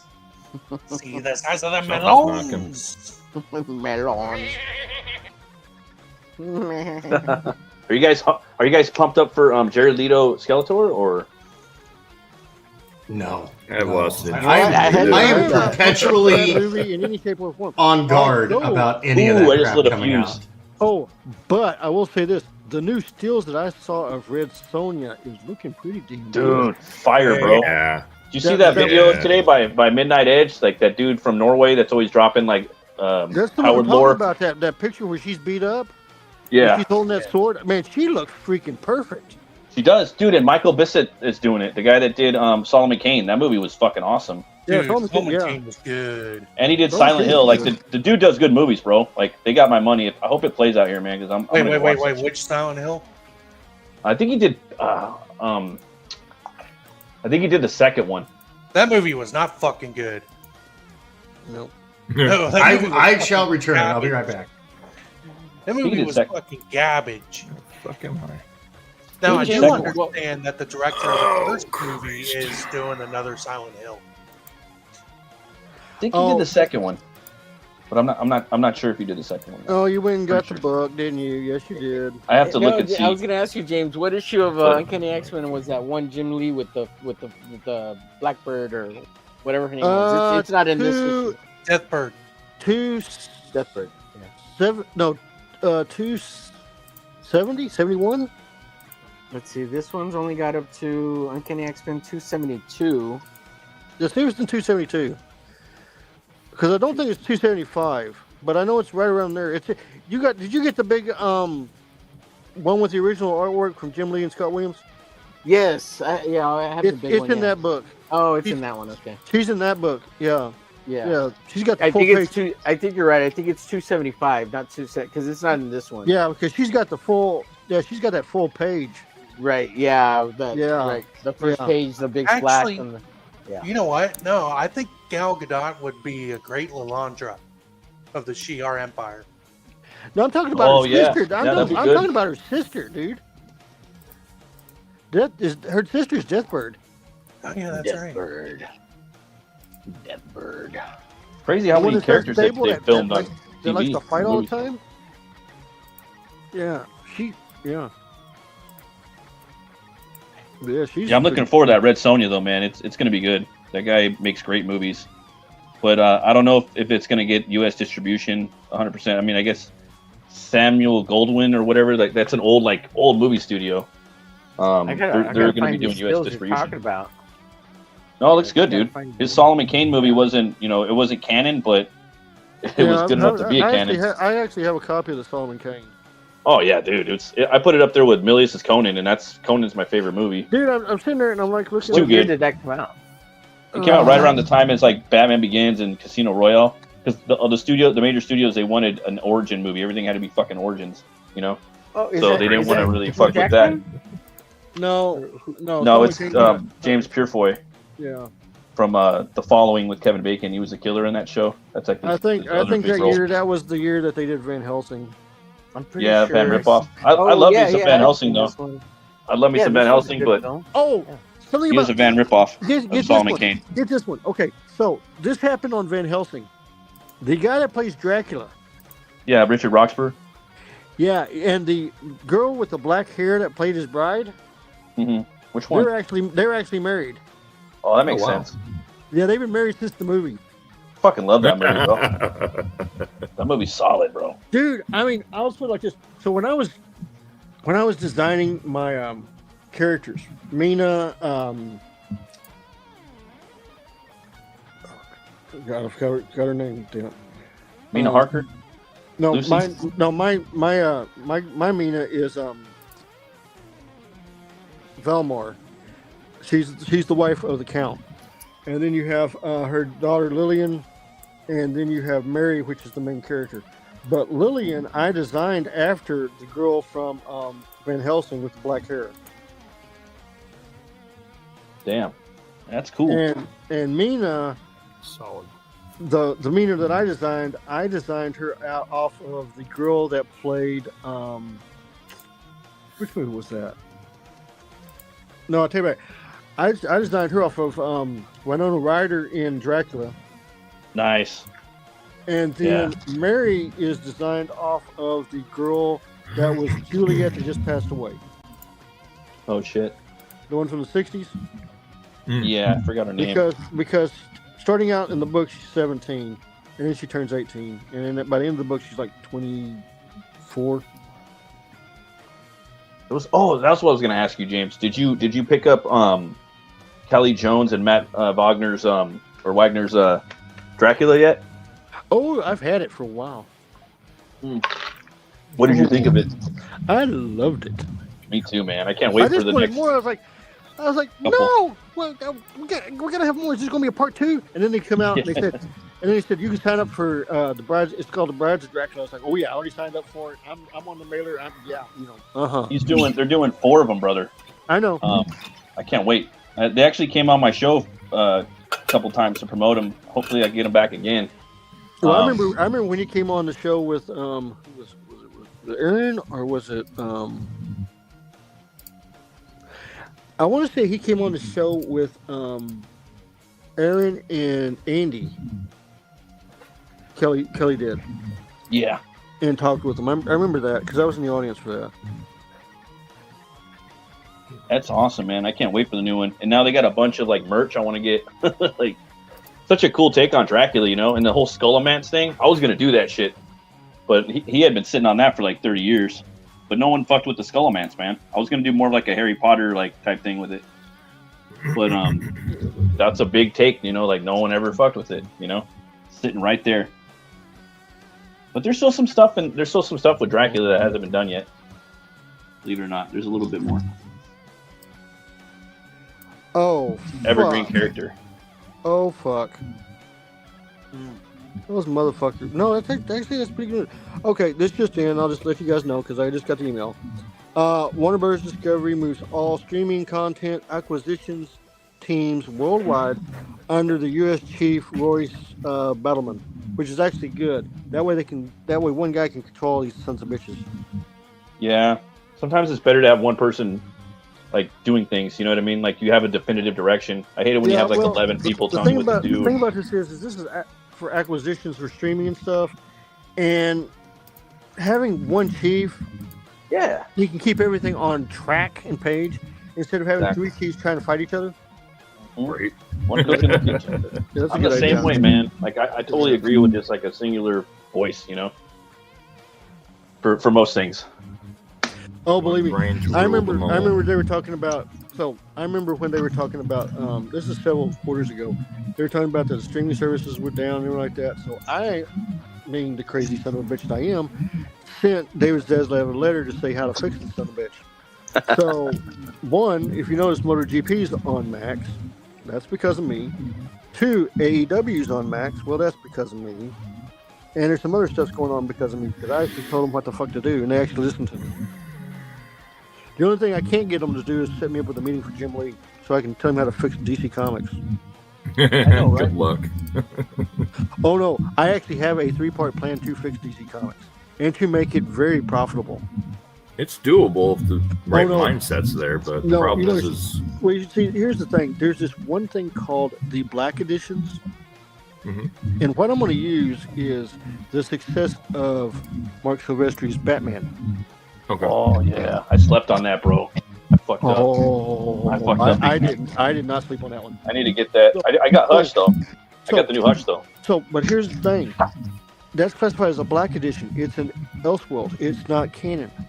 Oh, okay. Okay. So, what I suggested, and I actually wrote this letter out to him, and I sent it out to him, so I'm still looking at it, was I said, let's have it where you go to DC's official website, and it's got the Black Edition portal. What does that do? That allows independent creators, like, say, us, to go over into the Black Edition, and it has it where you can go, okay, I want to do 3 issues of Batman, or I want to do 3 issues of Superman. You have to pay up front for the characters, and you have to do all the work. Once it's done, DC gets to look at it. If they need to make some tweaks here and there, they'll send it back to you and make tweaks. But once DC gets it, they'll promote it and put it out as a Black Edition. And the royalties that come back are 75% to y'all and 25% to DC. And what this does, it gives up-and-coming artists and writers a platform to show their work. And if they're better than the people that are actually working on the goddamn regular books, possibly moving in to take over the regular books. That would be cool. But I think kind of like I think they're. Yeah, that would be dope. I think they're gonna move into crowdfunding, man. Well, I don't know. I'm getting my suggestion, but the thing about it is, and if you haven't noticed, Top Cow's moved into crowdfunding. Yeah, dude. Yeah. Okay, so Top Cow moved into fund, and the way Top Cow is doing it, I like what they're doing. I really do, because why? They're doing. Okay, you missed Witchblade when it came out originally 30 years ago. Well, you can buy the hardback edition as Kickstarter and get a whole bunch of extra stuff with it. Yeah. And we'll send it to you hardback for your collection. You know, that's what they're doing. And I know that coming in November, DC's going to release the Wildcats Omnibus hardback edition, which is going to have everything of Wildcats, all 800 and some pages, for $85. So I know they're looking at doing that. So that would be the way to do it. I just think, like, I imagine they're lying. Like, I was talking to AKA Pat about this the other night, and you know, like, say they start crowdfunding their whole line, right? They put Batman up there, they put Flash, they put Twink Superman, you know. And then they're going to, like, see what's really going to sell. They put Lobo up there, like, oh, damn, people are buying Lobo, people are buying Batman, they're buying Swamp Thing, you know what I mean? They're not really buying all this, you know, this other shit. So, well, because they could see the tiers, you know? Well, see, what else I did, this is what else I did, I proposed. I was proposing, instead of putting out 50,000 books, cut it back. Oh, yeah, dude. Cut it way back. If they're going to do that many, they need to bring out the new 52. That needs to happen. The other thing was, is our price point to what the book is not feasible. Exactly. It should be like $3 a book, in my opinion. You know, instead of move our price point. Somebody's echoing really bad.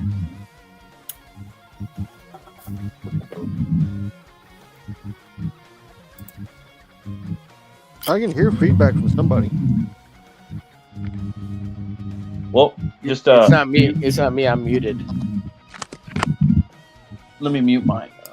There's still feedback, so it's not me.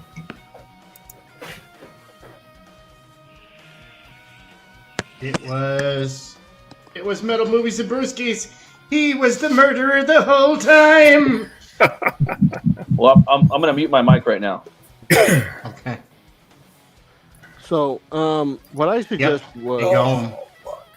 So what I suggested was one more article. Setting it as a $9.99 price point like manga. Do the books quarterly, and put them out as 72 pages. Gee, I don't know anything about that. Nope, never heard of it. So Never done anything remotely like that. So that was one of my proposals. So that was actually a written proposal to the board. I didn't go send it to Jim. I sent it to the board. So all my stuff that I send, it goes to the board of directors in David Zaslav. Interesting. So my stuff goes there. I don't have a connection. In other words, I can't go to DC's office and walk into it. No, I'm not their boss. I'm a Warner Brothers Discovery shareholder. So I can go to the shareholders meeting and raise hell there. Which that makes it a lot worse if I raise hell there, because everybody who's there understands how bad it is and that we're losing money. And the minute I say we're losing money, they okay, how do we fix this? Because shareholders, the number one thing they do not want to hear is losing money. That's the number one thing with shareholders. I want to see the stock go up. I want to see our profits go up. I want to see us make higher numbers.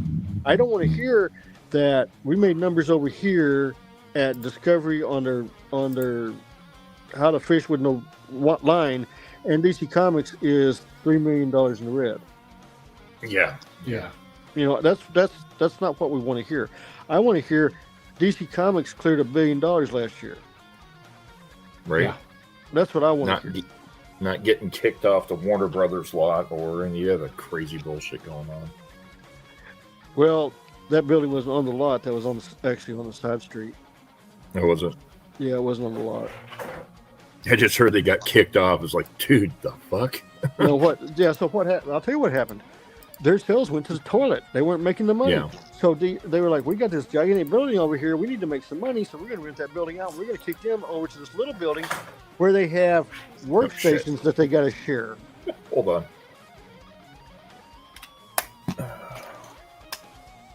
Headset died. Uh-oh.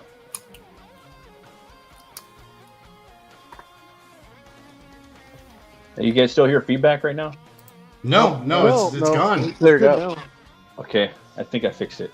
Okay, so it's all about finding the right size hammer. So you know you have problems. There we go. And you need to fix them. When number one, you lose your building. Number two, they can all conventions for the company. So DC Comics as the company did no conventions last year. Damn. The hell.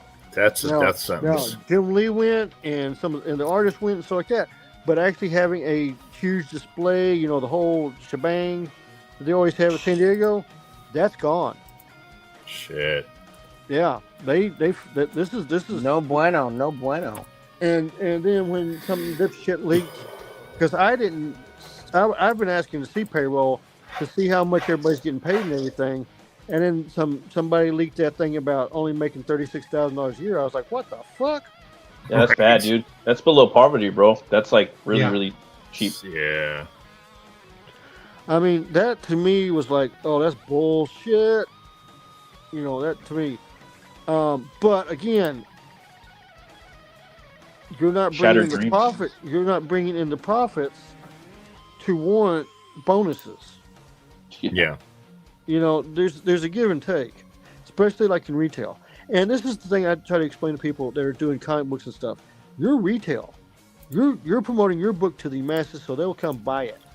You have to sell yourself. You have to sell your property. You have to sell your book. And if you're not good at it, you need to find somebody that is good that can do it for you. That's why I'm Isn't that crazy? You know, so, and when you talk to people at like DC and Marvel, they don't see it that way. Nope. They're like, oh, we're just the artists. We don't worry about that. No, you need to fucking worry about that as the artist, because if your art and your story doesn't resonate with readers, they don't buy the books and you don't get paid. You know who worried about that back in the 90s and gave a fuck about their books? Todd McFarlane, Rob Liefeld, Jim Lee, and they sold a shitload of them. The only one out there doing anything now is Scott Snyder. I mean, love him or hate him, he's the only one like really fucking promoting shit. Even out of artists and writers that like I can see doing anything, you know. Mark Miller's doing a little bit right now. He's doing a little press tour. Please. I would Isn't like he? to just. Oh boy. No. Him, Tom King, and Susan Sudiconic. I would love just to backhand them out the doors. You don't like Mark Miller? He's a good writer. No? Yeah, I like Mark Miller. It's pretty cool. I like his I like a bunch of his shit. But I really liked his and Nemesis and Nemesis was dope, and then I liked Superior, bro. Remember Superior was good. Yeah, So like Superior a lot. We may be talking about a different Mark Miller. I'm sorry. No, Mark Millar. Okay. The Irish guy. Okay. So Mark Miller. Miller. Okay. Miller. All right. He's the guy who It's created spelled the right way. You just gotta say it the right way. Mark Miller. And Mark Miller. My buddy Miguel told me, he's like, you know what people like? He gave me the Ultimates. He's like, you know what's cool about this guy? He writes comic books for people that don't like comic books or don't know about comic books. I said, oh, okay. It kind of makes sense. So like anybody can kind of pick up his shit and kind of right. Like it. I guess Kirkman's kind of like that now too. He explains everything to you every issue like you're an idiot, and I fucking love it. Oh god. Tyler Kirkman. Oh my god. Oh, Tyler. Love or him Richard. or hey, love him. Tyler or hate Richard. him. Or Robert Kirkman. You mean Robert Kirkman? Which one's the one that's doing the Walking Dead? That's Robert Kirkman. Oh, that's Robert Kirkman. Okay, Robert. All right, Robert Kirkman. Robert Kirkman. Oh my God. Oh, what do you guys say about Robert Kirkman? I have to give kudos to where kudos goes. I really do. That move he did with Jim Valentino will go down as the biggest con job in comic book history that was totally successful. Oh, tricking the Walking Dead about the fucking aliens or whatever? Exactly. That was fucking brilliant.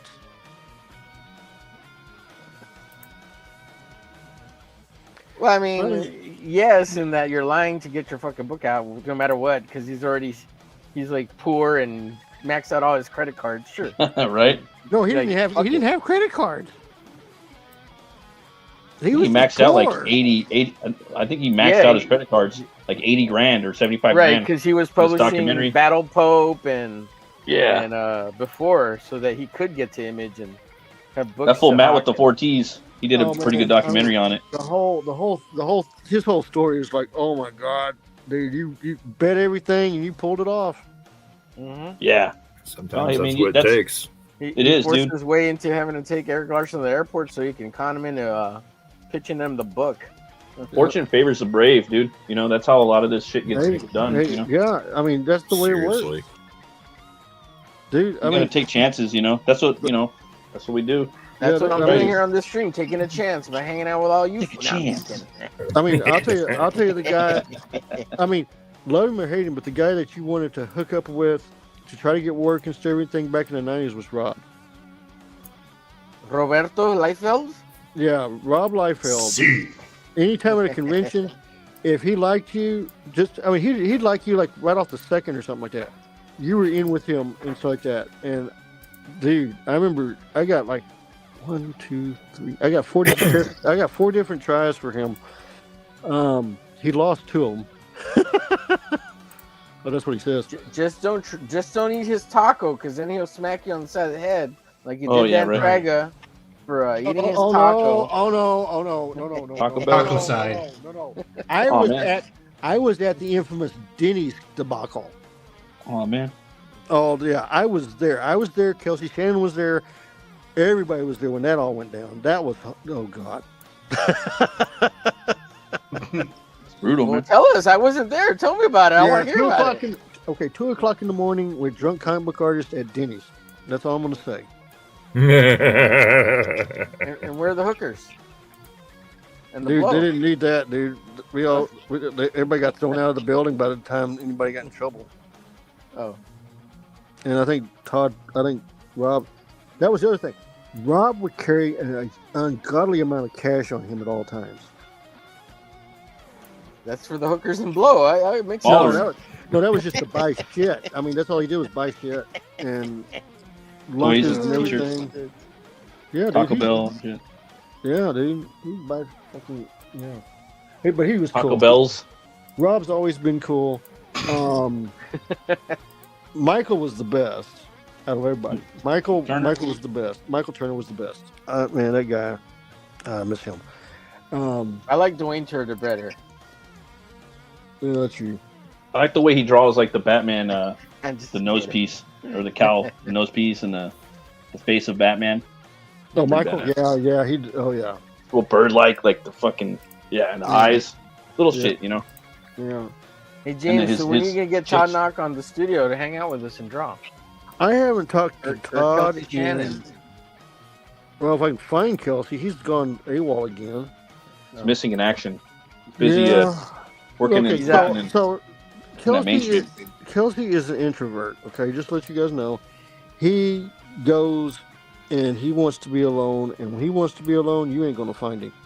He's out in the boonies hanging out with the Crocs. He's hanging out with Dr. Alec Holland. He shuts off everything. He does. What about Especially if Brian he's Denham? working. Get Brian on. I haven't seen Brian in 27 years. Well, who do you talk to still? God, this guy. I thought you talked to everybody. Like, you got him on speed dial. No. This is. I mean, I might talk with Kelsey, but that's it. But I haven't seen Todd since he got hired for Image. Oh. You forgot all about all the little people on the way up, huh? Damn it. Dude, they were working their asses off back then. I mean, Todd was doing. I want to say he was doing like 3 or 4 pages a day. That's crazy. Yeah.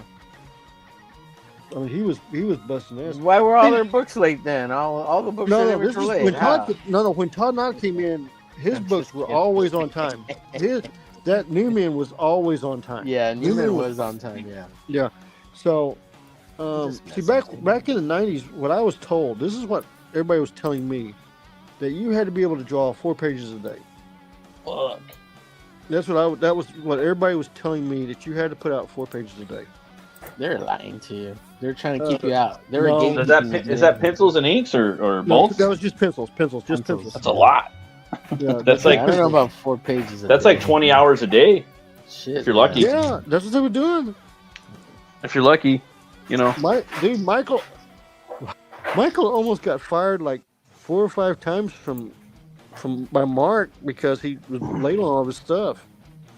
And the only reason they didn't fire him was because what was her name? Oh, she looks like Witchblade. She really does in real life. She was the person over personnel and finances, and she just couldn't fire Michael because he was just too damn cute. That's what she told Mark. She said, "I just can't fire him. He's too cute." And then the numbers came in from Witchblade, and they're like, "Oh, well, now we definitely can't fire him because he's worth too much money, and Rob keeps wanting to take him from us." So, but they were trading artists back then because Steven first went to Rob, and then he ended up with Mark for Soul Saga, and then he left totally. I could probably pull like 18 hours a day if it was my full-time thing. But I'd have to take a break every 2 hours and go walk around the block. The only time I actually tried to pull this off was the last time that Rob gave me a tryout. I barely know how to draw. No. So this is what happened. So I had it was me, Kelsey Shannon, Lewis Walker, Lenny Mendoza, and Ron McNeil. We were all staying in the same room. And Kelsey spilled his coffee on my pages. Oh. What? He spilled his coffee on my pages that I was going to show Rob the next morning. Finish him. Oh, someone was gatekeeping That's you. a fucking death sentence. No. He's like, yeah, I'm going to show you the origin of gatekeeping. No. My bad. So he's like, this guy's my friend. I'm going to fuck him over so I get the job. He doesn't. Pages gate. So this is at 10 o'clock at night. 10 o'clock at night, and I'm like, oh, fuck. So I pull out. So you didn't get into a fight? I'm too nervous right now, dude. Fight the Sasquatch. Fuck the fight bullshit. It's nice times, Kelsey. I pull out 4 blank sheets of paper, comic book paper, and by 8 o'clock in the morning, I had drawn 4 brand new pieces brand new pages. Damn. I was dead tired. Oh yeah. And I remember taking the pages, and so this is what. So this is how this went down. So I remember taking the pages, and I showed them first to Michael. So he saw them first. Michael Turner. Michael Turner, and he's sitting right beside Rob. And he's passing the pages to Rob. Mm-hmm. And Michael asked for my information. So this is the first time I met Michael. So I hand him my information. I get to Rob, and Rob is like, writing this address down, writing this person down. He goes, contact this person, and I want you to redraw these with a sharp pencil. And send them. And I was like, okay. So that's what I got, both of those. And so I redrew them just like Rob wanted me to draw them, and I sent them to Rob. This was the fourth time trying to get work with Rob, and I never heard back from him, ever, on those. I got a letter from, I can't remember her name, but it's the same one that wouldn't fire Michael. She sent me a envelope, a yellow envelope with a script in it, 4 pages, and it wasn't Witchblade, it was the Magdalena. That's what it was. So I drew the 4 pages, I sent them back, and I got a letter back saying that I needed to work on my line weights, and I needed to look on my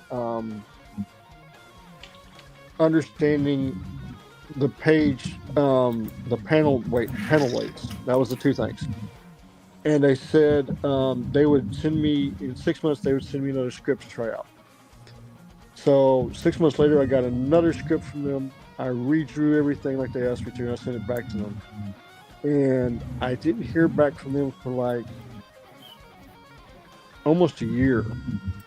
And they wanted me, and Michael had contacted me and told me that they were going to send me another test script. They were really interested in me. They really wanted to see what it was. And I remember sending that one in. That was number 3. That was the last one I sent in. And I remember them saying that they loved what I was doing, but my name and my artwork was too close to Jim Lee's. And they couldn't take me because of that. And I was That's like, fucked up. Oh, fuck. Yeah, well, my real name is Jim Lee. That's the problem. Yeah. So that was the problem. Because the other Jim Lee's a failed prototype. Yeah. Well, I mean, you have every time you say that. Well, okay. Jim Lee's. Well, it's like Michael Keaton. Michael Keaton's real name is Michael Douglas. You know. Yeah. So you had to change it. So at that point, no, I'll take it back. I had one more shot with Rob. And I remember I drew the pages, and I drove out to San Diego to meet Rob, and I forget why it was canceled or something like that, and I was almost flat broke, and I didn't even have money for gas to get home. And I had drawn some extra Batman stuff on the side, and this old guy came by, sat down, looked at my Batman stuff, and he was like, "How much you want for the Batmans?" And I said, "Well, I need $250 for gas to get home." And he goes, "I'll give you $250. I was like, "Okay." So I get $250, and I give my information card and like that, because I don't know who the fuck he is. And I drive home. And so about 3 weeks later, I get a letter from DC Comics. And they're like, "Hey, can you draw this up for us?" It's a bunch of Nightwing stuff. And I posted the Nightwings on here, on Twitter. And so I drew the Nightwings, and I sent them up to the office. Well, about a month later, I get this envelope, and I'm looking at it, and it says to me, I've got it on the wall, from Bob Kane. And I'm like, what the fuck? So I open it up, and it's artwork from Bob Kane. And it's a letter from DC Comics saying, "Thank you for the pages. We like what you did. Here's a check for $250. Oh wow! And I was like, "Okay." And so I'm like, "Where the fuck is this stuff?" So I go up. About 2 months later, I go into the comic book shop, and there's the new Nightwing, and I'm checking out Nightwing. And I get to the back 4 pages of this book, and I'm fucking pissed. It's my pages, but it's redrawn by the guy that did the book in the back of the Nightwing book. Stole your layouts. Yeah, well, my layouts were fully done, complete. They stole your pages and it's redrawn. Yeah, Damn. that's what That's they did. fucked But, up I when mean, people do that. they at least paid me Yeah. $250, but I was like, fuck. And then they mailed me my pages back. Oh. And I get them in, sucks. so I still have my pages. And I was like, oh, motherfuckers. And that was the last time I had any dealings with DC Comics. Right. So Understandable. At that point, here comes Bob Sapp. Oh my God, I love that guy. So Bob Sapp's this really big black professional wrestler. I was going to say Bob Sapp, the MMA fighter, the K1 champion. No, I'm talking Bob about Sapp. I'm talking about the one that went to New Japan Pro Wrestling. I think he was in Conan, the one with Momoa. I think he fought Momoa on a pirate ship. I think that's the same guy. Yeah. So Yeah. he comes to Dallas, and I forget. I think it was Ron that told him that I was really good at drawing and stuff, and he needed T-shirts for New Japan Pro Wrestling. So he hired me to do his T-shirt layouts. He paid me for them. Took them to New Japan Pro Wrestling, and then 6 months later, after I did that, I get a message from New Japan Pro Wrestling. Call us from California. I call them. You did Bob Sapp's artwork, your T-shirts. Yeah. You want to do more T-shirts? Yeah. Okay. You want to do banners? Yeah. You want to do logos? Yeah. Basically, I'm asking for anything I can get my hands on. Like, You want to eat? Yeah. So they were like, okay. So we'll give you a 5-year contract. You're going to fly to Japan. You're going to work for us. I'm like, I'm going. My wife would be like, "Let's go." That'd be so awesome. No, I went. So I went Yeah. over there as GM and came back as James. And I should have stayed over there, come back, but I come No, I back, mean- and then everything else goes like it is. I would go live there for 5 years. Fuck yeah, I would. Yeah, oh, Japan was fantastic. I made good My money. wife wants to go there for like a few years. Like, yeah, go live there for like 3 years. Like, someday if we can. I loved Japan. I really did. And the yen is Yeah, Sounds the yen right Yeah. now is like in real big trouble. It's Yeah. 155 yen to the dollar. So Yep. yeah, with what it's I'm about to fall the way of Atlantis, because they're like the Atlanteans of our time in some ways, you know. well, it's our own fault. It's our own fault because we rebuilt every goddamn thing. I mean, seriously, I'm serious. They're like If you look at what MacArthur did, that was genius. As a general during World War II, I thought he was a brain dead, stupid idiot. But as he got too many men killed because of his personal greed. But what he did for Japan in Reconstruction, that was brilliant. That was brilliant. If we'd used that same model in freaking Afghanistan and freaking Iraq, it wouldn't be like it is today. Right. You make me want to go to Japan now. I want to move to Japan or like Paris, bro. It's cheap there. Because they treat their, No, they go treat to their Japan. comic book artists pretty good over there, you know. Oh, if you haven't heard it, Tencent is starting to take over Ubisoft. Yep. Yeah. Ubisoft fucked up Oh, so good. bad. Because, you know, This China is a doesn't have prime enough example stuff. of that fuck up. But you know what's so funny about it? If Tencent gets it, Tencent's Chinese, and they're like, "Oh, you want big boobs, shaky asses, and stuff? No problem, we got you covered." Right. Yes, all we want is stupid Americans' data. Give us money. You know what? And people We'll are do anything people to are get dumb- stupid if people are American data. dumb What do you enough- call American with PhD? Stupid American! Hey, if people are dumb enough to do all that stuff on Twitter and on Twitch, and not on Twitch but TikTok, then guess what? They're going to be able to buy these games. They'll make billions off of us. Oh, dude, no, they do. No, Data farming. No, people have been so desensitized to this CCP That like. Oh, I know. Really? I was in China for a while, so I know. I'm staying out of this topic.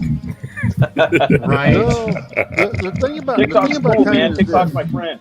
The thing about China is this: the Chinese people, just the regular people, are Oh, I love them. fantastic. They're yeah, they're wonderful amazing. people. Always They're their government. amazing people. Yeah. Just number one rule: don't say a fucking word about the government, or your ass is in jail. Nope. That's the same Government thing cool. with. That's the Government, my same thing friend. with. That's the same thing with Korea and Japan. Don't say nothing about the government. And if somebody says they're calling the police, run. Because you're the outsider, you're gonna be the first one they're gonna go after. Oh yeah. What was that? Somebody was saying something. I said if they call the police, you're the first person to run Oh, yeah. because you're the first person they're gonna come get. All right. Well, I think I'm going to have to call it, guys. I think it's about that time, folks. I want to, I want to thank everybody for coming out here and having a whole bunch of fun, dude. I had a blast. Where's that? Where's my buttons? The buttons that do the thing. So yeah, Up your butt. there's the one button that does the thing, and then we go to the other button that does the thing. So yeah, no, I think I'm gonna call this a day on this. Hell yeah. Looks good. Mm-hmm. Yeah, it's badass. Solid work. Thank you. That's fucking solid, man. I think that character, like, really, I like that. Like, the new design is pretty dope, the organic one, but I like that one more. I ain't gonna lie. Right, same here. That's why I went with it. The gonna buy organic this. design is really good, but I'm excited to see this character come out, especially since we got to hang out with the creator. Oh, And- if you're in Dallas, in the May, Fan Expo, they're gonna be here. Awesome. Yeah, I'm gonna Yeah, back go that check them book. out. I'm following him Real now on Arachnus. I think he's mostly sold on going to Kickstarter, even though we did try to talk him into filming my comic. It's just But, Coca-Cola, hey. man. You know? He may go to both. He may do both. That's the way to That do would it, be man. the smart move. That's the smart move. Pick your bro. You gotta go favorite everywhere. and then go through the list. Yeah. I go everywhere, man. Yeah, it's the way to do it, dude. All right, So guys. anyway, I want to thank everybody who came up here on the panel. Later today at 7 p.m. Eastern, over on the Dawn's channel, The Studio, where we have special guest Dan Panosian, and we are drawing Profit. So it's going to be really exciting. It's going to be a heck of a lot of fun. Oh yeah. It's gonna be a good old time. I'll try to watch that. Let's James. Let's go ahead. Here we go. You know what? Here we're gonna go straight from top to bottom. Omer. You can find me every Wednesday at the Omer Glitch show called The Hump Day at 9 p.m. Central. And compared there, we got MFB showed up last week, and we have pretty much an open invite to the friends of the channel. James, you're always welcome as well. Let me know if you ever need a link, and you're welcome. I know you work nights, or yeah. So, but and again, always thank you to Hal here. Thanks, Hal Yes. here. Yeah. No. Special shout out. I even tagged him on the Twitter post because I was like, "Yo, dude, you've been dropping them hot links all night. You've been on it." So that deserves a little bit of promotion right there. Absolutely. And then And I'm getting my website up, so GarciaDesigns.com. I'm getting that baby up soon. Oh, cool. Yes. Yeah. Yeah. It's the only website that comes with a free cup of salsa. Yep. And we'll throw in some tacos for $2.99. Hey, there you go. Yeah. $2.99 tacos. Yep. Breakfast tacos at that. James. Hello. You can catch Let them me know at where to find you, Mr. Nipply Man. Thank you very much. You can find me at www.thevonsteins.com. You can find all my stuff. Also, if you go over to that website right now, you can actually read the first chapter of my new novel, The Dark Empress, which will be probably coming out later this year or early next year. And you can find me on X, Minds, and any place else I can think of. Fair enough. Awesome. Mr. King Lake. Hi, I'm King Lake. Follow me on X at Lake 86. And every now and then, hopefully we'll have more streaming up on my YouTube channel, King Lake Rock Hard Comics. And also keep an eye out for the Neon Revenant. Go ahead and jump on IndieGoGo and for the pre-sign up, and go from there, and you'll be notified with updates whenever we do give those updates. Awesome. Yeah. We are working behind the scenes. All right. So next, Mr. Metal Movies and Brewski, with his wonderfully dyslexic name. Yeah, right. No, I love it. Well, that's my guitar player used to call me, and then I don't know. I'm trying to make it easier, but not easier. I don't know. But thanks for having me on, man. It was fun hanging out. I had a blast tonight. Oh, good. I'm glad. Yeah, anytime. It's cool seeing you around and streaming, and yeah, hopefully I can make it, every Friday. I want to start doing a draw stream. I'm trying to work something out, but we're having guests on and stuff too. I think it's fucking awesome, and I have a show on Saturday night. It's just like a 1 hour show usually where I talk about, metal movies, monsters, cryptids, comics, campaigns. I do that Saturday night at midnight Eastern time. And you guys could find that show. It's Metal Movies and Brewskis. And you can find me on Twitter or X at bat_Merc. And there's a link tree to all my stuff on there. So it's awesome. Thank you so much, Hank, for having me on. I really appreciate it. Always, anytime, my friend. And remember, go check out that show tomorrow night after the studio, because you're gonna want to watch something good after putting up with our asses. Yeah. Oh, thanks, anyway, man. On Tokume-chan. Oh, here comes the long elevator pitch. Yes. I can be found on either Twitter, YouTube, the one with an I can't remember what it's called. Instagram, thank you. That's the one. Under Tokume LLC. I also have a live game show that I do, which is a tabletop RPG of Cyberpunk Red, alternating Tuesdays at usually 11 p.m. Lately, we've been putting them on the Tokume LLC channel in tandem. We also, alternate to that, do another show called Hilljack Happy Hour, which is basically 2 hours of a bunch of Midwestern crackheads talking shit. And boy, howdy do we talk shit. My primary project is EDGEPUNK, which is a quarterly magazine. We promote anyone and everything and anything associated to independent media. You got an independent product, come talk to us. We will promote you. We are quarterly. Our next issue comes out next Friday. We are looking at currently, until we edit, probably about 214 pages of a digital quarterly magazine, both online and a physical USB drive. I don't have one on me. I've sold all of mine already. Yeah, I was telling one of the guys up the street from where I live, one of my neighbors, and he was like, "What?" I was like, "Yeah." It's no joke. We are doing a whole new level of technology with a USB drive that has the entire digital online magazine pre-installed. Think about that. On or offline, all the media fully functions, all the video fully functions, all the audio fully functions. It's a virtual reality in the form of a USB drive the size of a credit card. You plug it in, you jack in, and you've got the full magazine. Also, the physical copies have extra stuff on the drive that we don't tell anyone about. Extra music, extra movies, extra books. Anything of our content creators want to throw you, it's on there. We also release special edition copies to each of the content creators. They modify those special editions with extra stuff that you can only get from them. Just so exciting, dude. It's crazy shit. We have merch, which is this nice little symbol. This is our symbol that represents EDGEPUNK. If you start seeing these around, that means there's someone affiliated to EDGEPUNK.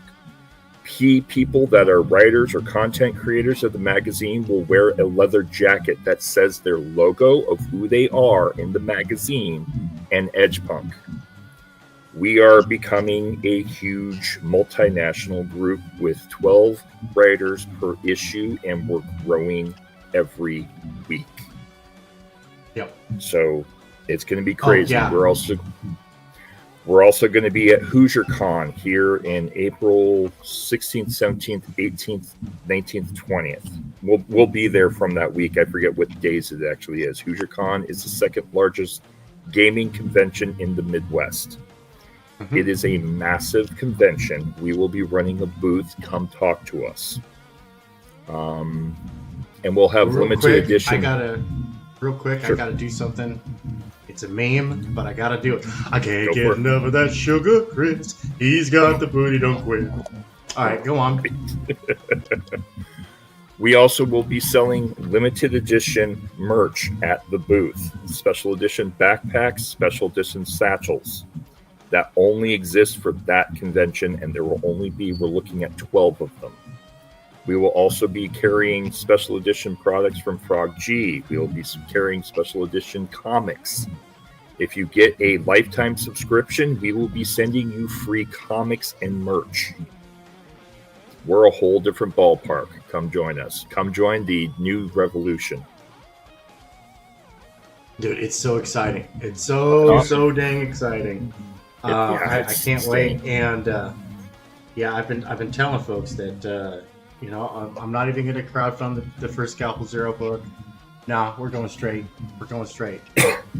Because I can't pass up this opportunity. That's you're just stacking cyberpunk on cyberpunk. You know what I mean?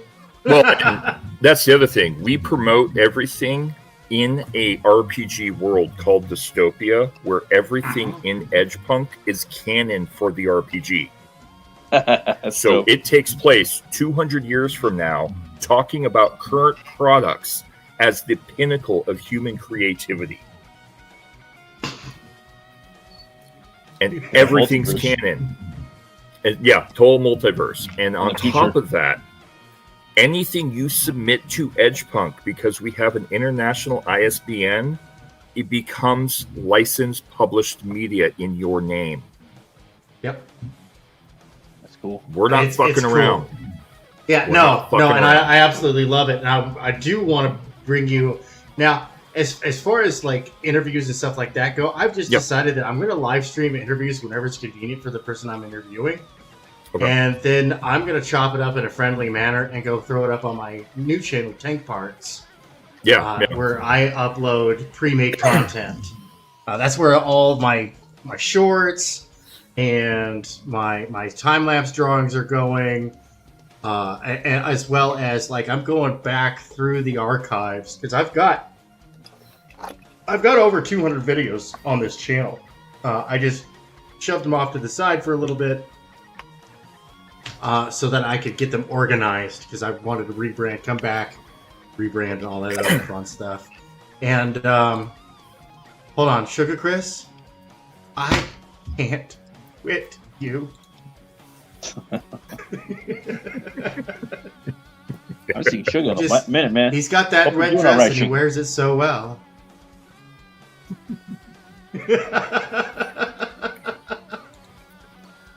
Oh no! I have this thing on. I totally forgot about it. Hold on. Wait, if we're gonna do this, we're gonna do it right. Go ahead and hit that little button over there and where Moltar! Where's the button? Oh, there it is. Good. You will obey. You will obey. You will subscribe to everybody here. You will follow them on your favorite social media. Or else, I'll have my way with your mother. Oh, shit. I should make you go have your way with my mother because I hate that woman. You're gonna be having corpse. Maybe I overstepped my bounds a little bit. Have fun with my mother. She's a professional con artist. Oh, good. We'll get along great. Thing. She's been dead for 7 years. I wish my mother was dead. Oh wait, sorry. Are we live? I totally forgot I had that all queued up. Pardon me. I was gonna come back from one of my breaks and just instantly be replaced with Zorak, Slapper of Bitches. Nice. I am Zorak, Slapper of Bitches. That's really to the another promo. Which go subscribe to Stark of Iron. He's got great stuff coming on. Like for real, it's fun on a bun. I have an idea for you. I will tell you after the stream. Okay. And remember, be good. Yes. And if you can't, at least be good at it.